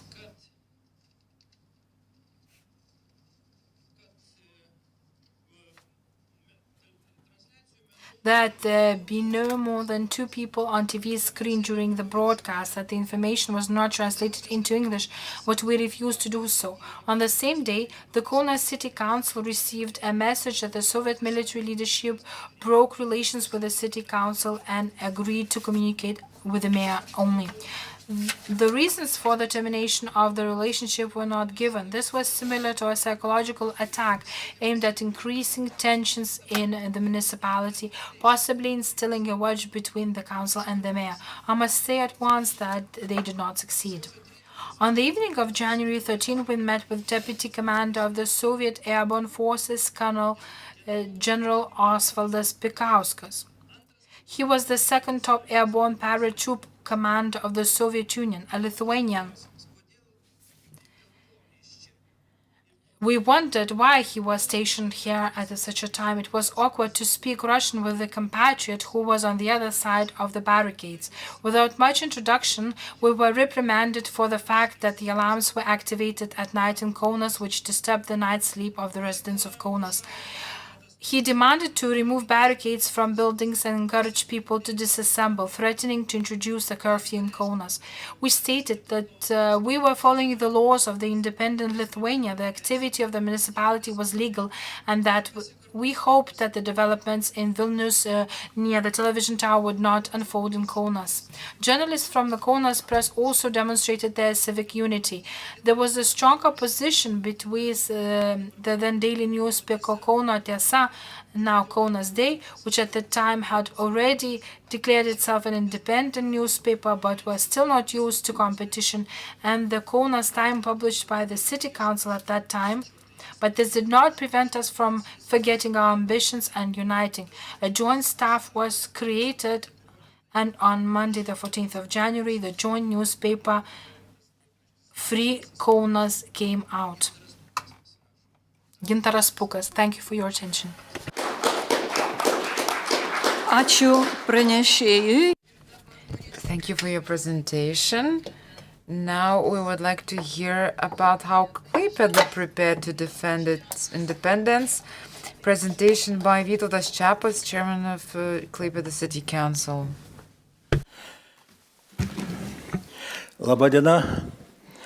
Na, man Good afternoon. This is a very difficult task because I don't want to repeat what has already been told by my colleagues from Kaunas and Vilnius. I don't want you to fall asleep because our processes were the same as they were in Vilnius and Kaunas. So I'll try to...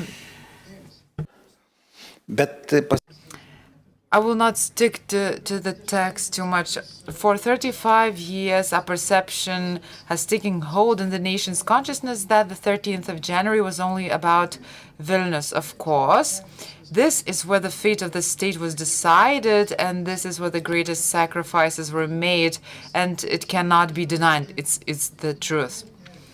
However, on the internet and social media, and looked at what happened in Kaunas and Klaipėda, you won't find anything, because it was in Vilnius that the fate of the state was decided. But there were movement in other cities. People were afraid all over Lithuania.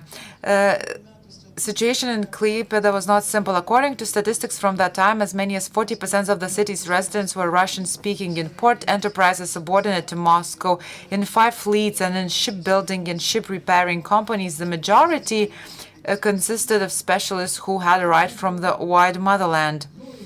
These people eagerly joined Jedinstvo and enthusiastically supported the leaders of the Communist Party of Lithuania, various citizens' committees and war veteran organizations. Particularly active were the commanders of the division stationed in Klaipėda, 150 full-time KGB employees, most of them Russians, and 800 active secret agents were doing their work. In Klaipėda, the prelude to the 13th of January began on the 6th of September when the Presidium of the newly elected City Council adopted a decision to remove the monuments in Lenin Square and Victory Square. On the same day, the Soviet army surrounded the Lenin monument with 4 armored vehicles and the cannon with 2. And so, with armored vehicles in the squares and Marine Guards, we lived through the 13th of January and beyond until the end of the coup in Moscow. To prevent the city council from removing the monuments, provocations were used. In the cemetery, a monument to soldiers was splashed with red paint during the night. They did not allow it to be cleaned. An armed guard was placed there, excursions were brought there, photos and films were taken, and material about Lithuanian fascist vandalism was disseminated throughout the Soviet Union. The reaction was fierce. From the wide motherland, hundreds of telegrams poured in, condemning the fascist Čepas and the nationalist council he led. There were so many of these letters of outrage that they could not later fit into a large potato sack. Daily pickets, rallies, various demonstrations of loyalty to the communist parties. But the most aggressive were military commanders. They sent letters claiming that officers' home doors were set on fire at night, patrols were being attacked, soldiers spotted with explosive devices, attempts were made to seize weapons. But the police reports showed something else they talked about drunken officers fighting equally drunken civilians, causing disturbances in the streets. And Tolkachovas, after leaving his unit, hijacked a car and shot dead a young Muna's family, a husband and wife. Their 1.5-year-old daughter survived, an orphan. We tried to win over the hostile Russian-speaking community, but on numerous meetings there was only overflowing anger, resentment, and threats to deport everyone to Siberia. So we began working with ethnic communities and Orthodox clergy. We returned to them a building near the church to their community, and it worked very well. Loudmouths lost their space to make noise, and part of the minority communities shifted to our side. This is the main rule of diplomacy that needs to be remembered today. When you leave, you need not to close the door fully. However, this rule is very often forgotten now. Although we had our disagreements, we still managed to find a diplomatic workaround. We also worked actively with the division's military commanders. The Klaipėda garrison was led by Colonel Chernykh and political commander Colonel Yegorov. During one heated discussion at their headquarters, unable to control their emotions, they blurted out, "Vytas,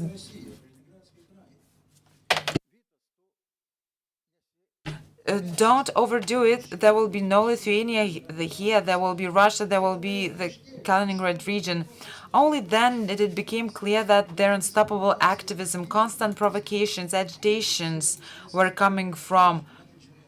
You saw it on the map that was previously shown. Every day there would be something done. We also talked to Yazov. I was denied a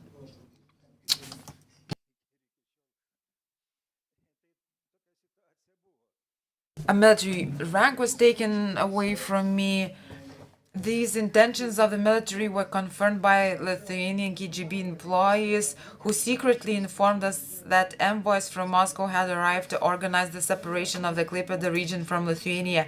People were prepared, locations surveyed, there are maps and special markers prepared, which on some night would be used to mark the border of Little Lithuania. It was long before the 13th of January, but they had their goal, but we did not know when it would be done, as Mečys Laurinkus said. Less than a month before the 13th of January, we faced another surprise. On the 20th of January, the garrison commander declared that he was introducing martial law in the city and that the army was taking over the functions of civilian authority. However, after 5 days under pressure from the city council, the public and the media, martial law was revoked. Later, we understood that this has been an attempt to test our reaction before the approaching events, the date of which we did not yet know. As Grumanas said, talking about Vilnius region,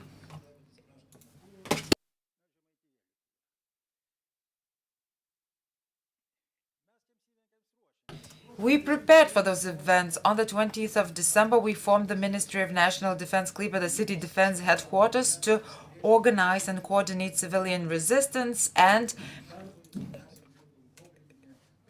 it fulfilled its role excellently. There was no panic in the city.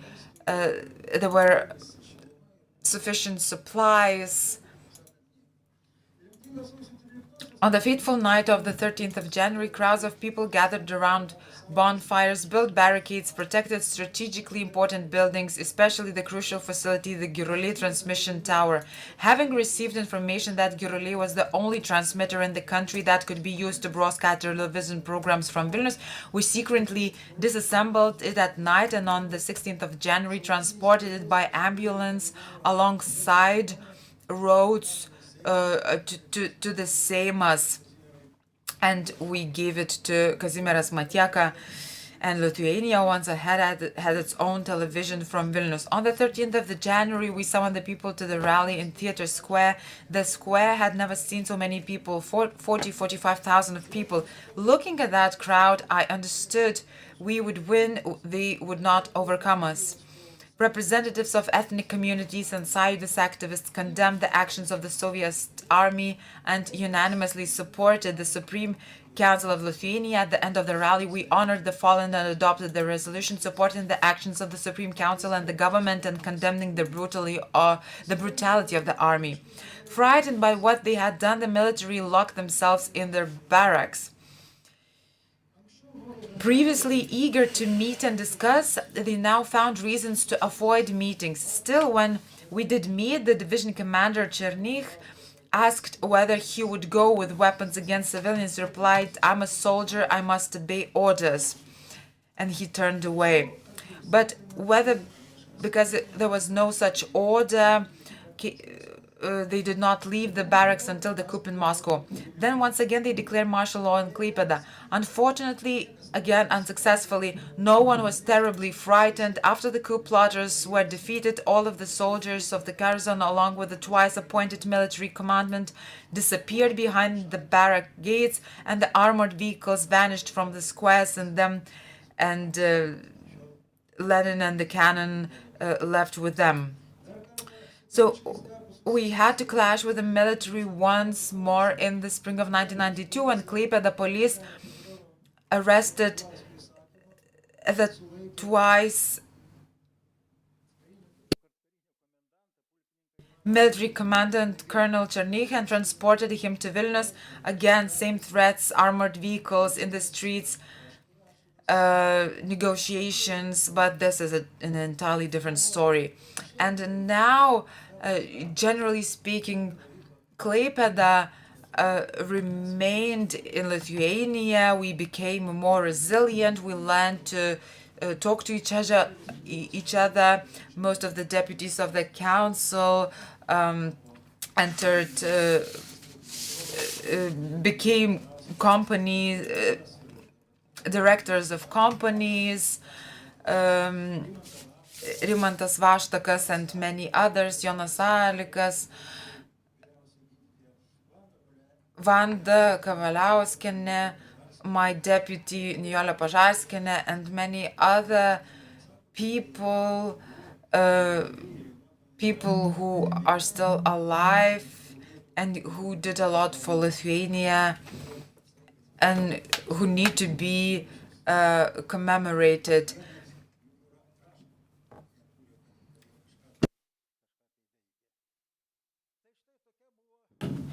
So this is the story of Klaipėda. We are proud of what we've done, and we are proud having lived during these interesting times.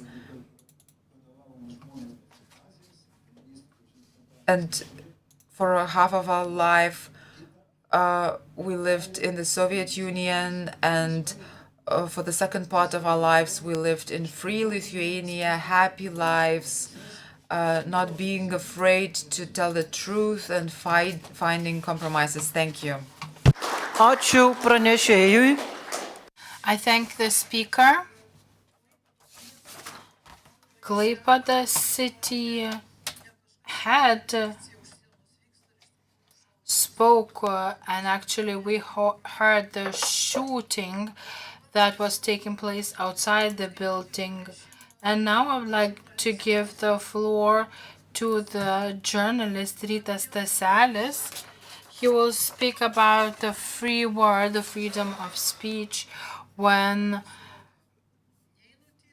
the printing house was occupied. We neither lost the freedom of speech nor the freedom of press. Good afternoon. I promise to try not to repeat myself or mention universally known facts, not to waste your time. In this presentation, I try to include the facts that are less known in public sphere from my own notes.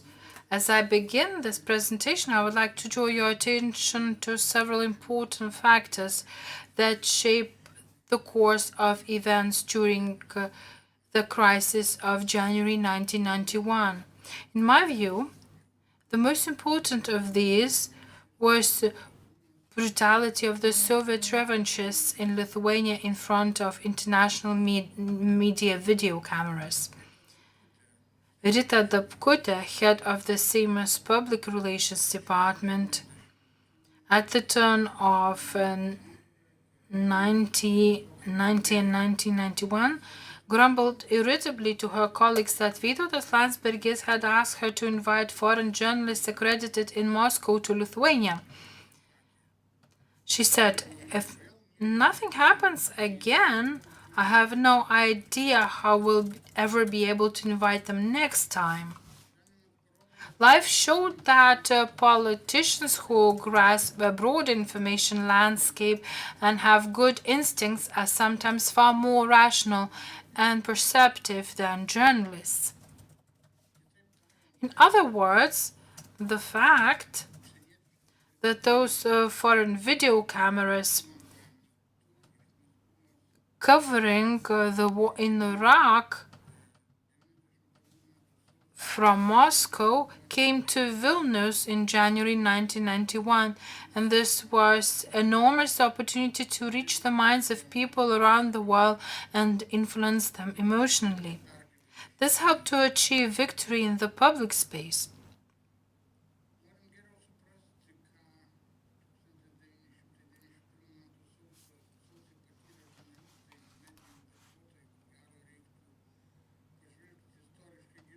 We should have a deeper dive. Aside this free to journalism, it gave the opportunity of deep reflection about the press, about the profession. I emphasize our free media was born together with the Zionist movement. 38 years ago, in 1988, I was just beginning my journalistic career and personally interacted with the censor to whom I had to bring offset plate proofs to his office at the printing house. He would run a point along every line of the text, examine every illustration and caption, and finally issue his verdict with his personal signature, allowing or disallowing publishment of anything. In the latter case, the editorial office had to scramble to quickly and unexpectedly replace whatever the official had torpedoed, so that the newspaper would not go to print with the blank space.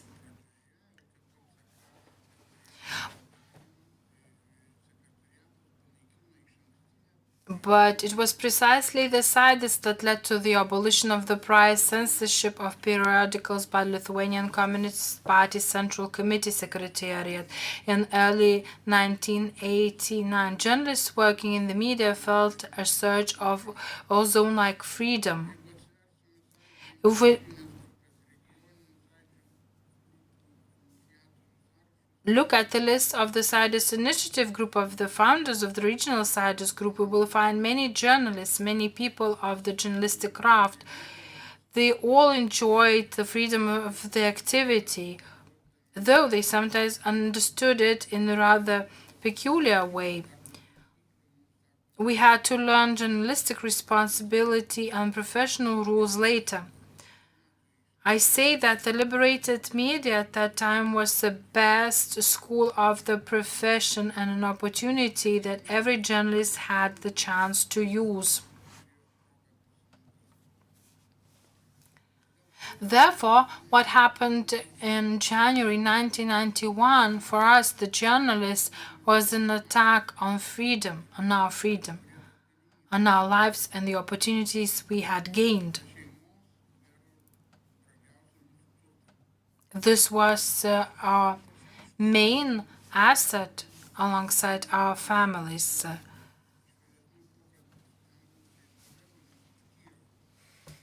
I myself was not inside the press house during the assault, but from later conversations with colleagues, I learned from them being driven out by the Soviet soldiers. Those things were more important than the personal belongings they left behind in their newsrooms. It was not difficult to predict that Mikhail Gorbachev and his regime had planned active operations in Lithuania and Latvia in January 1991. In Lithuania, this took the reform of decisions made by Kazimiera Prunskienės government cabinet and the subsequent crisis. But when it comes to the media, the first warning signal came from Latvia. After New Year, Soviet occupation forces seized the press house in Riga. All newspaper production facilities and newsprint supplies fell into Soviet hands.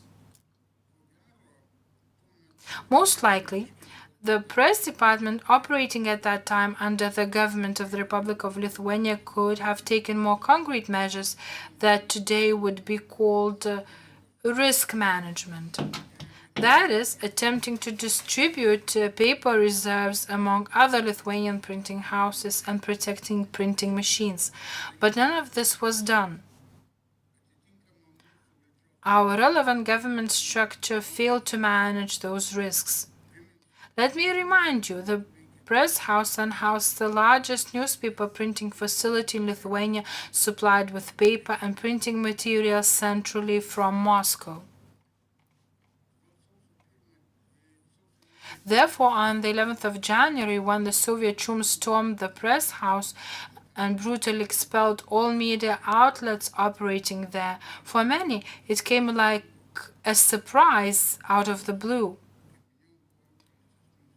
Even though there had been earlier warning signs, not only in Latvia, as I mentioned, but also in Lithuania, were already in the spring of 1990, some significant printing houses in Vilnius fell under the control by the units of the USSR internal troops. In January 1991, I worked at the editorial office of the weekly Mažoji Lietuva, which was located in the premises of the Respublika editorial office on what is now Šventaragio Street near Cathedral Basilica in Vilnius. When my colleague Paulius Lileikis and I returned to work from the vicinity of the press house, we received an invitation to join the creation of a joint publication by several editorial offices, later called Laisva Lietuva, Free Lithuania. At that time, Vytas Tomkus and Vitas Linkys were trying to contact the editors who had been expelled from the press house.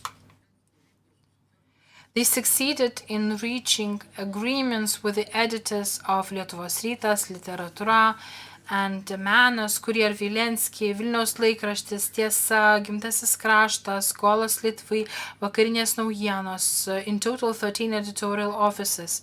The office of Respublika Editor-in-Chief Vytas Tomkus became the headquarters of a collective editorial board where journalists from various newsrooms crowded in, offering their reports for the joint issue planned at 300,000 copies. The final joint action of 13 editors-in-chief after sending Laisva Lietuva to the printing house was a visit to the nearby Ministry of the Interior, whose main interest was fortified with sandbags and guarded by uniformed police officers with machine guns. While we were in the office of the then minister Marijonas Misiukonis, we learned that Soviet troops had incited immunity within the special purpose militia unit OMON, and 34 officers had defected to the collaborators. But it all succeeded since it was agreed that the publication would be distributed free of charge. There were no discussions about what each editorial office's financial or creative contribution should be. It was only fortunate that the determination of several editorial offices to breathe the same air lasted only one day. Only one issue of Laisva Lietuva was published, after which everyone went their separate ways. Perhaps one of the reasons was that a couple of days later, far more tragic events occurred in Vilnius, the storming of the television tower and the then Radio and Television Committee building, with 14 defenders of freedom being killed. Yet there were those whom this example of joint work really inspired.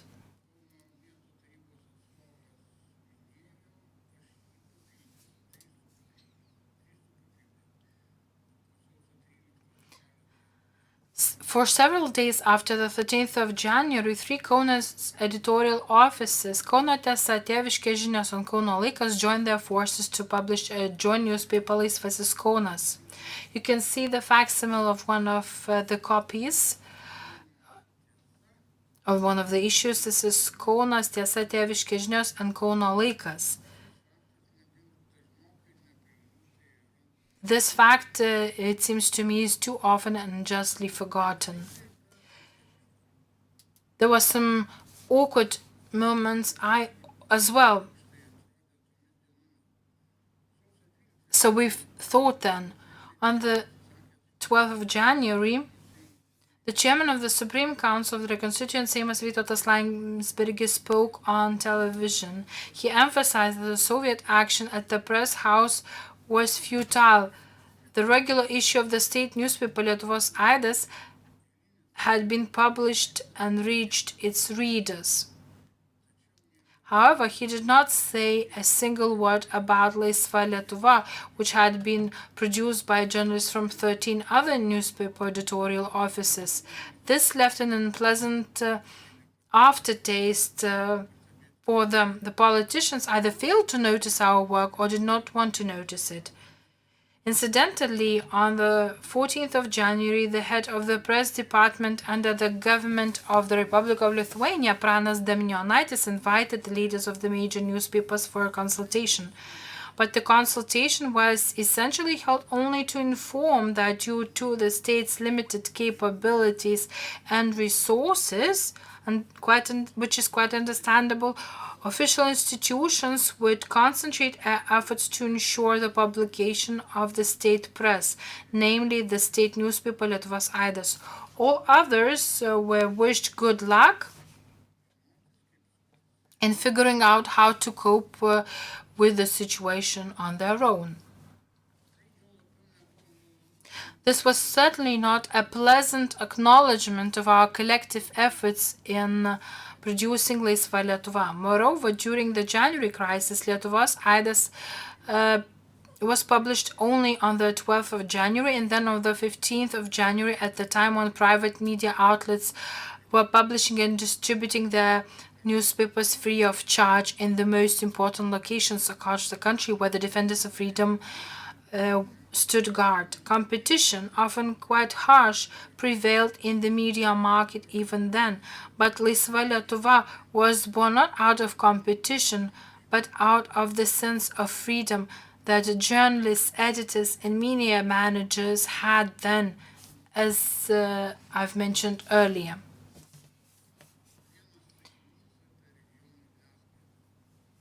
And a few words about regional media. I spoke about Kaunas, but today we should also remember the difficult conditions under which editorial offices of newspapers published in the country's provinces operated. They saw what was happening in Vilnius only on television. They lost their usual sources of information and worked in a state of complete political uncertainty. Yet I never heard a single one that stopped its work, changed its editorial policy, or altered its direction during those days. Thank you for your attention. Labai ačiū. Tai turbūt Thank you. We understood that the free word in Lithuania never ceased to exist in our country, and I would now give the floor to another speaker, and there were similar events here in Lithuania and in Latvia, and now I would like to give the floor to the member of the Latvian Supreme Council's Defense Commission, Mr. Girsvaldas Kristovskis.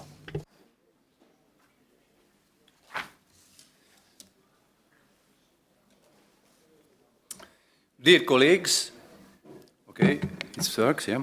Dear colleagues, freedom fighters, ladies and gentlemen. First of all, I would like to say the title of my speech is The Barricade Experience as a foundation for building Latvia's national security and defense capabilities. During the events of those historic days in Riga, I had the honor of serving as an official member of defense staff of Latvian Parliament. I was also a member of Defense and Internal Affairs Committee of the Supreme Council. At that time, I was 28 years old and one of the youngest of parliamentarians. By profession, I was civil engineer, a military reservist with artillery training, holding the rank of senior lieutenant, and I had just begun my studies in law. As a former javelin thrower, a member of the Latvian national athletics team, I had developed qualities proved crucial in those days: self-confidence, physical endurance, the ability to concentrate under extreme stress.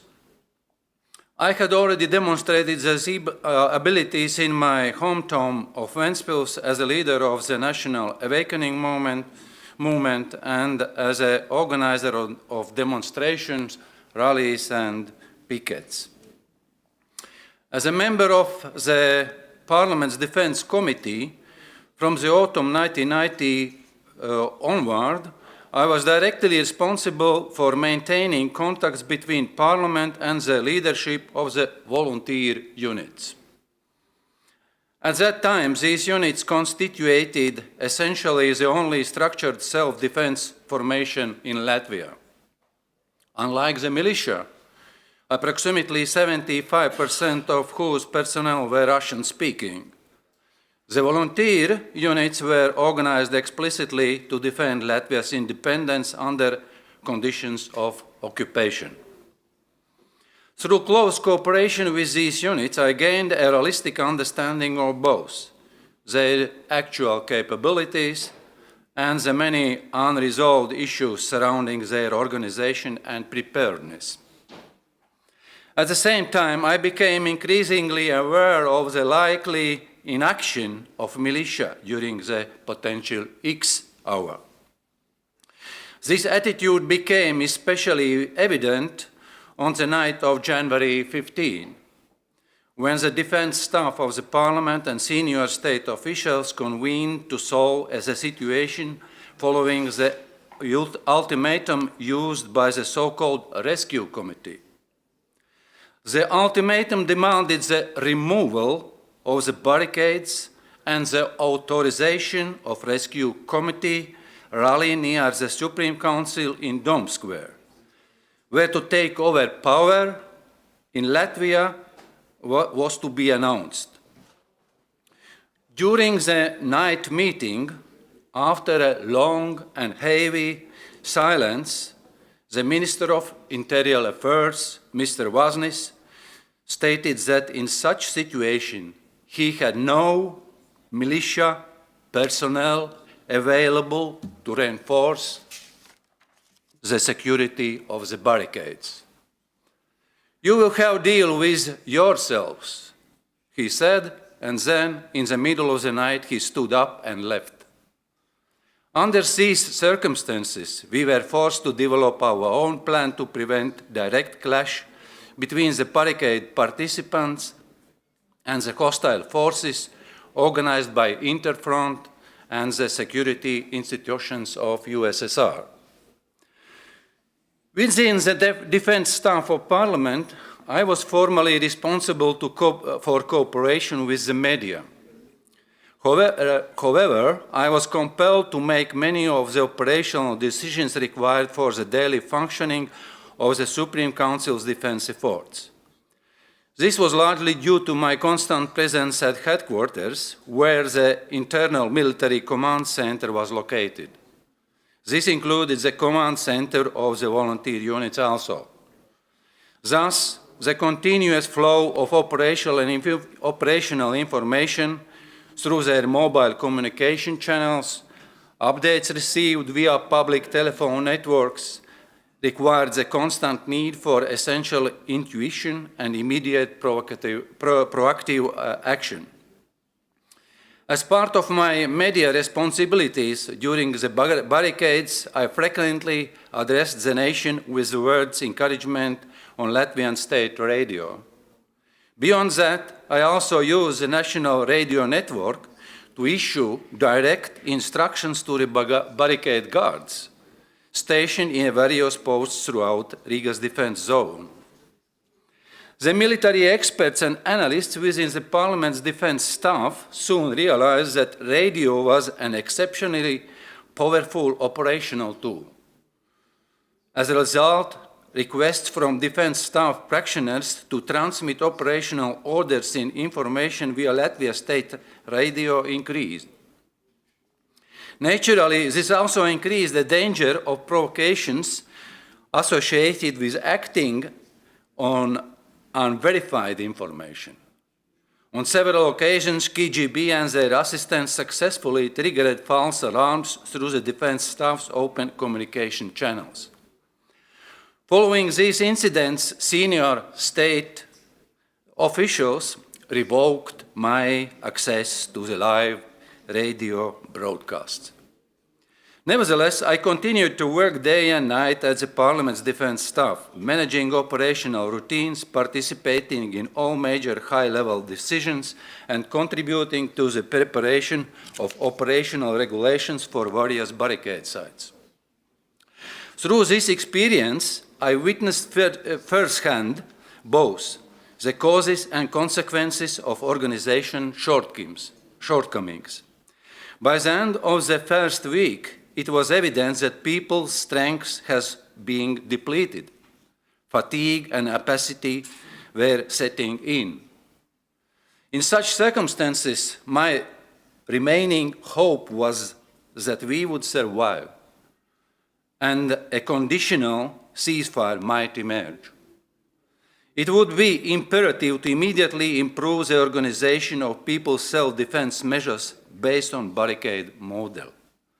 The experience of the barricades clearly demonstrated the urgent need for strategic organizational and regulatory frameworks. It became evident in the Latvian state that Latvian state needed to rapidly develop nonviolent resistance forces alongside reliable security institutions, including armed self-defense units that were systematically organized and capable of long-term sustainability. Following the proactively orchestrated clash involving occupation forces near the Ministry of Interior on January 20, the intensity of confrontation between USSR security institutions, Interfront, and the Latvian state began to ease. This created an opportunity to take concrete steps toward strengthening Latvia's security in a more structured manner. In the days that followed, some of the young people who had defended the barricades volunteered to form the first police battalion. This unit was entrusted with responsibility for central Riga, including the Freedom Monument. In doing so, it assumed control over much the barricade's territory. The battalion took its oath on April 30, 1991, and I had the honor of attending the ceremony. It is also important to note that the military experts of Supreme Council's defense staff, many of whom were members of Latvian Riflemen Association, were tasked immediately after the dismantling of the barricades with establishing the government security department. Within this framework, state-level intelligence capabilities were strengthened, and the development of Latvian border guard concept and forces was identified as a priority. In an effort to enhance the credibility of militia, even I authored an article for the Central State newspaper urging Latvian patriots to apply for service in local militia units. Thus, everyone contributed in the ways available to them.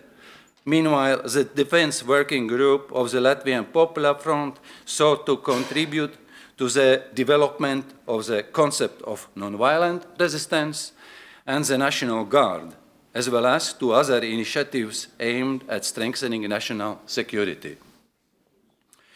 During the week of barricades, I gained a clear understanding of the organizational shortcomings. Under conditions of occupation, I voluntarily began in the spring of 1991 to draft both regulations for the Nonviolence Resistance Center and the law on the Latvian National Guard.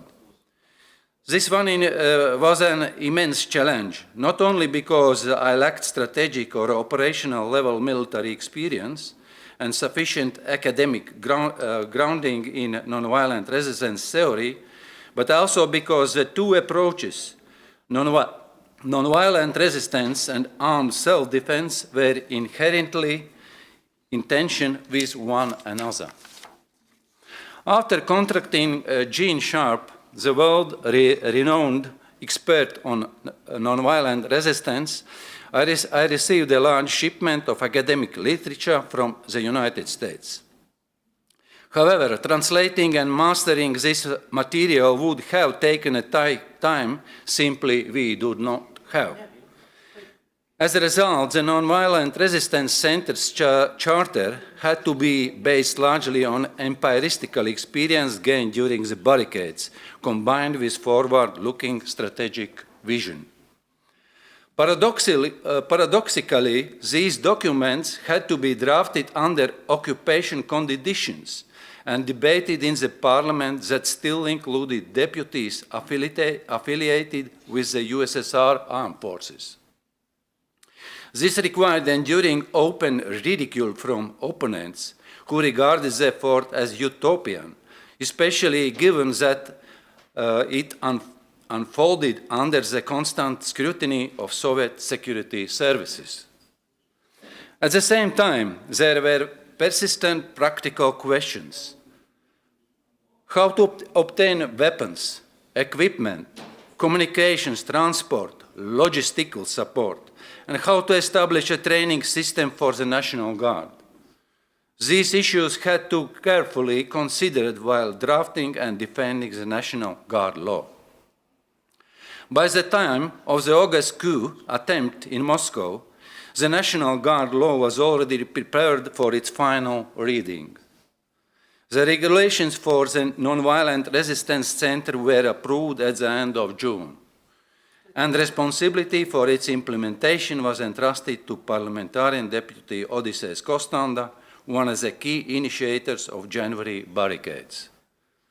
I can state with confidence that the vast majority of measures undertaken during the first year of restored independence, particularly those initiated in aftermath of the January barricades, proved to be both necessary and effective. Immediately following the restoration of Latvia's independence on August 23, 1991, the law on National Guard was adopted. As its author, I was confirmed as the Chief of Staff of the National Guard. It means be creator of these volunteer forces.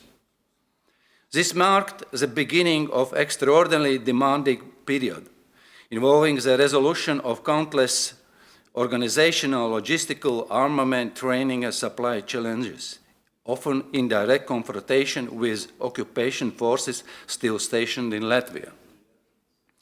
By December 1991, the National Guard had already begun armed protection of many Latvia's border crossing points.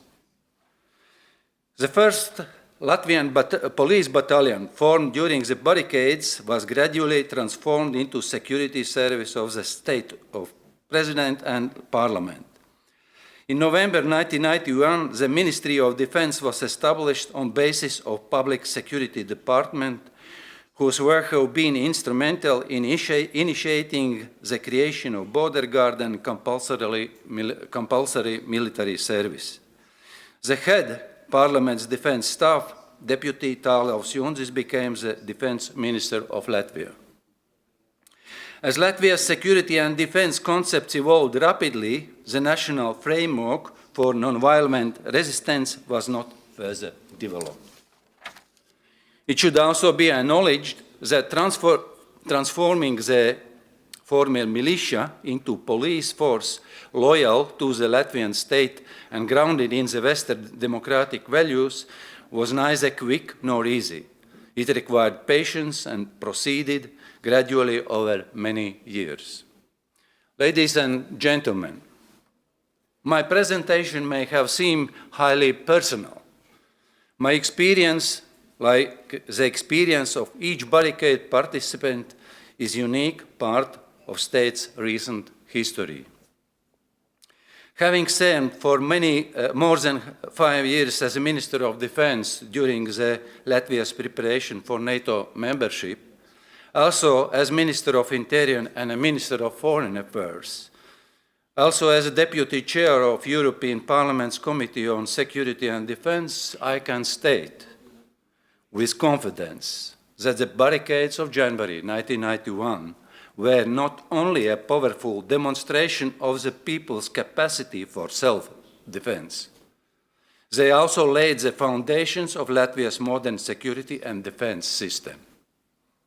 These events transformed the lives of many barricades participants, drawing them into long-term service in national security and defense. For their sacrifice, courage, and commitment to the country and to the better society, they deserve our deepest gratitude. Thank you.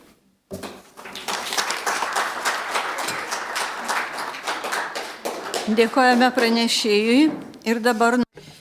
Thank you for the presentation, and now we would like to hear about Estonia's case, and I would like to give the floor to a top member of the Estonian Supreme Council, Chairman of the National Defense Committee, a former Minister of Defense of Estonia. Brangus Lietuviai draugi. Dear Lithuanian friends and gentlemen, I'm sure you are terribly tired. Therefore, I would like to start with a bit of stimulating story. On 11th of August 1984, President Ronald Reagan made a joke, testing the microphone before scheduled radio address or while warming up for the speech. He said, my fellow Americans, I am pleased to tell you today that we signed legislation that will outlaw USSR forever. We begin bombing in 5 minutes. Perhaps it was diplomatically inappropriate joke, but Ronald Reagan was one of the main political features in the collapse of the USSR and one of the best Republican presidents. It must be considered a lottery win when a generation of people has given the opportunity to live and even more to participate in the whirlwind of rare political changes in society that changed the face of the entire world, and despite their revolutionary nature, proceeded with only marginal human sacrifice. The collapse of the Warsaw Pact and the USSR and restoration of the independence of 3 Baltic states must be classified among such historical events. At the same time, it is entirely human to be full of perceive the grandeur of the entire event and one's own personal role in it. At those unique moments, to fail to put down on paper the details or events that years into the future could contain invaluable historical value. Now, if we go back to Ron Reagan and the collapse of the USSR, he had a hand in the fact that in 1986 the price of barrel of crude oil temporarily dropped to $9. And after that, until 1991, the average price of crude oil was around $15 per barrel. Something bit of similar to be happening at the moment. As oil revenues no longer cover government spendings, the deficit is now a structural component of the Russian budget. With this, I will end my general introduction to the topic and continue with the events 89-91 in Estonia. We had several political movements and parties that took part in the debates of restoring independence as Heritage Conservation Society, MAP, Molotov-Ribbentrop Pact, Disclose Estonian Group, Estonian Citizen Committees, Popular Front of Estonia and others. There were two political positions emerged, whether to restore independence on the basis of historical continuity de jure or recreate it de facto. In the first case, citizens, according to the 38 Constitution, it means legal citizens, jus sanguini, and the second case, everyone who have a permanent place of residence, what means to be registered in the territory of Estonia in time of restoration, the independence, in Latin jus sole.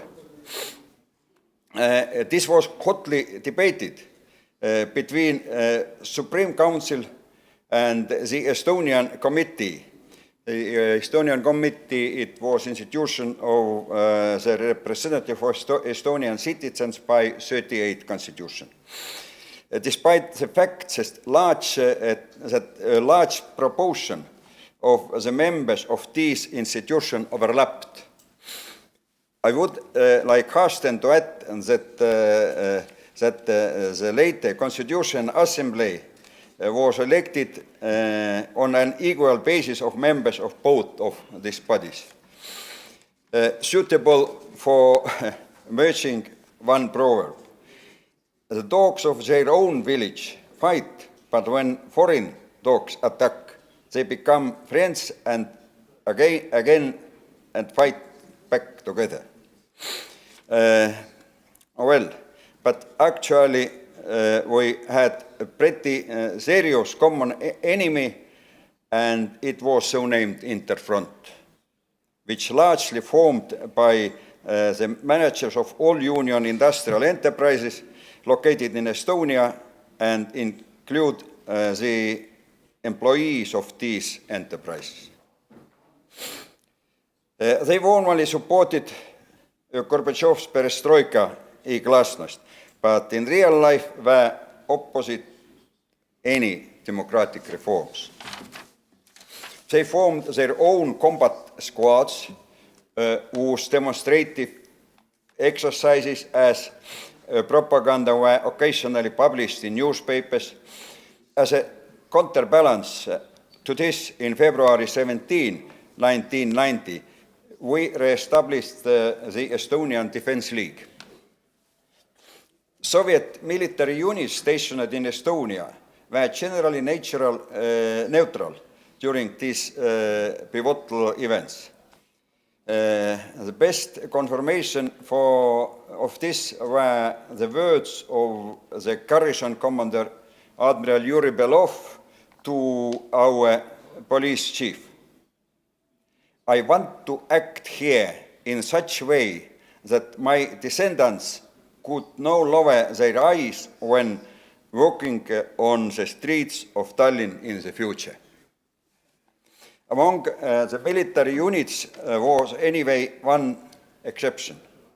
It was tank regiment stationed in Keila, it's from 25 kilometers west from Tallinn, whose territory interfront was set up a propaganda radio station, Nadezhda.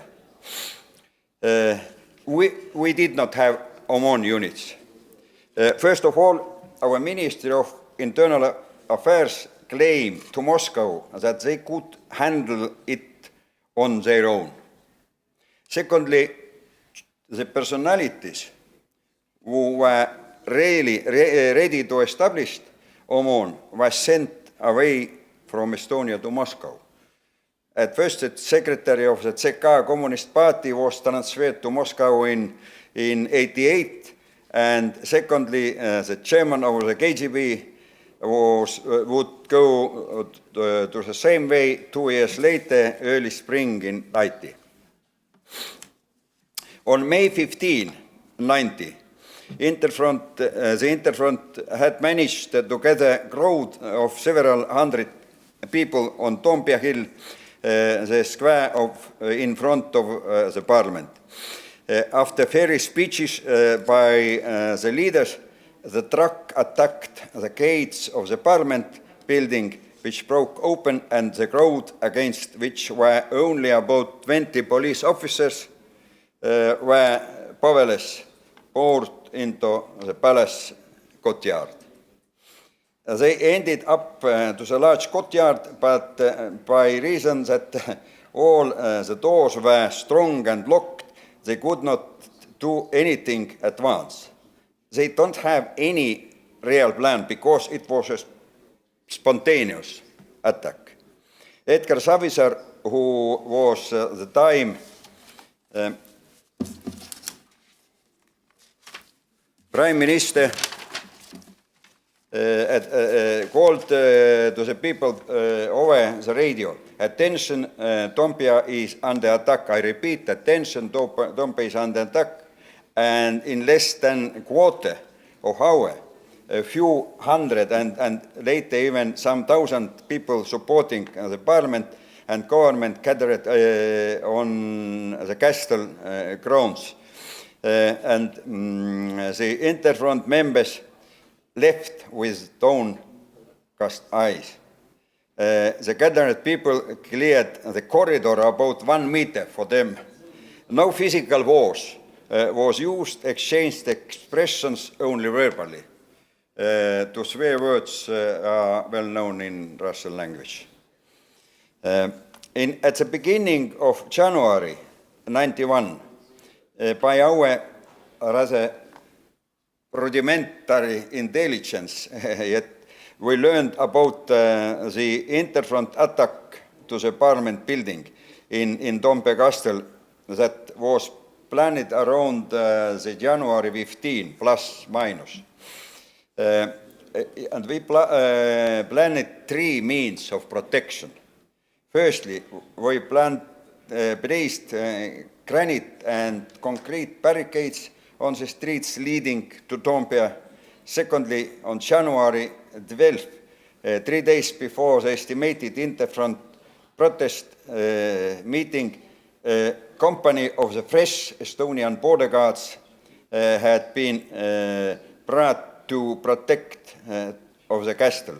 It seems funny, but when they boarded to buses in the border guard school in Remniku, close by Narva, they also had weapons with them, batons cut from the forest. And when stationed in the parliament building, they planned to use fire extinguishers against the attackers. But perhaps most effective was visit of Boris Yeltsin to Tallinn on January 13. He also wanted to go to Lithuania, but he was too late. He arrived by the aircraft and for safety reasons left to St. Petersburg. This time was Leningrad, not Petersburg yet. Yeltsin met with Arnold Rüütel, who was his scholar, Anatoly Gorbunovs, and Sigitas Kudarauskas, permanent representative of the Lithuanian government. Yeltsin addressed the military personnel of the Baltic states to not to obey emotions and vague orders and no use of force against civilians. The event was broadcasted by Estonian TV. Yeltsin also met with Prime Minister Edgar Savisaar and just somehow later by the leaders of the Interfront, who wanted to hand over their protest letter. After about half an hour of loud chatting, you probably remember Yeltsin's bass voice. Could be heard in the room. The leaders of the Interfront come out with red faces, and the former belligerents was gone. They were like schoolboys who could be skinned by their principal. Boris Yeltsin's visit to Estonia took place in an exceptionally tense security environment. Immediately following the use of the wars by Soviet troops in Vilnius, the organization of his transport and personal security reflected both practical risk considerations and deliberate political signaling. This paragraph for interpreters, I don't read. What can we say to sum up today? We know that Yeltsin's support for us did not mean any great love for our independence. He did it only for sake of consolidating his power.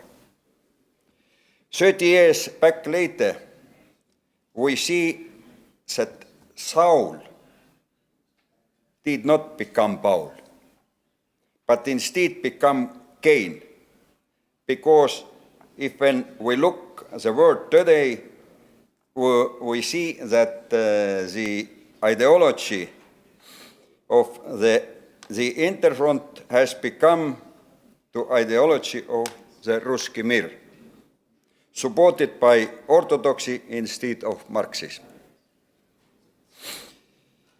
The fight continues, and Ukraine is currently on the front line. Eternal glory for the victims who died for our freedom. Thank you for your attention. Slava Ukraini.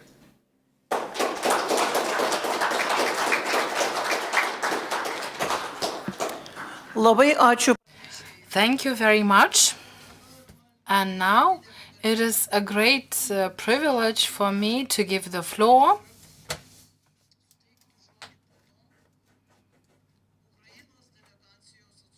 the representative of the Ukrainian delegation, member of the Verkhovna Rada of Ukraine,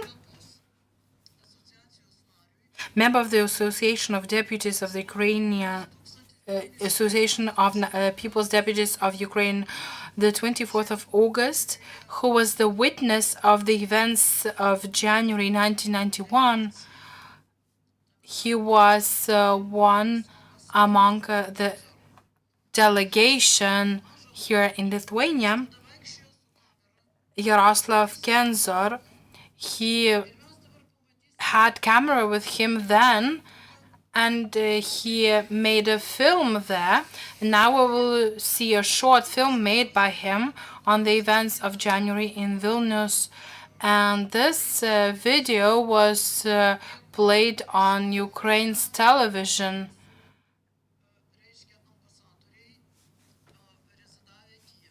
And 2 more ambassadors attended the viewing of this video in Ukraine.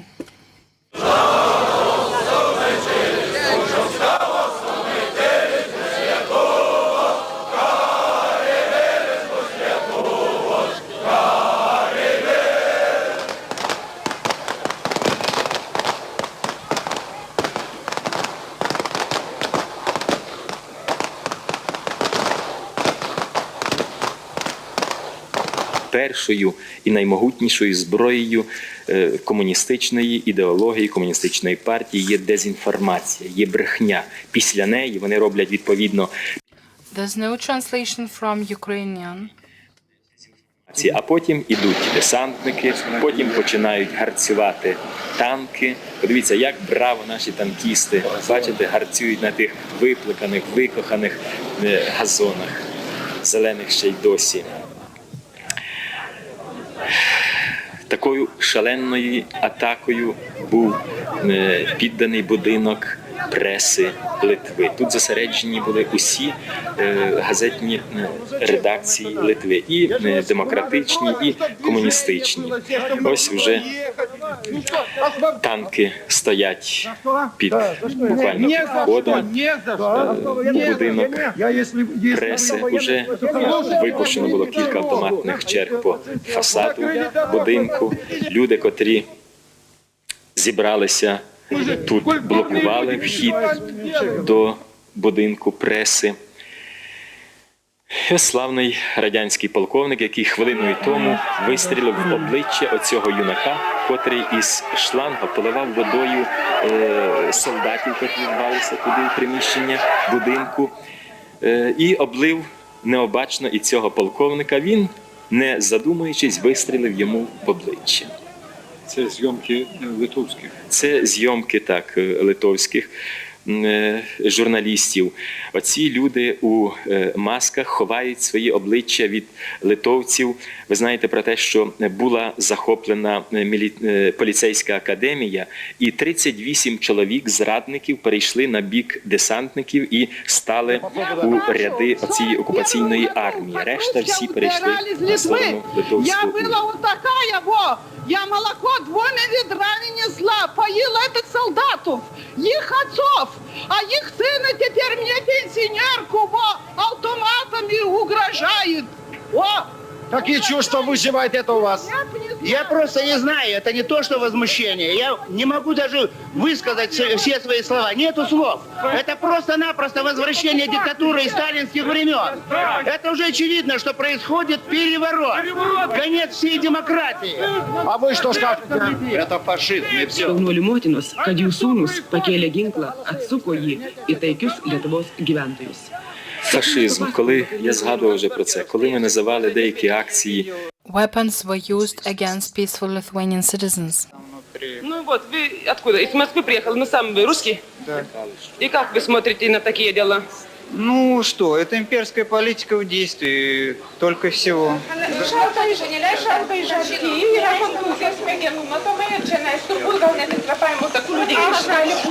Наркотику вам болеть не было? Ой, шкапотовицка. Из пиявки добавили, из пиявки. Пожурись.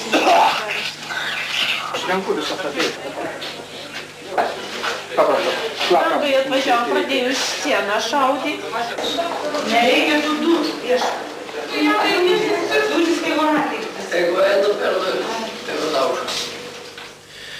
Оцю дівчинку, яку ви декілька хвилин тому бачили, вона ще відкривала очі, вона розмовляла. Зараз вона вже біля Бога. Оце символ розтерзаної, але вічної Литви. Ось так розцінюють литовці оцю криваву оргію комунізму у Литві.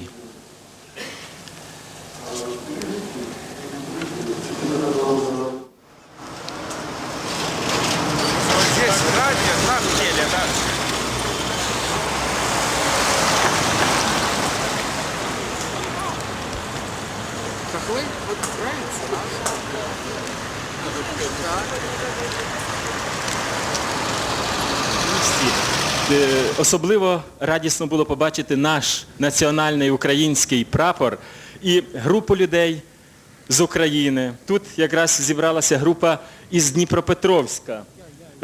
Ви з Дніпропетровська. Будьте ласкаві. Коли ви прибули сюди, до Вильнюса? Буду по-русски говорить, чтобы... Пожалуйста, пожалуйста. В Вильнюс я приехал в пятницу утром с Симферополя-Рига 259 поезд. И у 2 часа ночи уже нам сообщили по селектору начальник поезда, что поезд идет только до Лиды, дальше не идет, по-видимому, в Лиде, то есть до Лиды. В Вильнюсе стреляют. Я думаю, как же так? Весь вагон, поезд сполошился. И, откровенно говоря, до Лиды доехали, дальше поезд стал, не пошел.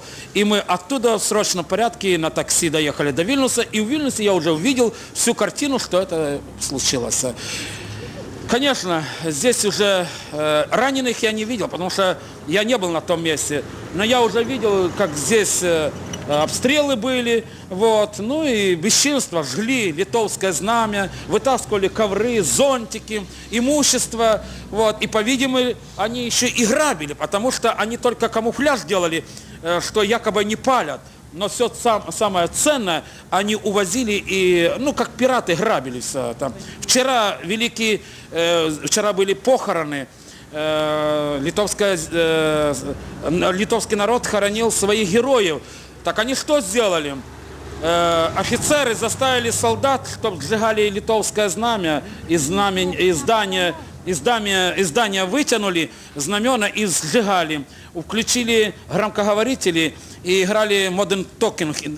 Офицеры танцевали и пели. Я говорил, как же так? Я говорю, лейтенант, что ты делаешь? Опомнись, ты же ведь славянин, русский. Це в день національного трауру цілого народу. Час дня.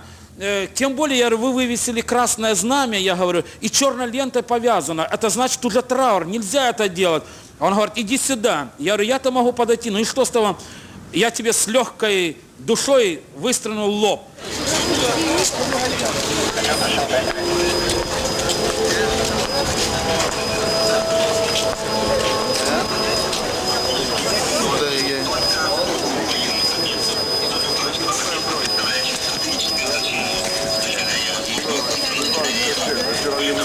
Та ми 2 дні. Третій. Так, вітаємо земляків із нашим прапором. У мене білетом було. Я прошу, Звідки ви приїхали? Місто Суми, Тарасенко. Шабаль. А ще з яких міст тут є? Ви бачили? Львів є, Київ є. Львів є, Київ. Місцеві українці. Де ви бачили? І наскільки ви приїхали? Ну я сьогодні поїду, завтра міськрада буде, так? Потім вирішимо одне питання. Ну як треба, приїдемо ще. Як треба. Ну я залишаюсь. Діло в тому, що в Сумах, самі знаєте, там людей...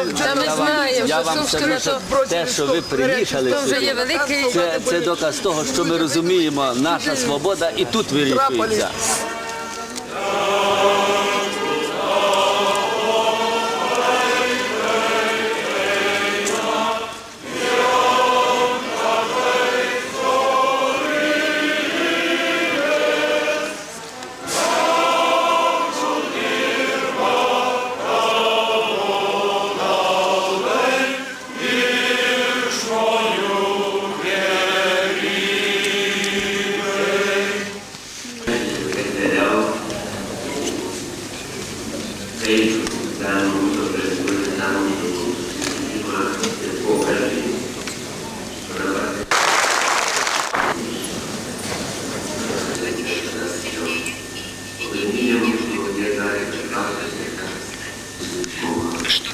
Свидетельство, что там происходило сражение, применение оружия. Кстати, там было бы это очень опасно. Мы знаем, что Западная Украина выдвинулась вперед на пути к демократии, к представительной власти, к уважению прав человека и наций. я желаю всей Украине подтянуться. Мы возвращались в свое натуральное, нам принадлежащее место в европейской цивилизации. Мы принадлежали к ней, мы были силой оторваны. И мы мирно вернули себе свободу, мирно, ни одного раза не выстрелив. Так как наше руководство тогдашнее очень хорошо понимало, что первый выстрел врага будет первый выстрел в независимость. И этого выстрела не прозвучало. Мы защищались, но мы никого не убивали, ни на кого не нападали. Поэтому эти трагические, страшные события, они имеют эту составляющую, которая и привела нас к независимости, повела дальше в сторону Европы. Это героическая составляющая, которая сплотила людей. Они поняли, что они могут рассчитывать только на самих себя и только на то, что мы должны вернуться в Европу. И хочу просто поблагодарить поддержке Украины в те дни январских событий в Вильнюсе, как мы видели и в записях, что простые украинцы были у стен парламента, приезжали, чтобы выразить солидарность с литовским народом. Как мы знаем, были 3 депутата Верховной Рады Украины, а также была группа, может быть, этот факт не всем известен, но была группа добровольцев, внутри парламента, добровольцев с Украины, которые вели службу внутри парламента, совершенно безоружные люди, которые приехали по своей воле, молодые студенты из Украины, из разных городов, чтобы поддержать нашу независимость. Я могу некоторые фамилии назвать. Якщо є можливість, будь ласка, да, такие как показать их можем. Сарвас Михаил Григорьевич. Эта фотография сделана внутри Верховного Совета. Я із Сарвасом Михайлом недавно зустрічався. Я прошу показати крупним планом Михайла. Молодой человек, тогда молодой. Ростислав Одищак, также Евгений Дикий, Евгений Николенко, Вадим Прядко, Ростислав Михеенко, Александр Снежко, Микола Полищук, и еще было несколько. И важно отметить, что эта группа добровольцев были единственные иностранцы, которые вместе с литовцами защищали наш парламент. Tai Ukrainos liaudės deputatai Jaroslavas Kenteris ir Vadimas Boiko. Я 19-го уже получасовую программу, получасовой сюжет о событиях в Вильнюсе 11-13 числа и своих видеоматериалов, и тех, которые я привез от вас, которые я заполучил, показал на львовском телевидении, и этот видеосюжет смотрела вся Западная Украина.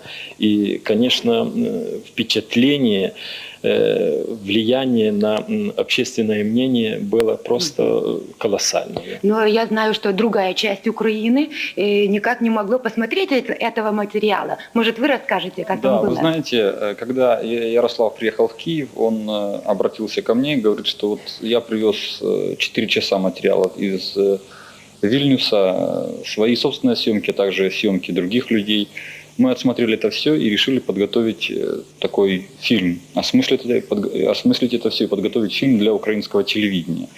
И вот когда мы его подготовили, этот фильм, нам было сказано, что запрещено этот фильм показывать по украинскому телевидению ввиду нецелесообразности. И знаете, причем, когда мы готовили этот фильм, когда мы просматривали в аппаратное этот фильм у себя на телевидении, как-то так случилось, что ни времени в аппаратное не было. Люди, наши сотрудники телевидения, они шли на все. Скажем, там какая-то редакция просматривает материал. Мы говорим, что вы знаете, у нас 4 часа нужно просмотреть, завтра у нас монтаж. Они говорят, хорошо, садитесь, смотрите, мы в другое время будем монтировать свою передачу. Все помогали. Да, то есть Когда уже материал был готов, он был не очень хорошего качества, потому что часть съемок – это камеры ВХС литовских операторов, там, норвежского телевидения. И там есть такие кадры, которые, в общем-то, никогда бы в эфир в нормальной ситуации не прошли. У нас очень строгая ОТК. И вот когда женщина из ОТК села смотреть этот фильм, мы решили то ли как-то ее задобрить, то ли как-то что-то, сказать, отвлечь. Она никак не могла отвлечь. Она смотрела вот с открытым ртом на эти кадры.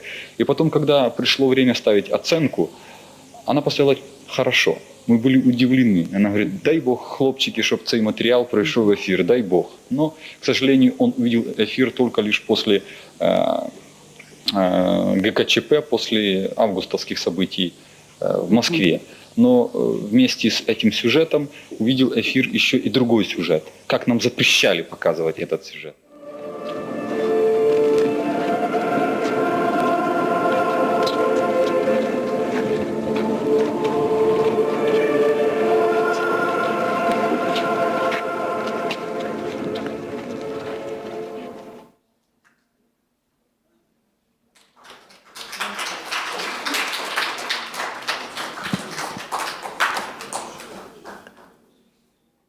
Ну, а сейчас я просто прошу, потому что я стал очень бояться говорить на русском.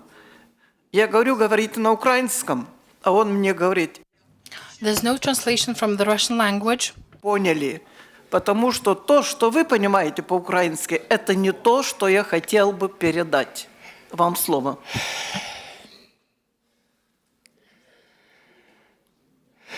Шановні друзі, шановні побратими, пройшло 35 років. The translation from the Ukrainian language is not available. Ці кадри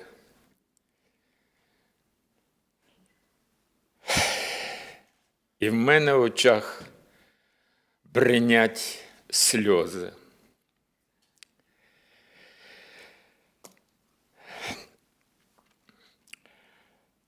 Знаєте, доля, судьба наших народів, українців і литовців, пов'язана еще у далекие глубокие времена. Мы всю эту историю знаем хорошо. И судьба Украины именно в этом государстве, Великом князівстві Литовському, була, як стверджують історики, саме щасливою.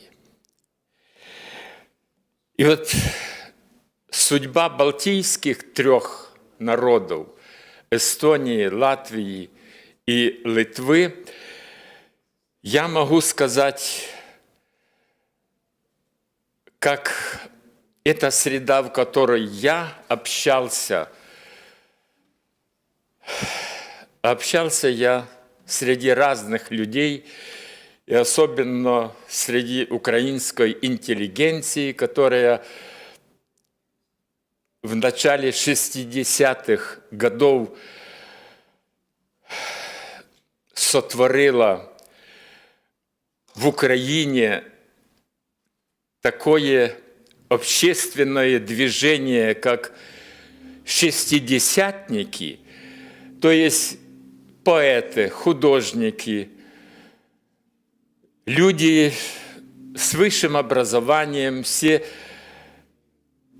начали думать о том, что пора, смотря какие движения, какие процессы происходят в тогдашнем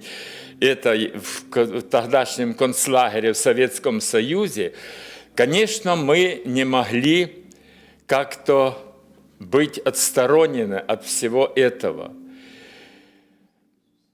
Мы видели, что происходит у трех балтийских государствах, небольших, но сильных и уникальных духом, своей волей, своей наполегливостью, уже забыл русское слово, слава Богу. И, конечно, что эта часть украинского общество начало поднимать людей, начало миллионы разных организовывать разных действий, чтобы как-то пробудить украинскую сознательность.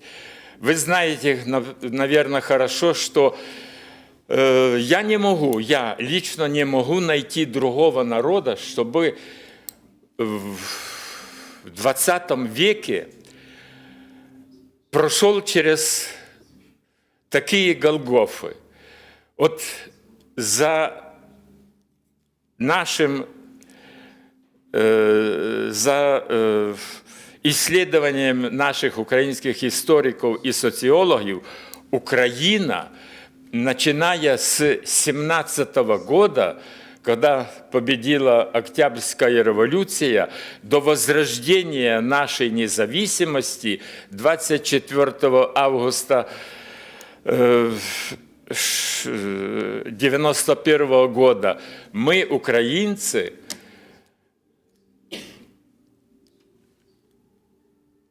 потеряли 35-40 миллионов человек. Советская власть, этот синдикат смерти, он через 3 голодомора, через великий террор, через войну, начатую Гитлером и Сталиным, где мы потеряли несколько миллионов человек, через вот это империю ГУЛАГ, Главное управление лагерей, где больше всех томились наши граждане Украины. Мы с вами, с балтийскими представителями трех балтийских государств, Литвы, Латвии и Эстонии, были вместе не только в каких-то радостных обстоятельствах, мы были вместе и на Соловках, мы были вместе и в Воркуте, и в Винте, и в Сандармохе, и в Кенгире. И еще можно тысячи и тысячи этих лагерей смерти называть, где душа в душу жили представители наших народов. Извините, что я затягиваю, я заканчиваю, я обещал, заканчиваю уже. И когда у вас уже, вы организовали 3 балтийские государства, цей Балтийский шлях, об'єднали Вильнюс, Ригу и Таллин, я тоже был на этом событии уникальном. И мы через полгода, вы провели в марте 89 года, в январе, 21 января 90 года мы аналогичную акцию сделали, объединив Ивано-Франковск, Львов и Киев. Мы шли за вами, мы вам аплодировали, мы восхищались вами и всегда как пример приводили, что, Боже, удивительный народ, и эстонцы, и латвийцы, и литовцы. Вот. Но почему мы, украинцы, хотя у нас был ответ на это, потому что было уничтожено все, что думало, что разговаривало по-украински, что думало по-украински, что делали конкретные вещи для того, чтобы Украина жила и чтобы Украина всегда как-то напоминала о себе. И поэтому мы тянулись как-то позаду. Но сейчас я думаю, что уже этот период прошел, и видите, уже у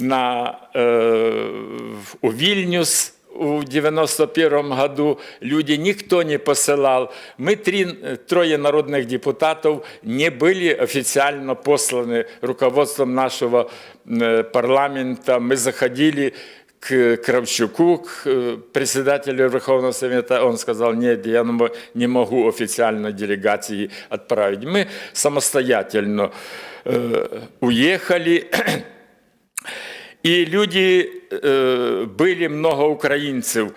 И поэтому я сегодня тоже здесь с вами и молю Бога вместе с вами. Думаю, что эта беда, не дай Бог, упадет Украина, несчастье будет для всей Европы.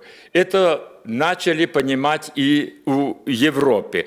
И я молюсь каждый день по несколько раз, чтобы эта треклятая Московия сгорела, как Содома и Гоморра библейная.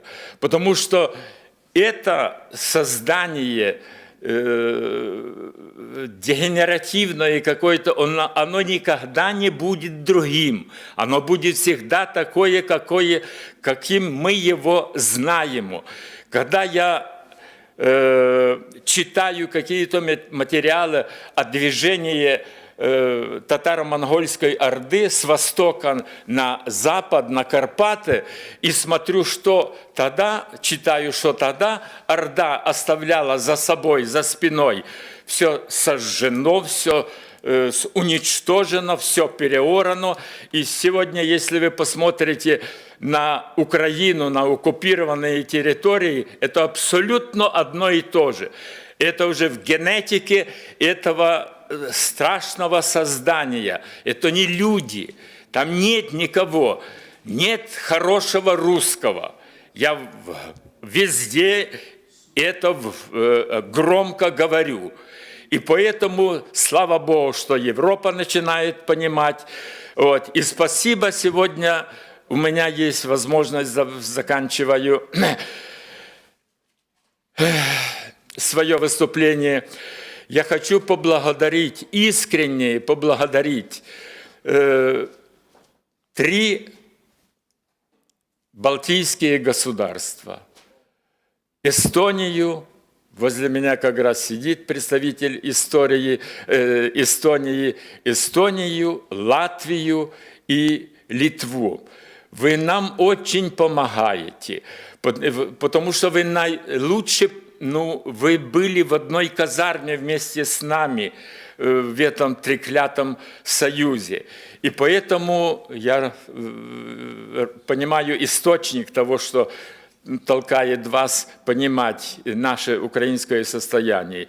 И мы сегодня делаем все и убежден в том, что победа, наша общая победа, все-таки недалеко уже. Спасибо вам большое. Спасибо.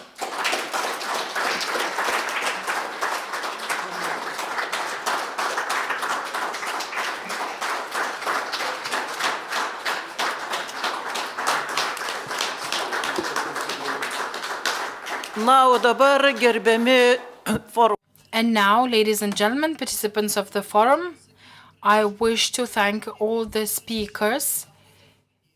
And the speakers received gifts. They're really extraordinary. If you haven't had the opportunity to see the gifts, this is a video picture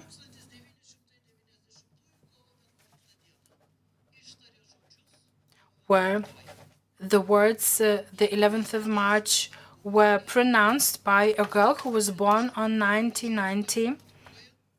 If you read the QR code, you will be able to hear her original voice. The gifts are not given free of charge. Since the Club of Signatories decided to publish a book on this forum, on the defense of Lithuania until 1993. So I ask all the speakers to send the extended versions of your presentations until the 1st of April. If we manage to publish this book, today's contribution is very important to our history. While this will be your payment for the gifts you received from us. And very important is that we've achieved very tangible results. And I wish to thank you all. Thank you.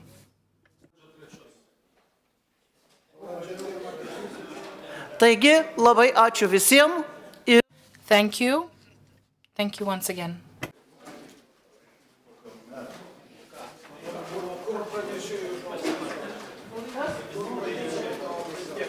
Jūs gavote anksčiau.